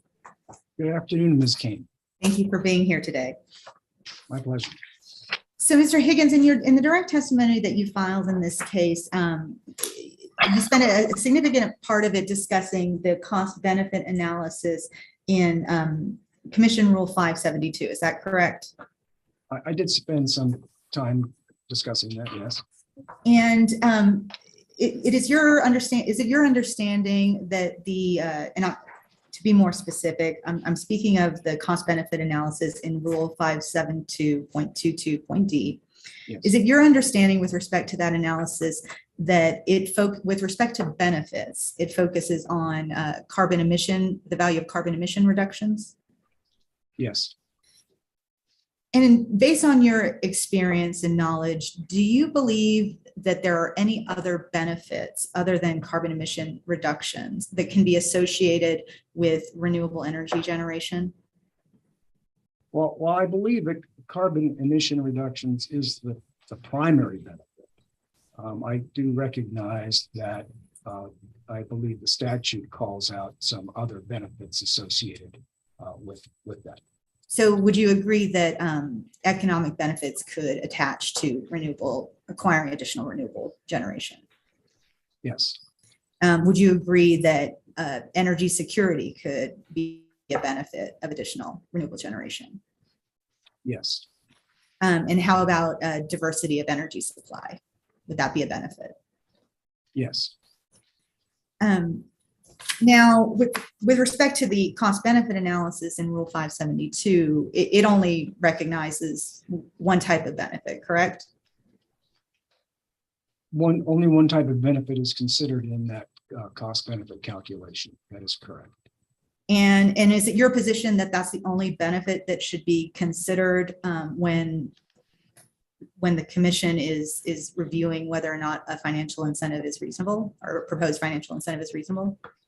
I think for purposes of determining whether a financial incentive should be granted, I do believe that the cost benefit analysis stated in the rule is sufficient and reasonable. Why would you just, is there a reason you believe that the other benefits shouldn't be considered? Those other benefits may be benefits associated with production of renewable energy. But, I defer to the commission's consideration of this issue previously in coming up with its rule. And I do believe that the most essential benefit is the carbon reduction benefit that is identified in the rule as the subject of the cost benefit analysis. So I do believe that the thrust of the required analysis by focusing on carbon reduction is focusing on the right thing for purposes of granting incentives. Would it be fair to say that your opinion is based on some level of deference to what the commission wrote in its rule? It does. Maybe I'm not sure I heard exactly what you said, so I want to make sure I'm answering the question. I can repeat it for you. Would it be fair to say that your opinion and focus on carbon emission reduction is based on some level of deference to the way the commission wrote the rule? Yes, I do believe it is. It's based on deference to the commission in drafting and approving the rule, but also, again, I do believe, independently, that they are focusing on the right item. Are you aware of whether or not there's any kind of cost benefit analysis requirement in the Renewable Energy Act itself? I'm by my recollection, I'm not aware of a specific cost benefit analysis that is required, although I do recall references to concern or caution about the cost impact on customers. And I think you mentioned before that the Renewable Energy Act itself does not limit its discussion of benefits of renewable energy to emissions reduction, correct? That is correct. And let me ask you, what is your understanding of how a utility has to go about showing compliance with the renewable portfolio standard? Well, my understanding of how a utility demonstrates compliance is through the retirement of renewable energy certificates. I believe that is the mechanics that a utility goes through for demonstrating compliance.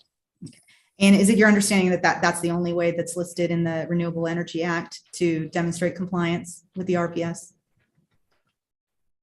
I would have to, I don't know the answer off the top of my head to that. But where we are now, you can't think of any other way a utility can demonstrate compliance. Is that correct? I can say that I am aware that retirement of renewable energy certificates is a way to make such a demonstration. I don't recall sitting here without re-reviewing the act as to whether there are others. And then with respect to if a utility wanted to demonstrate that it exceeded the renewable portfolio standard, would you agree that that would also necessarily involve the retirement of renewable energy certificates? Yes. And you're familiar with SPS's incentive request made in this proceeding, correct? Yes. And you're familiar with the proposal being that SPS would retire additional RECs in 2023 and 2024 if the incentive is granted. Yes. And so would you agree that if SPS were to retire more RECs or to exceed the RPS standard in 2023 and 2024 in accordance with its proposal, that it would have less banked RECs at the end of 2024 than it would if it did not have its incentive granted and did not retire additional RECs? Yes, I would agree with that. And so would you agree that if a utility has less banked RECs, that it may then need to acquire additional RECs sooner than it would otherwise if it had more banked RECs? Yes.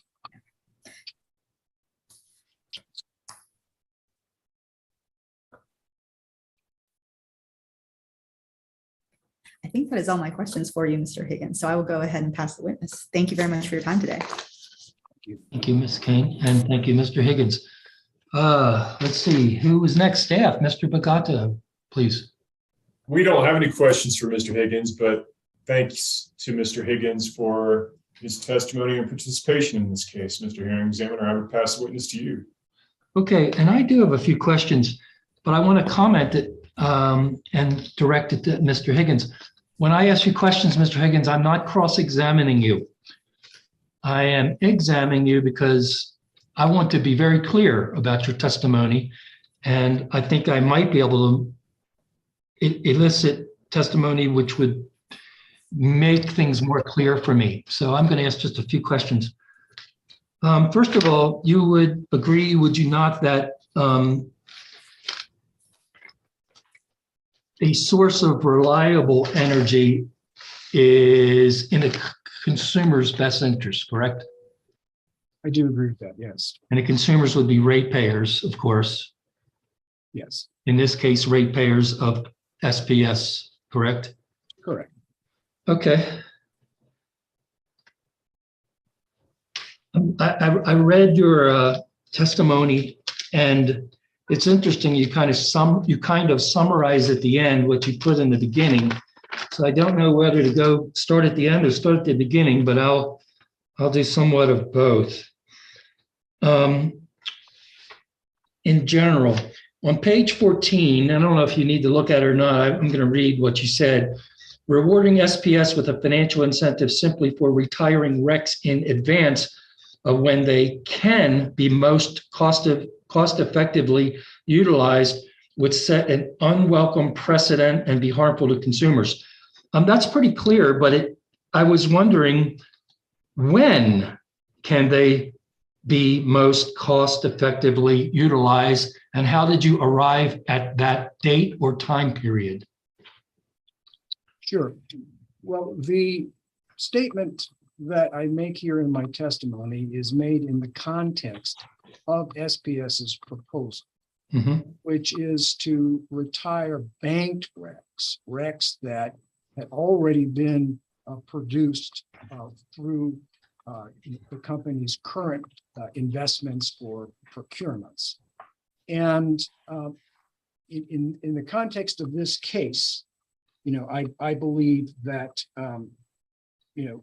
retiring these RECs in advance of when they can be most cost effectively utilized is harmful to customers. Now, to your question about when could that occur, I can certainly imagine a context in which a utility makes a proposal to make an investment that would be cost effective and demonstrably cost effective, that would also wind up retiring RECs in excess of what the RPS requires. They wouldn't necessarily be banked RECs. In fact, in my thinking, the kind of RECs that would be retired under such a situation would be new RECs that would be part of an approved investment that accomplish the objective of exceeding the RPS, but doing so with a new cost-effective investment. Thank you, sir. I'll have to follow up. It seems that there's a underlying presumption to your statement that the RECs can be retired in the future, and in the future, they will be more cost effectively utilized than now. Is that a correct statement?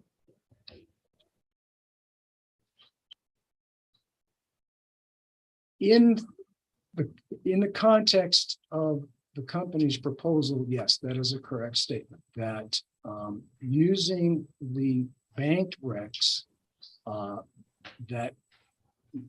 in retiring them in the future would be more cost effective than retiring them now and causing the earlier need for new investment. So your conclusion that rewarding with a financial incentive simply for retiring RECs in advance of when they can be most costly utilized would set an unwelcome precedent and be harmful to customers is based upon a general concept rather than an actual financial cost-benefit analysis of using of rewarding for them today or rewarding for them at some point in the future. It's a general statement that is tied to, that is in the context of SPS's application in this case. I see the statement as being applicable to the facts of this case. So it's descriptive of what is occurring in this case, of what the company seeks to occur in this case. When can they be most cost effectively utilized? Well, they can be most cost effectively utilized by being retired to help meet the RPS requirements in the future. Okay, thank you, sir. Let me see if I have some other questions.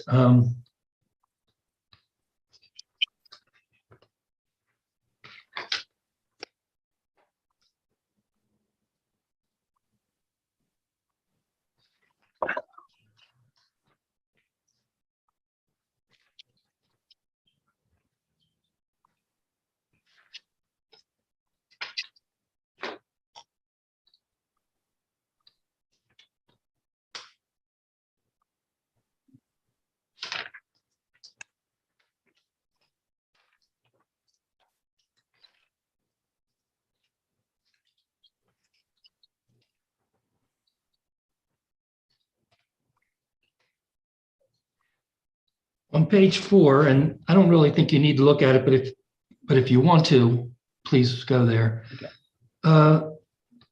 Your primary conclusions and recommendation. I don't know if they're secondary or tertiary, but I think primary means your basic or your conclusion and your basic recommendation is that you recommend that the commission reject the proposal.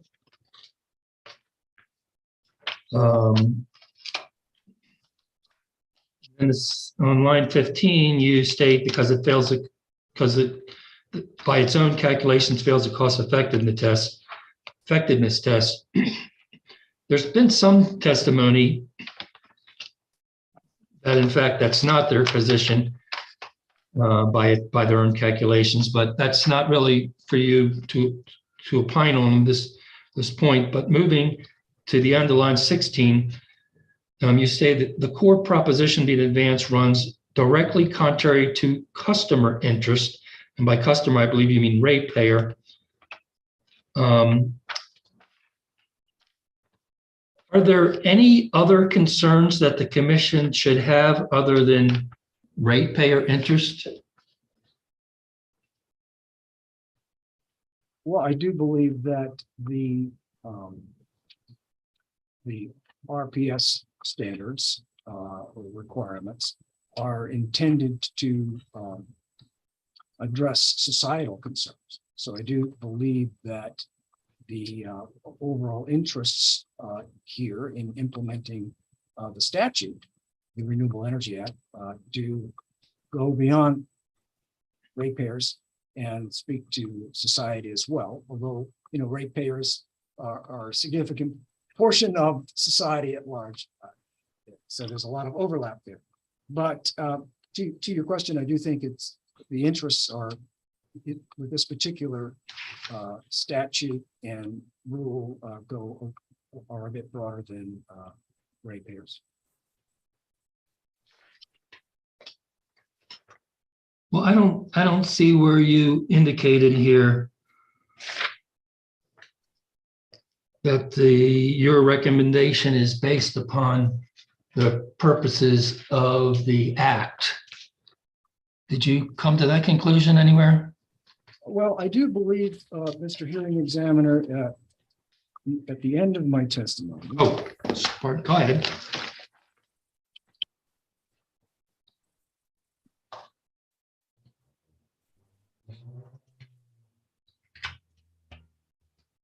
And where is that exactly? So I can put my eyes on it. Sure.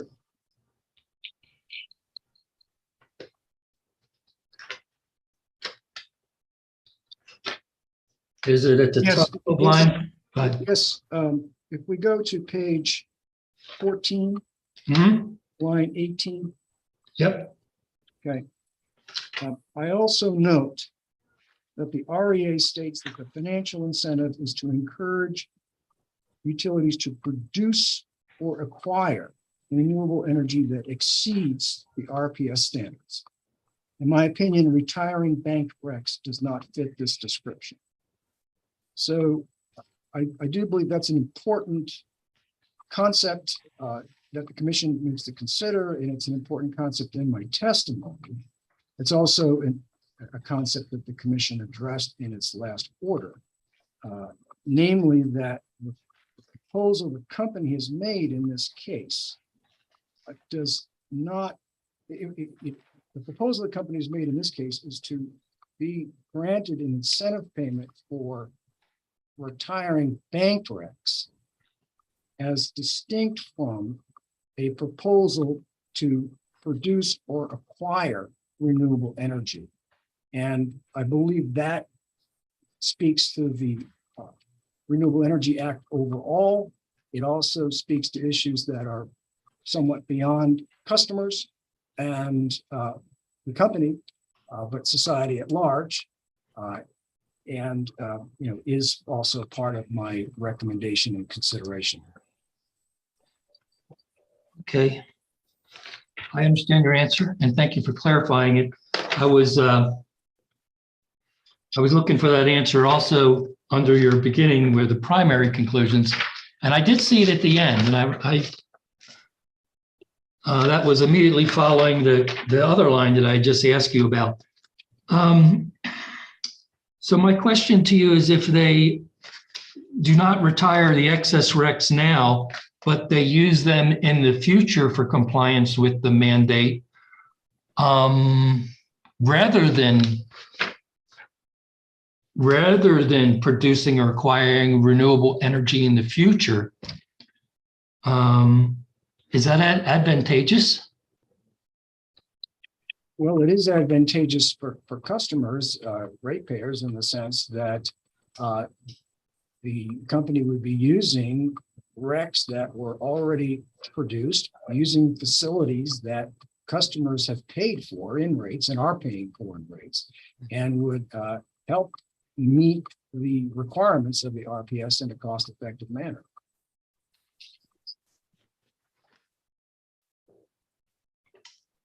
Well, I guess I'll try to state my question slightly differently.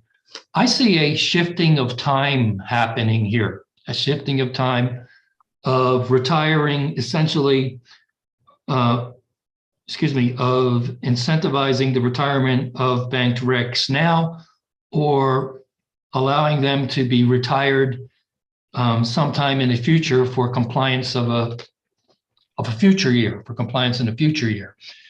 And to me, the distinction is whether the incentive is incurred by the payers of the incentive and received by the payee of the incentive, rather now or later. It's going to happen now or it's going to happen later. And the question is, should they receive their money now or their money later? And is it in the interest of society, as you mentioned, the ratepayers, the shareholders,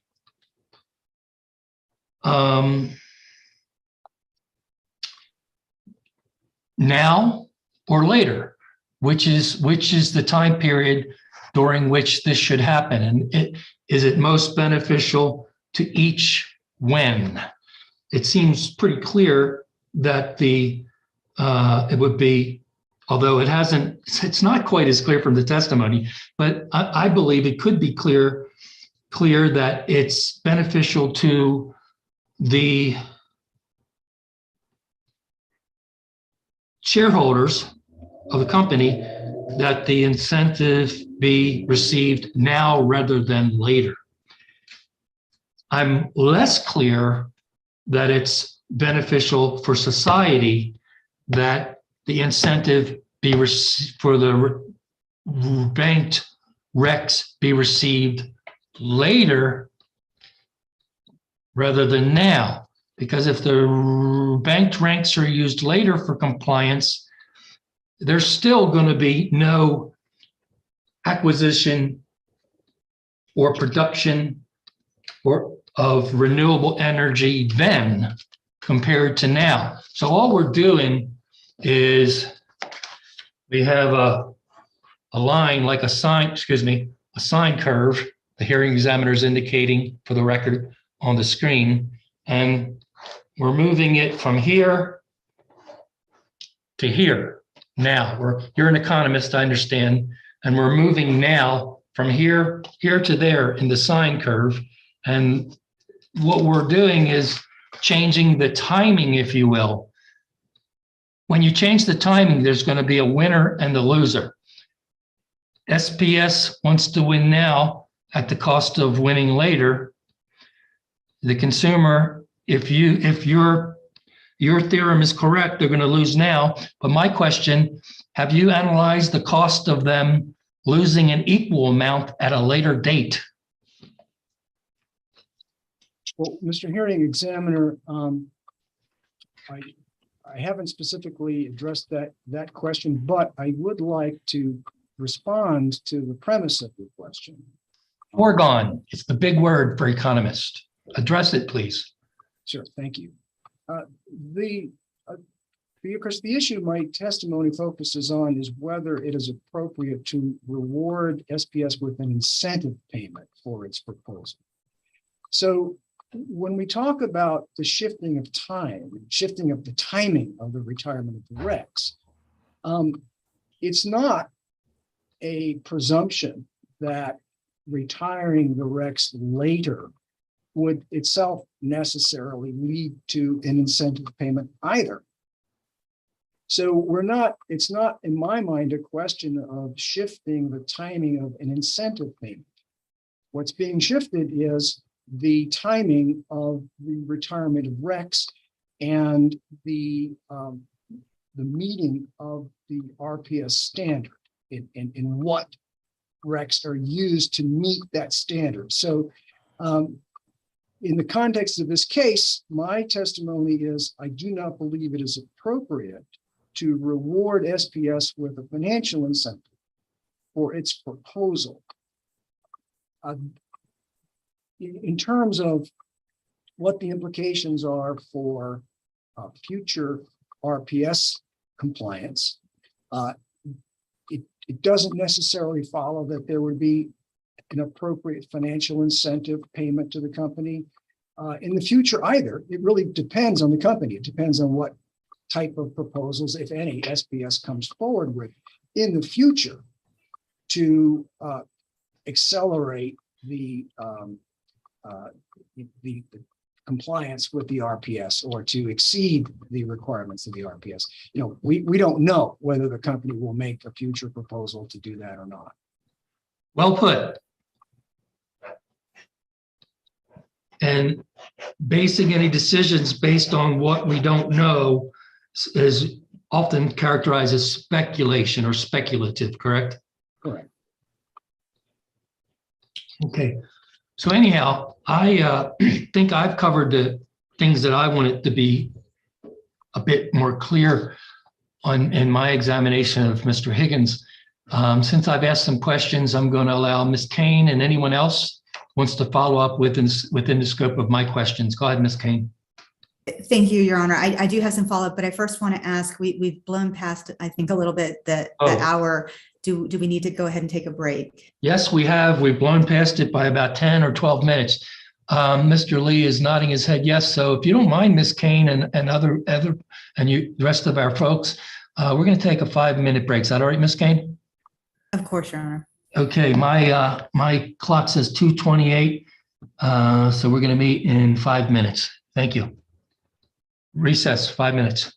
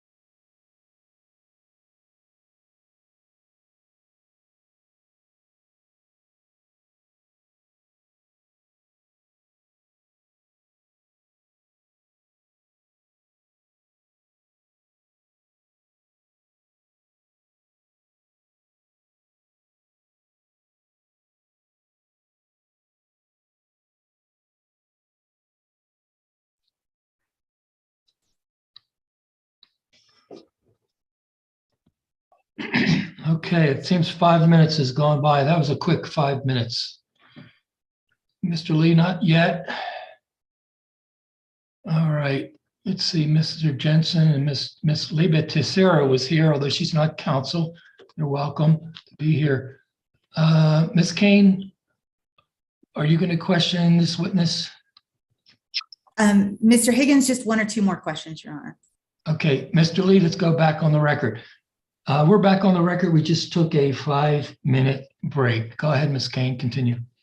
Thank you, Your Honor. Mr. Higgins, I just had a few questions for you about the hypothetical you were discussing with the hearing examiner. Just so I understand, so you were discussing a possibility where a financial proposal was for, let's say, I guess, a new generation acquisition of renewable energy at some point in the future. Is that correct?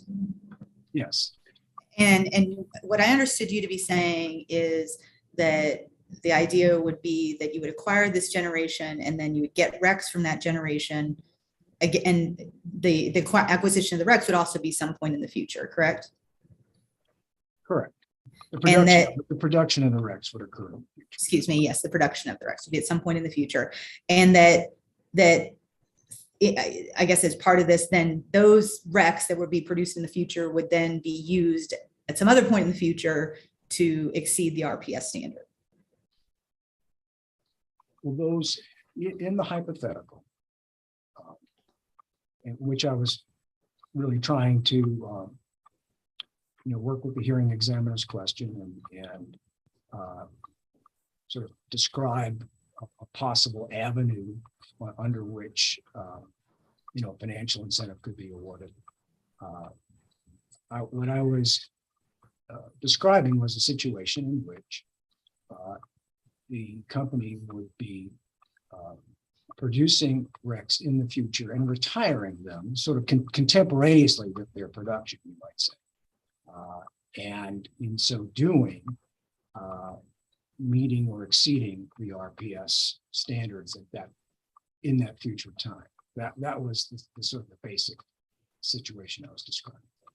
And would you agree with me if what we're talking about is some future acquisition of a generation and then some future production of RECs or a generation of RECs, that all of that is probably going to be happening many, many years into the future from the time that you would be discussing a proposal like this?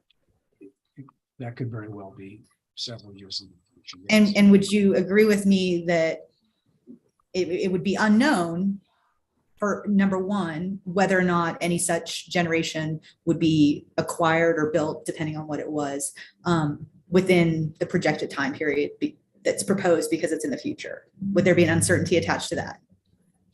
Potentially, yes. Okay. And then would there be uncertainty attached to whether or not that acquired generation produced a certain number of RECs? Certainly, there'd be some uncertainty about that. Of course, that is the case whenever a utility invests in generation, particularly intermittent generation.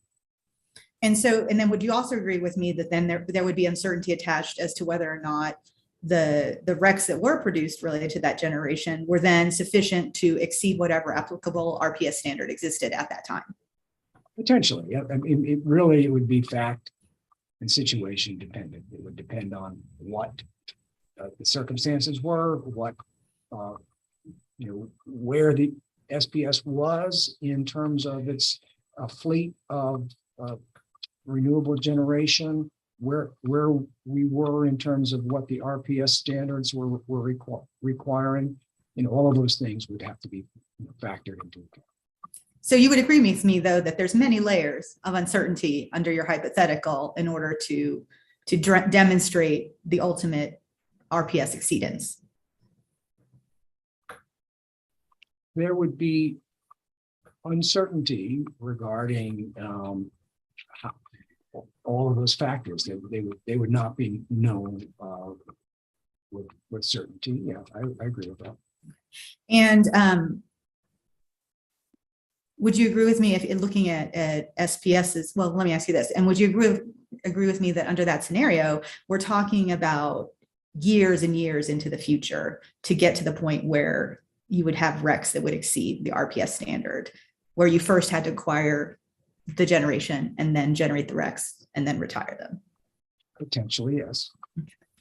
Now, with respect to SPS's proposal here, would you agree with me that if the SPS's incentive were granted, that it would be retiring twice as many RECs as it would if it didn't have the incentive granted in 2023 and 2024? Yes. And would you agree with me that it is under that proposal that SPS would have less RECs at the end of 2024 than if the incentive banked RECs than the incentive weren't granted? Yes, I believe we discussed this. Yes. Okay. And would you agree with me that in order for SPS to make up that difference in RECs, it's going to have to acquire additional renewable generation to generate that gap in the RECs? Yes. Okay, thank you.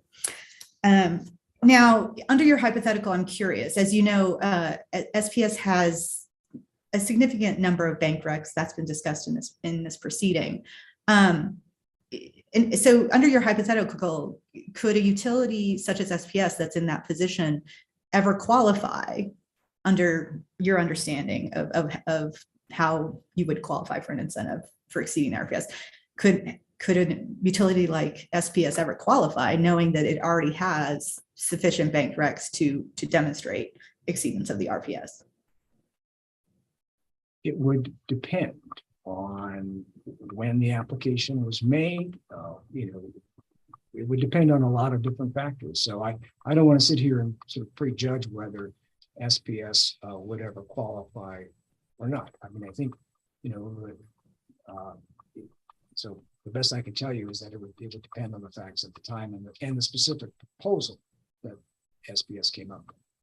But would you agree with me that I believe, let me stipulate for purposes of this hypothetical, that if SPS had sufficient banked RECs currently to demonstrate RPS compliance, let's say through the end of 2030, under your hypothetical, you're saying that SPS would have to acquire energy in the future, and we can only look at the RECs generated from that facility subsequent to 2030 in determining whether they could achieve an incentive, because you can't look at any of the banked RECs when it comes to exceeding the RPS. Is that your position? I think that may very well be the case. And let me ask you just one last question on the language that the hearing examiner went over with you. Apologies. You spoke to SPS's proposal involving the retirement of banked RECs. Is that the entire? Is it that your understanding that that's the entirety of SPS's proposal? Well, please help me out in terms of Sure. what you're ascribing to my description of the entirety of SPS. So do you believe that there's any effect of retiring RECs early that needs to be considered in a proposal? Well, I would say that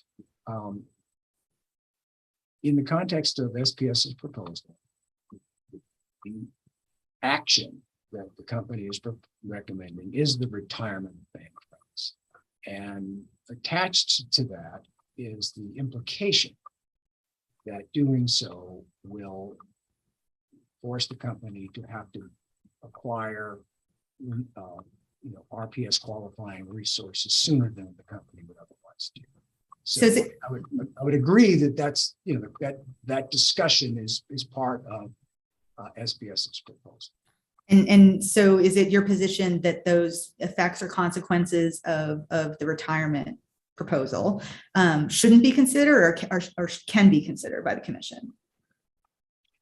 Well, I think the commission can certainly consider it and give it the weight that is appropriate for it. In my view, I don't believe that should be given significant weight, given that the vehicle through which the company is proposing to accomplish this is simply retiring RECs that have already been produced, bank RECs. So I acknowledge, that the company's argument is that this will then cause future actions that will be required. They're unspecified at this time. I acknowledge that, but I don't believe that it should be given significant weight in terms of determining whether an incentive, a financial incentive, should be paid by customers for this proposal. And just one last question. Would Sorry. you agree? I'm sorry, should be paid by customers and you trailed off. For this proposal.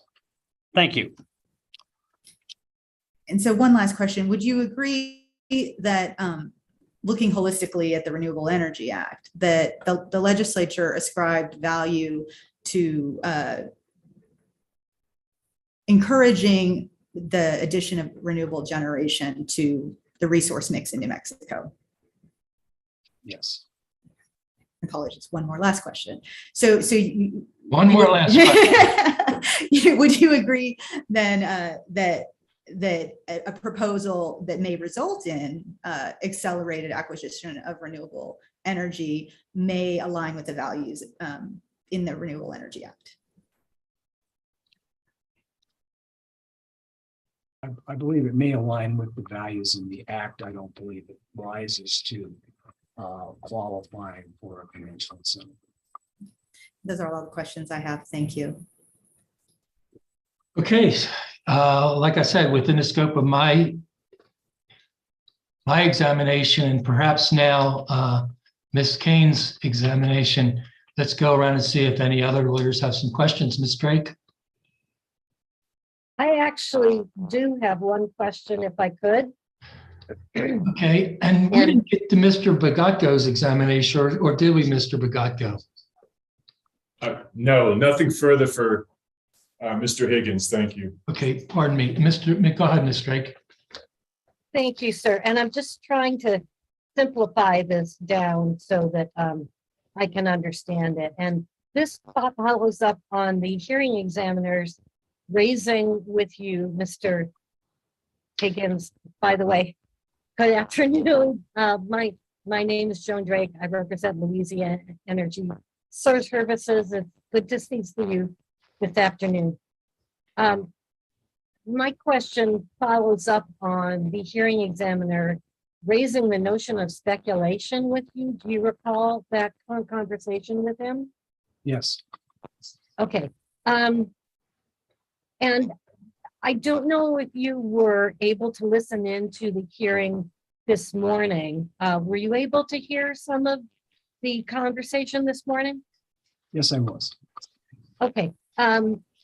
This morning, the hearing examiner actually spoke about an analogy of an incentive by offering an incentive, for example, to his kids. And I can't recall if it was to get good grades or to do chores or whatever, but we've all done that with our kids, right? We tried to get them to do better in school or do their chores or whatever by giving an incentive. And as a mother, I was thinking, yeah, I've done that, but usually the reward comes when the grades are achieved or the chores are done. Is that your experience as well, typically? Yes. So you're an economist, correct? Yes. Okay. So from an economic standpoint, would giving the money, essentially the reward, in advance of the performance make any sense? I don't believe it makes any sense, certainly in this context. So, but in the context of an REA incentive here, which is what we're talking about here, would it make more sense from an economic standpoint to provide the reward at the time that an actual procurement of new renewable resources is made, so that the objective of the statute is achieved when you essentially give the reward? Yes. I think that's all I had, sir. Thank you. Is the reward the REC, which is then banked, or is the reward the incentive payment for the retirement of the banked REC? In this case, the reward we're discussing, or the reward I'm referring to, is the payment of a financial incentive. That is the reward we're discussing, and of course it's in the context of an incentive, and so it's a prompt to do something that is being encouraged by the legislature, and so it's intended to elicit an action as an incentive. That's how I view incentive, and so it's. But in terms of the reward we're discussing, it is the financial incentive payment per se that ratepayers would make to SPS. I'm simple. So the money is not coincident with earning the REC, correct? In the specific proposal, Mr. Hearing Examiner, in this case, SPS has proposed that the money, the financial incentive, would be tied to a specific amount of banked RECs that would be retired. And so in the context of this proposal, there is a correspondence there, but the incentive itself is the payment, the separate payment of as an award or a reward that is distinct from, say, the value of the REC. But it would be, as the companies proposed, they wish to be paid an incentive for retiring bank RECs at the rate of $1 per retired REC. So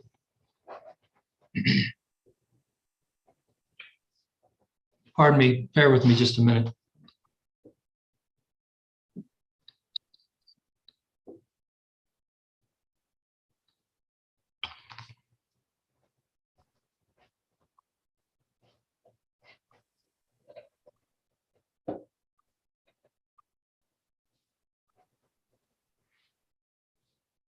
SPS earned the REC by producing, let's call it green energy. Is that a fair understanding? Yes. They earned a REC sometime in the past. The REC was banked. Correct. Am I understanding correctly that SPS now wants to convert their bank REC into money? Yes, in a sense. I would say that they are not seeking to sell the REC, which is a way that we normally convert things into money. Right. They're seeking to retire the REC, which by itself is not a financial transaction, but they wish to be paid an incentive by customers for retiring the bank. Thank you.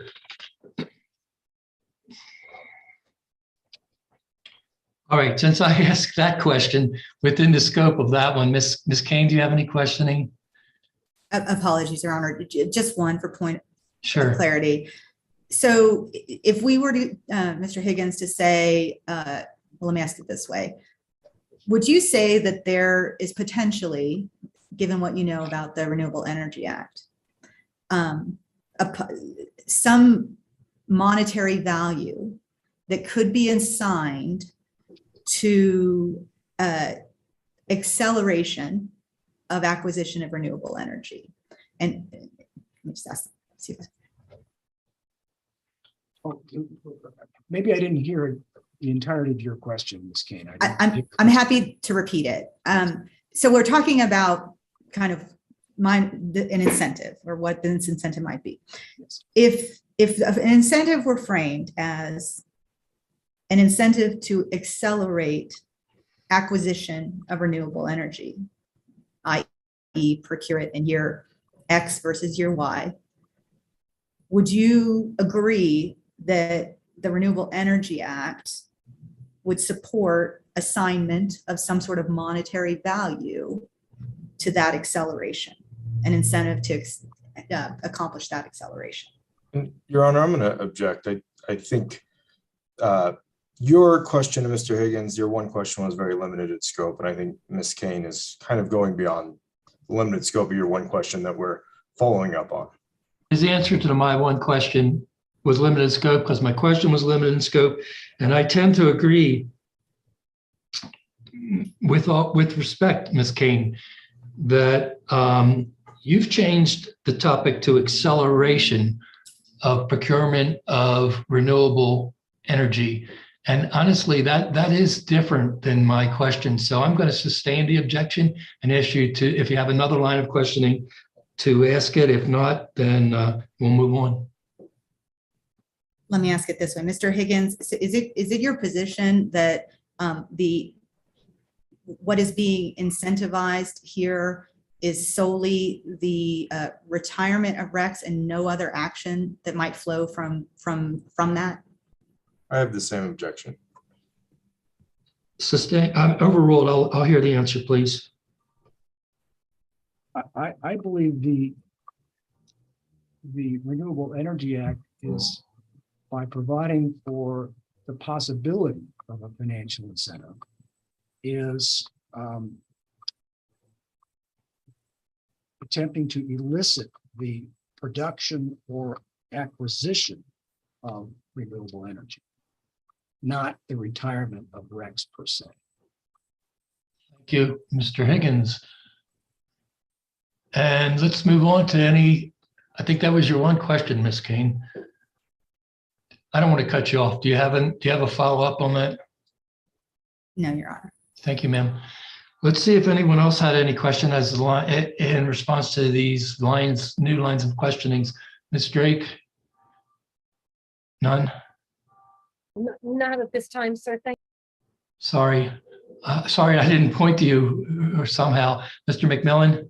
None, Your Honor. Mr. Rushoff?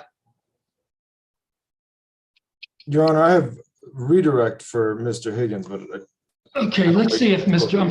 Brigotko had any other questioning as well. No, thank you. Okay, so the redirect should be within the scope. Go ahead, Mr. Rushoff.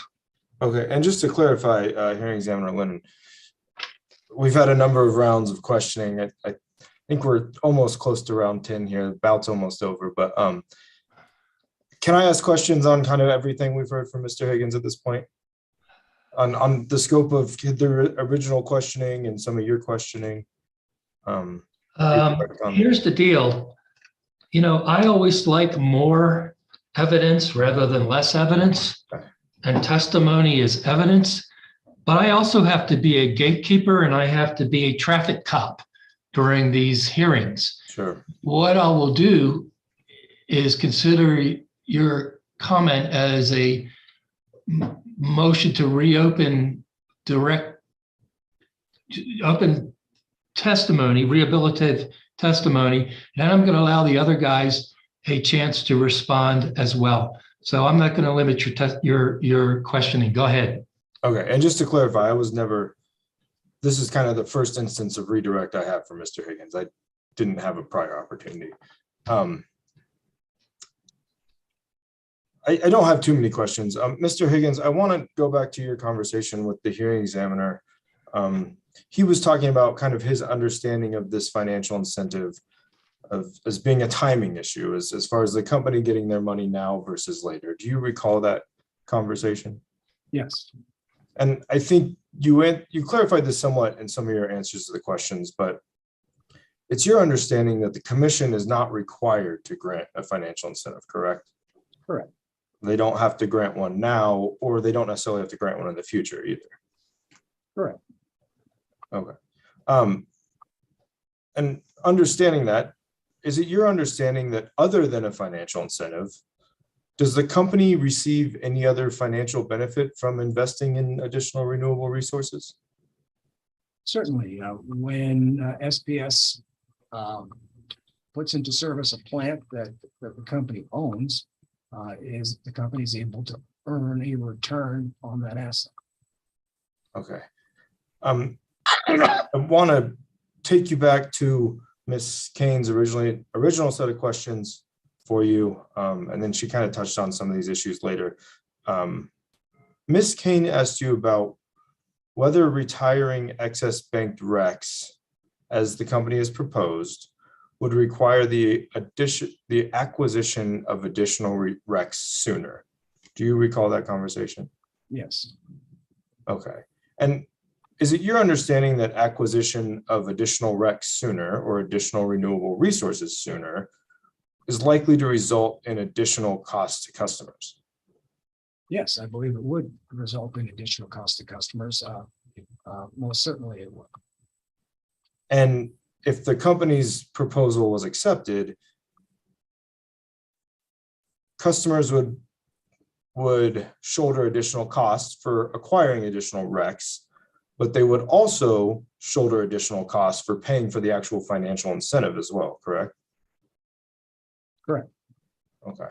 And Ms. Kane asked you a number of questions regarding sort of the uncertainty of future resources and the effect of retiring RECs early. Do you recall that? Yes, I believe Ms. Kane stated that retiring RECs early may result in accelerated acquisition of renewable energy. Do you recall that? yes. In your opinion, do you believe the commission should wait to clarify and define some of that uncertainty regarding new future renewable resources before granting a financial incentive? Yes, I mean, sort of consistent with even my response to our hearing examiner with the hypothetical. In the hypothetical, I was positing it would involve a specific proposal to make an investment. So yes, the answer to your question is yes, I do believe that an incentive should be in the nature of being tied to a specific proposal for investment. Sure. And to wrap this up, the commission doesn't need to grant a financial incentive now based on the promise of future resources. SPS can later seek a financial incentive when it actually proposes to acquire more financial or more renewable resources, correct? Correct. Okay, those are all my questions. Great. In light of that questioning, let's see if anybody else has any questions. I think it's appropriate to go to Ms. Cade first, so I'll ask you, Ms. Cade. No, Your Honor, no further questions. In no particular order, Mr. McMillan, No questions. Ms. Drake. No questions, sir. Thank you. Thank you, ma'am. Mr. Bogatko. No, thank you. Okay, Mr. Rushoff, can we release this witness, please? Yes, we can. Mr. Higgins, thank you very much for being here and bearing with my limited interrogation, if you will. Have a great day. Thank you very much. The pleasure was mine. Thank you. Okay, let's see where we are now. I guess we are with Ms. Leba Cicero from staff. Is that correct, Mr. Bogatko? That is correct.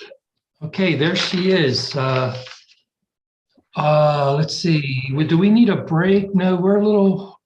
I think maybe we should take one before we start her. What do you think of that idea, guys? Whatever makes Mr. Lee happy. Mr. Lee, will you be happy if we take a 5-minute break? Yes, sir. There you go. 5 minutes. Right then. 3:02. We'll be back at 3:07.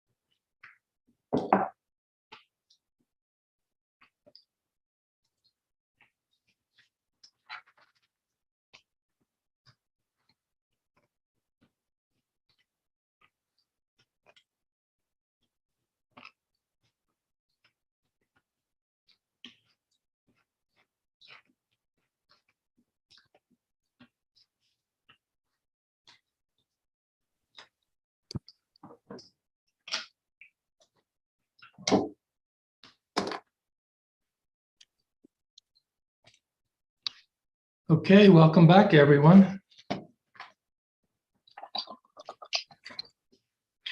Before Mr. Lee starts, is there anything we can discuss off the record or we should discuss? No? Okay. Let's wait for Ms. Drake.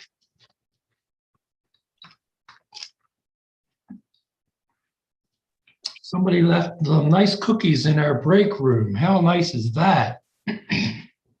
It's only nice if you share them with the rest of us. I already ate mine. It's gone. I think there are 2 down there, but it's probably a long walk for you, Miss Drake. Yeah, too long. Oh, okay, we're all here. Instead of wasting time, let's go back on the record, Mr. Lee. Thank you, everyone. We're back on the record. We kept it to 5 minutes, and I really do appreciate that. Mr. Bogotko, I think you were about to call your only witness, actually. You ready? That's correct. And Staff would call Miss Alicia C. Leyva Tercero to the stand, please. please be sworn, Miss Leyva Tercero.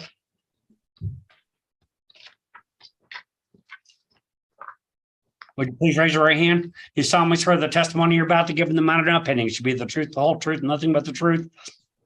Yes, I do. Thank you. And thank you as well. Mr. Bogotko, your witness. Thank you. Good afternoon, Miss Leyva Tercero. How are you? Good afternoon. I'm doing well. How are you? I am fine. Do you recollect filing some testimony in this case back on September 22nd, 2022? Yes, I do. And I sure hope you've got a copy of that testimony in front of you. I've provisionally marked it as Staff Exhibit 1. Do you have that, Miss Leyva Tercero? Yes. Would you take a moment and just please flip through that, make sure it is a complete and accurate copy of the testimony you filed to be caused in this case, or you caused to be filed in this case, pardon me. Yes, it is. And Ms. Leyva Tercero, well, let's back up here a second. It is my understanding that you do not have any corrections to make to this testimony. Am I correct in that understanding? That's correct. I do not have any corrections. And then finally, if you were asked the same questions today at this public hearing as what we see in your direct testimony, would your answers to those questions still be the same, or would you have cause to change them now? Yes, my answers would be the same. All right. Well, thank you for that. Well, with that, Mr. Hearing Examiner, I would move for admission into the record Ms. Leyva Tercero's direct testimony marked as Staff Exhibit 1. Okay, since I think it's important, I'm going to ask everybody individually again. Ms. Drake, any opposition? No objection, sir. Mr. McMillan? No objection. Mr. Rushoff? No objection. And certainly not least, Ms. Kane. No objection. Wow, thank you all. You make it pretty easy. I'm not ignoring you, Mr. Jensen. Mr. Rushoff just grabbed the tiller, as we say in sailboat terms.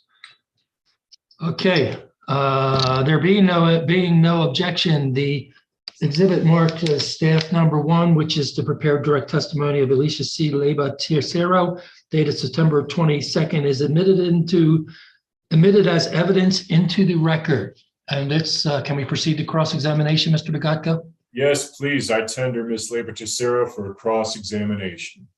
I think it should be Ms. Kane, but did you guys reach an order? You did. You agreed that the first one would be the Attorney General's office, and they've elected not to participate. You guys apparently agreed that the next in line would be OPL. Is that correct? Okay, let's stick to the order. Go ahead, Mr. McMillan. No cross, Oh, Your sorry. Honor. Yeah, go ahead. No cross, Your Honor. Oh, thank you. I shouldn't sound so happy about that, but okay, no cross, it's your prerogative. Next would be New Mexico Large Customers Group. Also no questions. Okay. Ms. Drake No questions, thank you. and SPS, last but not least, I just have a few very brief questions, Your Honor. please. Good afternoon, Ms. Leyva Tercero.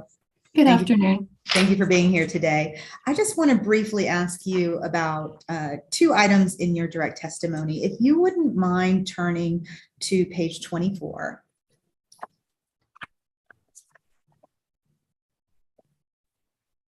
Okay. And you're at lines 4 and 5, the question that's asked is whether or not you recommend approval of SPS's financial incentive, and you respond, no, not at this time. Is that correct? Correct. And then I'm going to take you down to kind of the end of the first paragraph of your answer, and where part of line 14, where you say further SPS's projections to procure additional renewable energy approximately. I'm sorry. Projections too. I missed the next word. Apologies. SPS's projections to procure additional renewable energy approximately 2 years earlier than would be required if the financial incentive were denied and the company only retired the RECs needed to meet current standards are uncertain, as there is inherent uncertainty in any projection. So, Ms. Leva-Tutera, I just want to make sure I understand. Is it your position that for purposes of a financial incentive under the RPS rules, that the utility must identify a specific procurement, like specific generation facility or perhaps a PPA, in order to obtain a financial incentive? Yes, based on my reading of the Renewable Energy Act, the utility has to produce or acquire renewable energy to be eligible for an incentive. And SPS has not made any proposal to do so at this time in this case. And when you say SPS hasn't made any proposal, that's because what in your mind would be considered a sufficient proposal?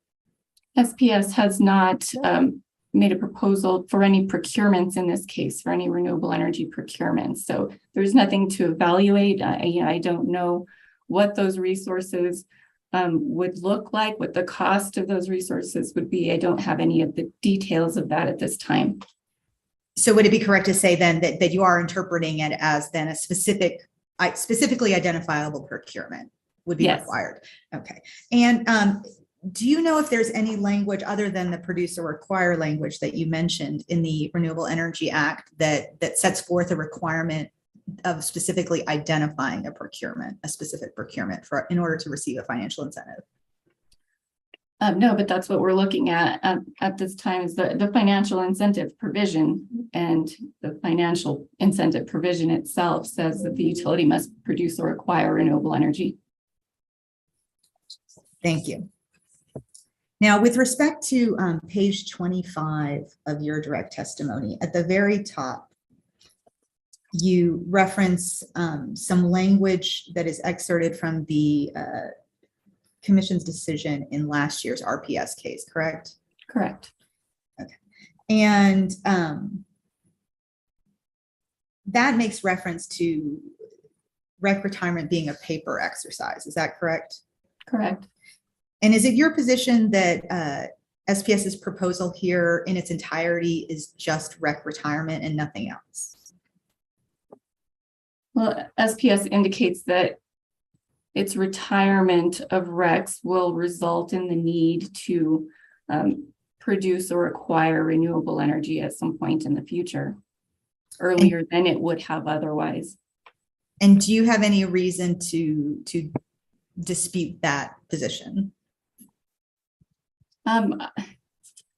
I don't, but at the same time, we don't know exactly when that will occur. And again, I don't have a resource procurement proposal in front of me at this time. And I think that's something that's necessary to be able to evaluate whether or not an incentive should be awarded. Okay. That's the entirety of my questions for you. I really appreciate your time. Thank you. Thank you. Any other questioning from any other attorneys for parties? Okay, well, I have a follow-up to Ms. Keynes because something needs to be clear up to me. Ms. Leva-Tutera, are you familiar with the burden of proof in cases such as the one before us, and specifically the one before us? Yes. And what is that burden of proof? And who has it? Well, the company, if it's making a request for something, then the company has the burden of proof to demonstrate that it should be granted its request. Thank you. Okay. See if I have any other questions.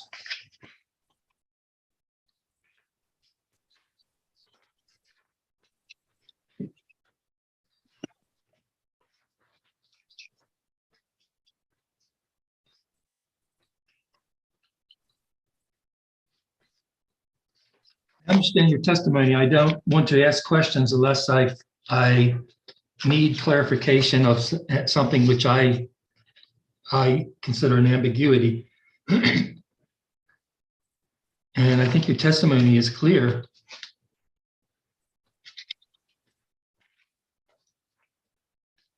So I don't have any further questions, but since I did ask one limited question about burden of proof, I'll allow a follow-up probably from Ms. Kane. No, okay. Any follow-up from anybody else here? Okay. So Mr. Bogatko, can we release Ms. Leibetizero?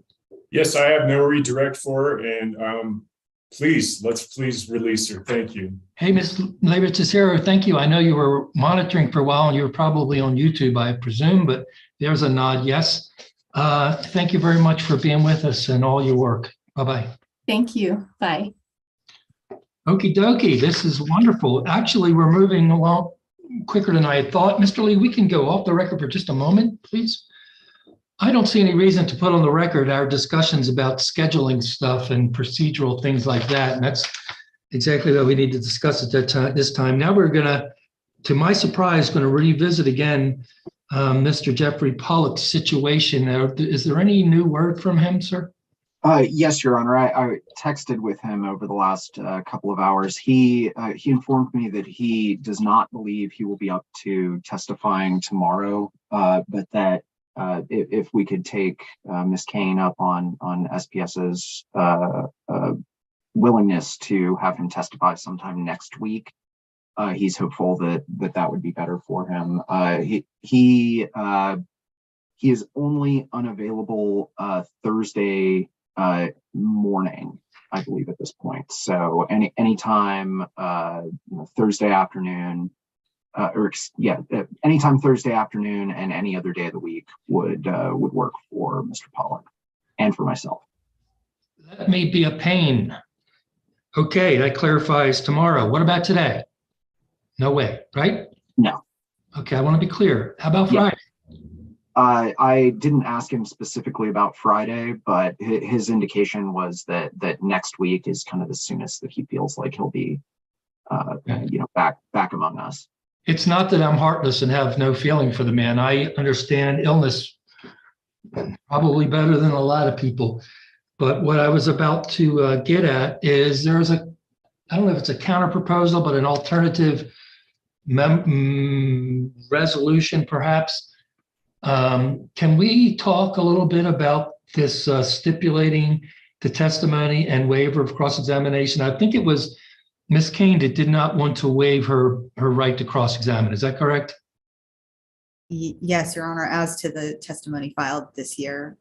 Okay, I get it. And I agree. You know, if I were a represented client, I mean, that's why I'm here, to cross-examine the witness. And I wouldn't be so quick to go give it up just because you're a nice guy and the poor man is suffering an illness.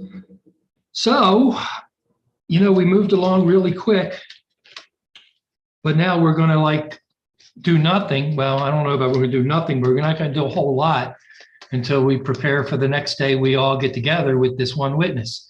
Am I seeing that accurately? Is there any other way to look at this? Okay, that's how I see it too. So you were proposing that we continue this case until Thursday, the 3rd of November. Is that correct, Mr. McMillan? Well, I was saying, Your Honor, that his only conflict next week, and for that matter, my only conflict next week is Thursday morning. So, okay. I sorry, I was wrong. Okay, so October 31st, I've got some stuff to do, but that's certainly next week. Did he say next Monday of next week? Muted. Sorry, that was accidental. He didn't specify next week that Monday or any other day was particularly good. I assume that later in the week would be better for him, just because that would give him more time to recover. Sure. Because my question to him was generally, do you have conflicts next week? Not how do you feel about Monday, Tuesday, Wednesday, and trying to get a very specific idea of that. Okay, well, I've been talking a lot. Let's see what other people think. Ms. Kane, what's your position if you have one on this? Well, first, I want to be clear that we are very sympathetic, and this is not intended in any way to make things difficult for Mr.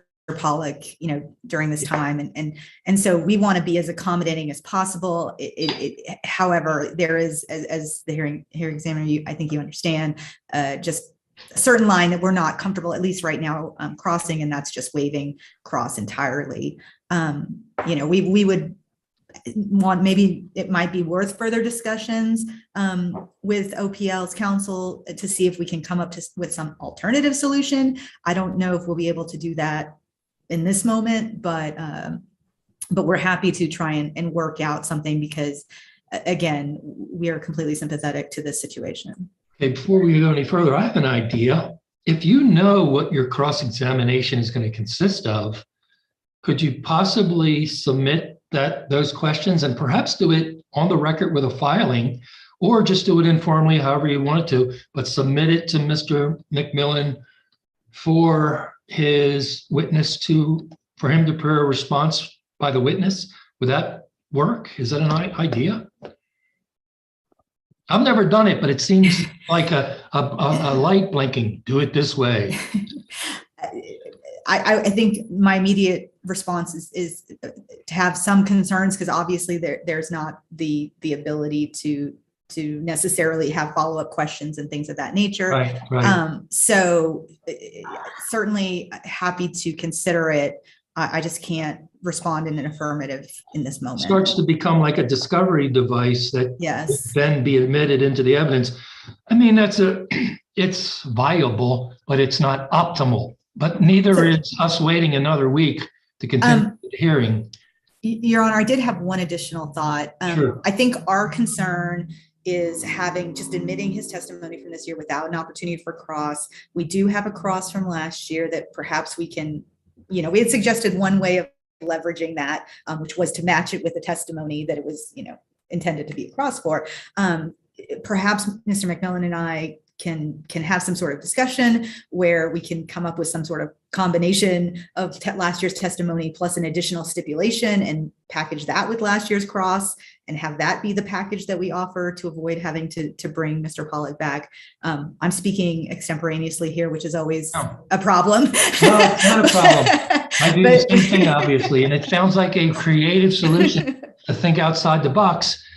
Because, see, it's not just about this case, but it shifts this case further into the future for a decision and RD and exceptions, time period, and all that stuff. And frankly, I've got other cases, and I've got, I just did another case last week, and it's continuing into this November 7th and November 9th. So that one gets set back. I know Mr. Lee's got other obligations. And it starts to get weird because we've all got other stuff going on. So yeah, it behooves us to work something out. But, I don't want to, I'm going to make this perfectly clear. I don't want to allow any type of prejudicial, reversible procedural error. And I would only allow a variation from the normal way of hearing a case if all of the parties consented thereto, thereby negating any peril that there would be an error which would be presented to court, by anybody. I don't know how we're going to roll on this even. So I'm not presuming that I know. Don't get the wrong impression there. But it's too early for anything like that. But it's got to be done step at a time, unless there's an exception to the rule. So the way I see where we are right now is you guys, well, Mr. McMillan probably moved for a continuance, which means we don't stop the case. We just recess until it's restarted. Again, on another date, probably next Wednesday or Friday. And then hopefully Mr. Lee might be available, or somebody, hopefully Mr. Lee would be available. And then we just proceed as if it didn't happen, like there wasn't 9 or 10 days in between. And that's just the way it's going to be. If we do that, I would strongly encourage, and I would do this in every case, it's not just this case. You know, I don't know why more lawyers don't pick up the phone and say, hey, fellow lawyer, is there something we can do to work this out an easier way rather than a harder way? So I encourage lawyers and advocates for adversaries. Sounds like a 12-step group. I suggest that advocates for adversaries talk to each other. And if we set it, say, for next Friday, you know, you guys have like 9 days to knock something out sooner rather than later. Great idea, Ms. Kane. If you guys can stick to the admissibility of that stuff, including the other case, and like, you know, I consider that a very distinct case. But what we have, forget that it's a case, what we have is sworn testimony of the witness at a hearing being examined by you guys. So it's not just, you know, that's enough. And he's subjecting himself to cross-examination. So maybe it is appropriate. Yeah. So so let me see how you guys stand on this stuff. Let's hear from Mr. Bogatko. You've been kind of pensive there. What do you think? It sounds like a plan. I mean, you could pencil in, or I guess schedule a date for next week. And then if in the interim they come up with something that dispenses with the need for a follow-on public hearing just for that one witness, then so be it. But I think it all rests and devolves ultimately to SPS and its preferences on how to proceed and the extent to which it's comfortable with doing this sort of novel approach. Thank you, John. Appreciate it. Ms. Drake, what do you think? I would agree with what Mr. Bogatko just said. Thank you, ma'am. Mr. Rushoff or Mr. Jensen, either or? I just have one comment. One, to clarify, we don't have any cross for Mr. Pollock. So just if we do reschedule, I think it'll be quick, which is good. And I would just ask, we're open to rescheduling. I think probably be either me or Mr. Jensen at the continued portion. I hope that's okay with everyone. It's my only comment. Like I said, you guys are welcome to divvy up your work however you like. I don't get involved in how lawyers represent their clients. So yeah, that's fine with me. Okay, and have we heard from everybody as to doing this? Mr. McMillan, are you going? Sorry, Ms. Kane, did I cut you off?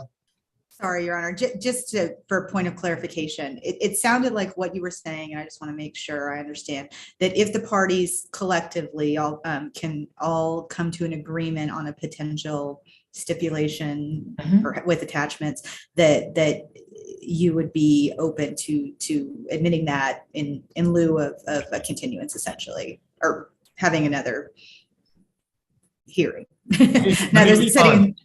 No, we would not need the remainder of the evidentiary portion of this hearing if you guys reached an agreement.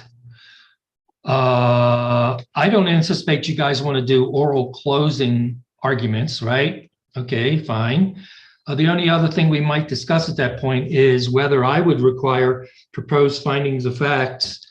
And I can tell you, I anticipated asking you for proposed findings of facts, which in Word form, so I can use them if necessary to prepare the recommended decision.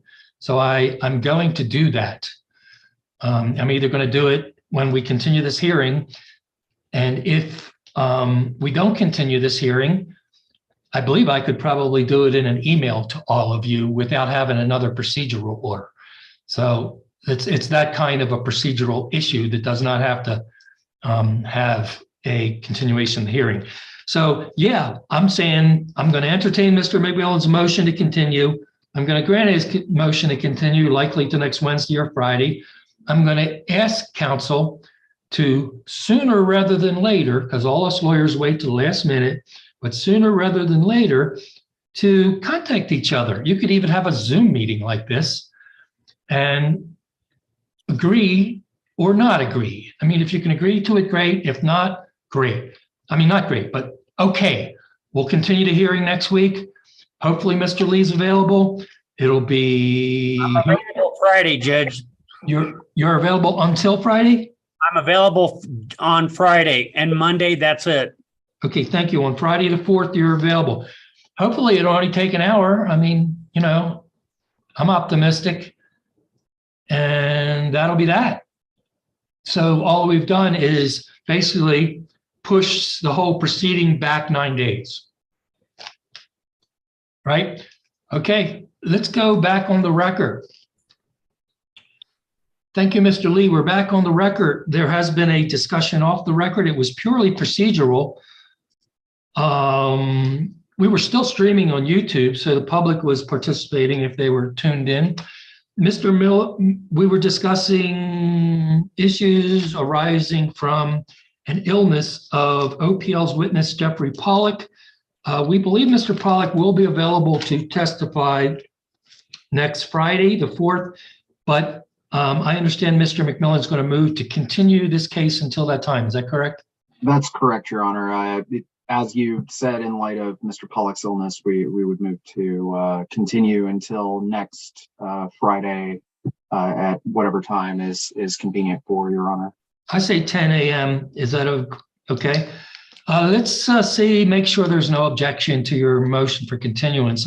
We have discussed this off the record, but I'm going to go through it. Ms. Drake, any objection? No objection. Mr. Rushoff or Mr. Jensen? No objection, but would it be possible to do 9 a.m. as opposed to 10? It would be possible. Thank you. Mr. Jensen, any objection? Well, you're co-counsel, so he just asked for 9. You want 11, right? No, Your Honor, Mr. Rushoff and I will coordinate our schedules, but no objection from us. Thank you. Sorry for the levity. Mr. Bogatko, any position? No objection. Okay, Ms. Kane? No objection, Your Honor. Okay, there be no objection. This case will recess for today, but we will reconvene at 9 a.m. on Friday, November 4th to continue the case and to hear the testimony and then to cross-examine Mr. Jeffrey Pollock. And so that's granted. And I have a suggestion, as I suggested also for the record. I suggest that council communicate with each other voluntarily and freely. And please, if it's possible to not have to reconvene or continue this case on the 4th by way of an agreement. I don't like to use the word stipulation within the agency. It has a different defined regulatory meaning. But if you guys can reach an agreement as to the admissibility of his direct testimony, however you reach that, it's up to you. If you all agree on it, I'm very likely to rule favorably on a motion to admit as an alternative to live testimony. And that would be that, actually. Okay, I see heads nodding in approval and none moving in disapproval. There was one other thing we discussed while we were on a brief recess, and that was that no one wanted to have oral closing arguments. We did not discuss written closing arguments, and no one asked for it. Does anybody, just in case we don't meet next Friday, does anybody specifically request written closings? Your Honor, by written closings, do you mean something distinct from post-hearing briefing? No, I mean post-hearing briefing, call it what you like. Yeah, same thing. Now that is distinct from proposed finding of facts, basically, in my opinion. In that case, Your Honor, I think OPL would request post-hearing briefing. Okay, well, if everybody's going to have it, I mean, if you're going to have it, everybody's going to have it. And that's where we stand on that. Does anybody feel strongly that there should not be post-hearing briefing? No, I don't have any response whatsoever for the record. So there will be post-hearing briefing. I'm going to go through this now just in case we don't meet again next Friday. Usually I like it as quickly as possible. That means you guys have to work a lot. So I suggest 1 week. Anybody have any problem with 1 week? No? Okay, that would be the From today or from Friday? from next Friday, which would be the Oh, 11th. from next Friday. Okay, Yes. I'm sorry. November 11th.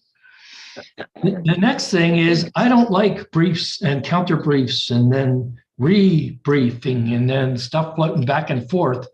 I really see a brief more or less as like a trial summation of a trial on the merits before, say, a jury or other trier of fact, where you summarize what you've proven in your case or what you have refuted or rebutted, if you will, and therefore thereby causing a deficiency in the movement's case or the party with the burden of proof.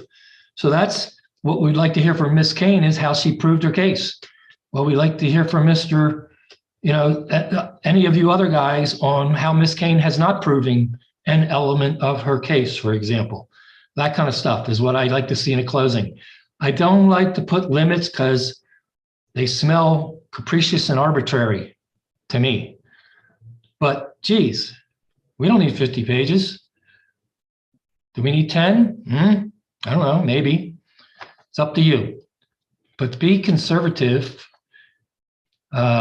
Treat your client's billing right. Save them some money. Be succinct. Be clear. And so I'm going to issue from now on the record a order that there shall be closing briefs, AKA summations, all simultaneously by close of business, filed on February 11th, 2022. There will be no response briefs or other briefs, other types of pleadings in response to the briefs. Yes, ma'am. Apologies. I believe that's Veterans Day. I haven't looked to see if you all are open that day. Oh, you know what? You're absolutely right. I apologize. Geez.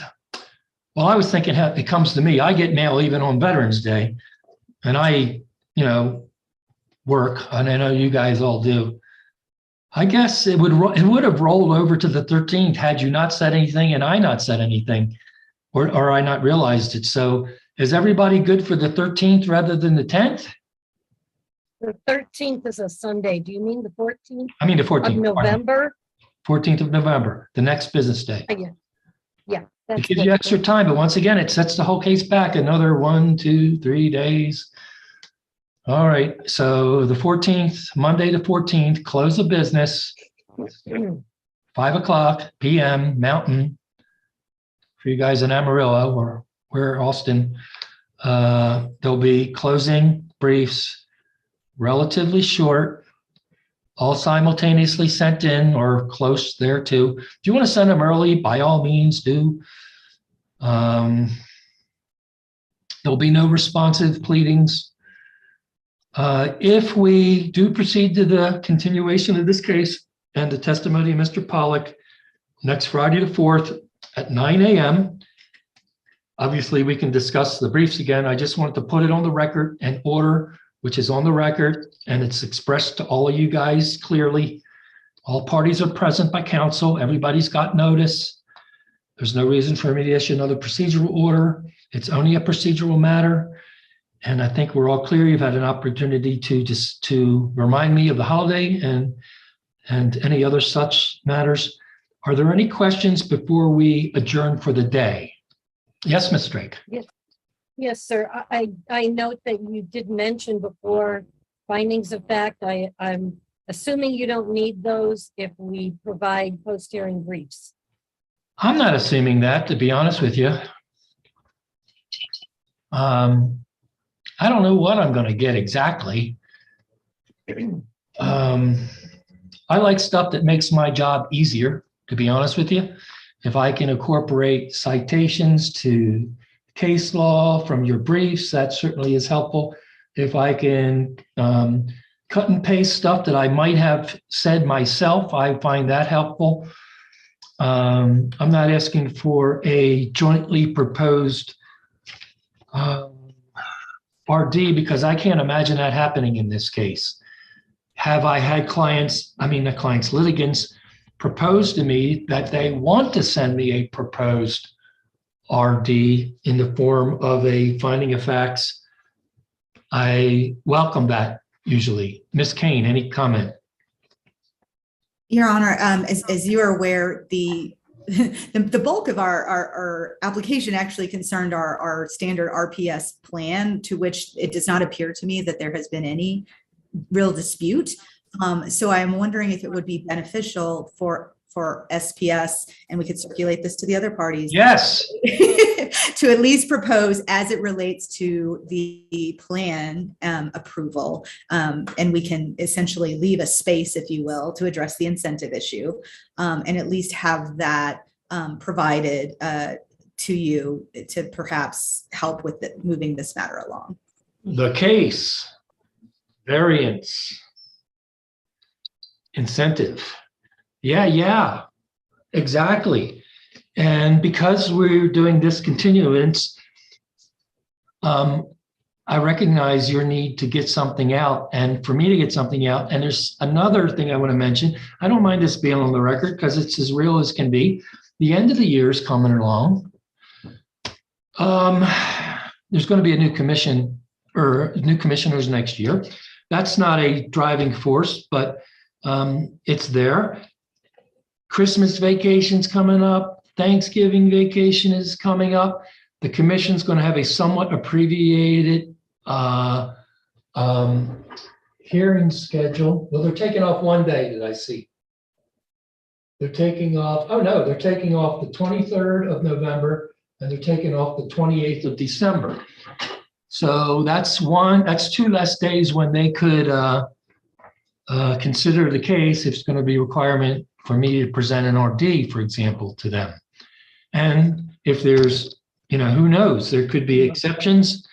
There's a time period I got to wait for exceptions. If there are exceptions, the OGC has to consider them and recommend whatever they recommend, the disposition by the commission. All this stuff takes time. And actually, we're running out of time this year. And these are all reasons they were reasons to have Mr. Pollack testify today.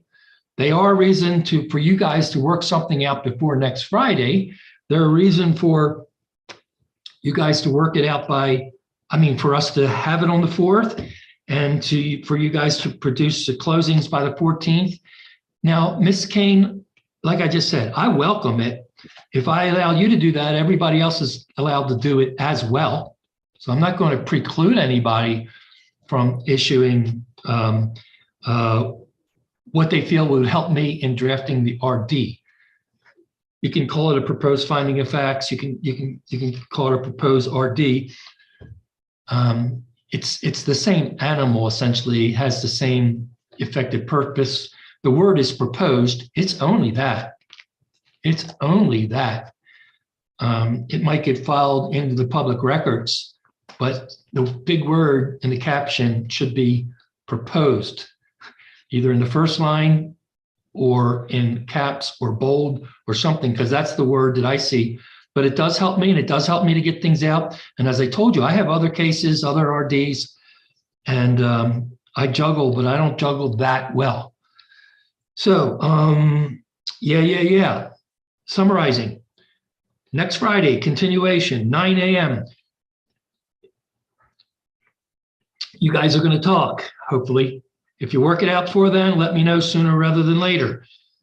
Regardless of whether we work it out or not, and if you do, submit some sort of pleading with the attachments and stuff, file it. And you might want to give me a proposed order to sign that it's admitted, something like that.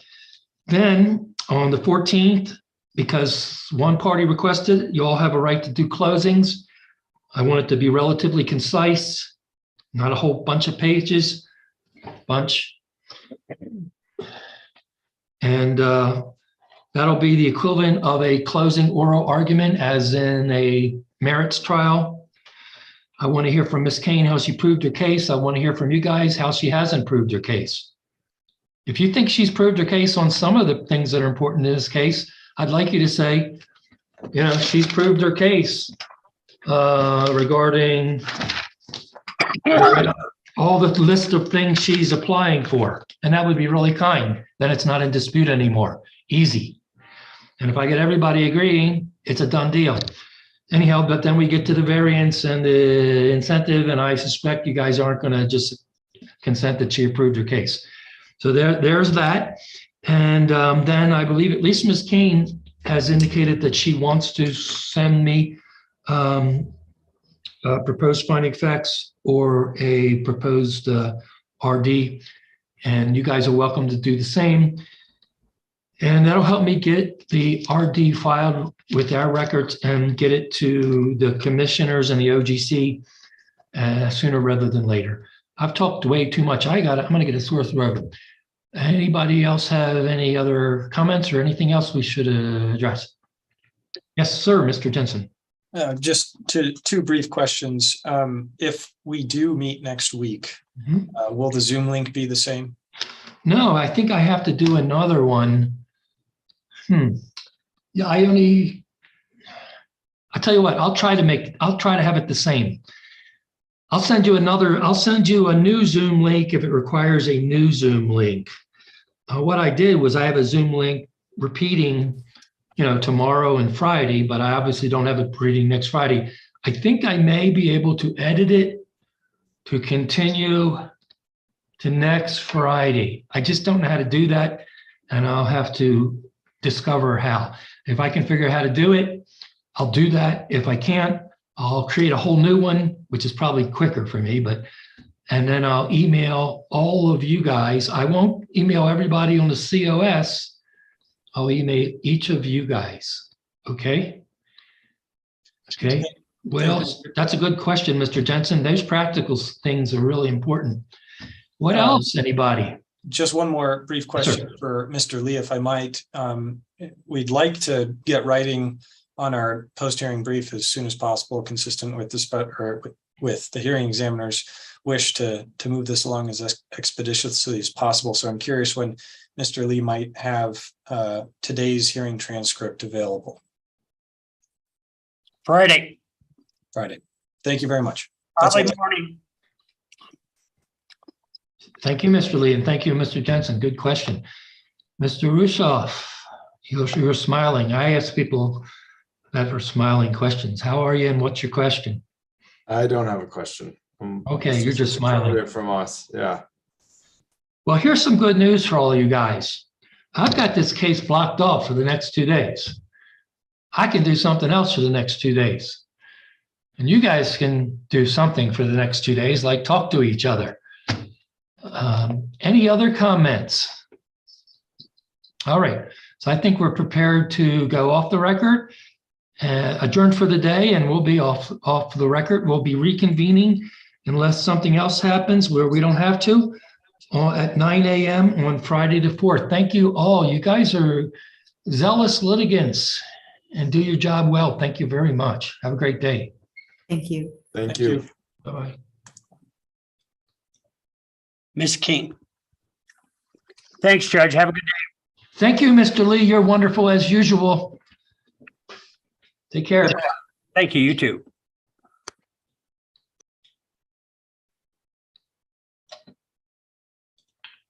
Okay, I'm going to stop the live stream if anybody out there is monitoring, and I'm just going to, there's nobody here in the Zoom meeting. That concludes our Zoom for today. Thank you.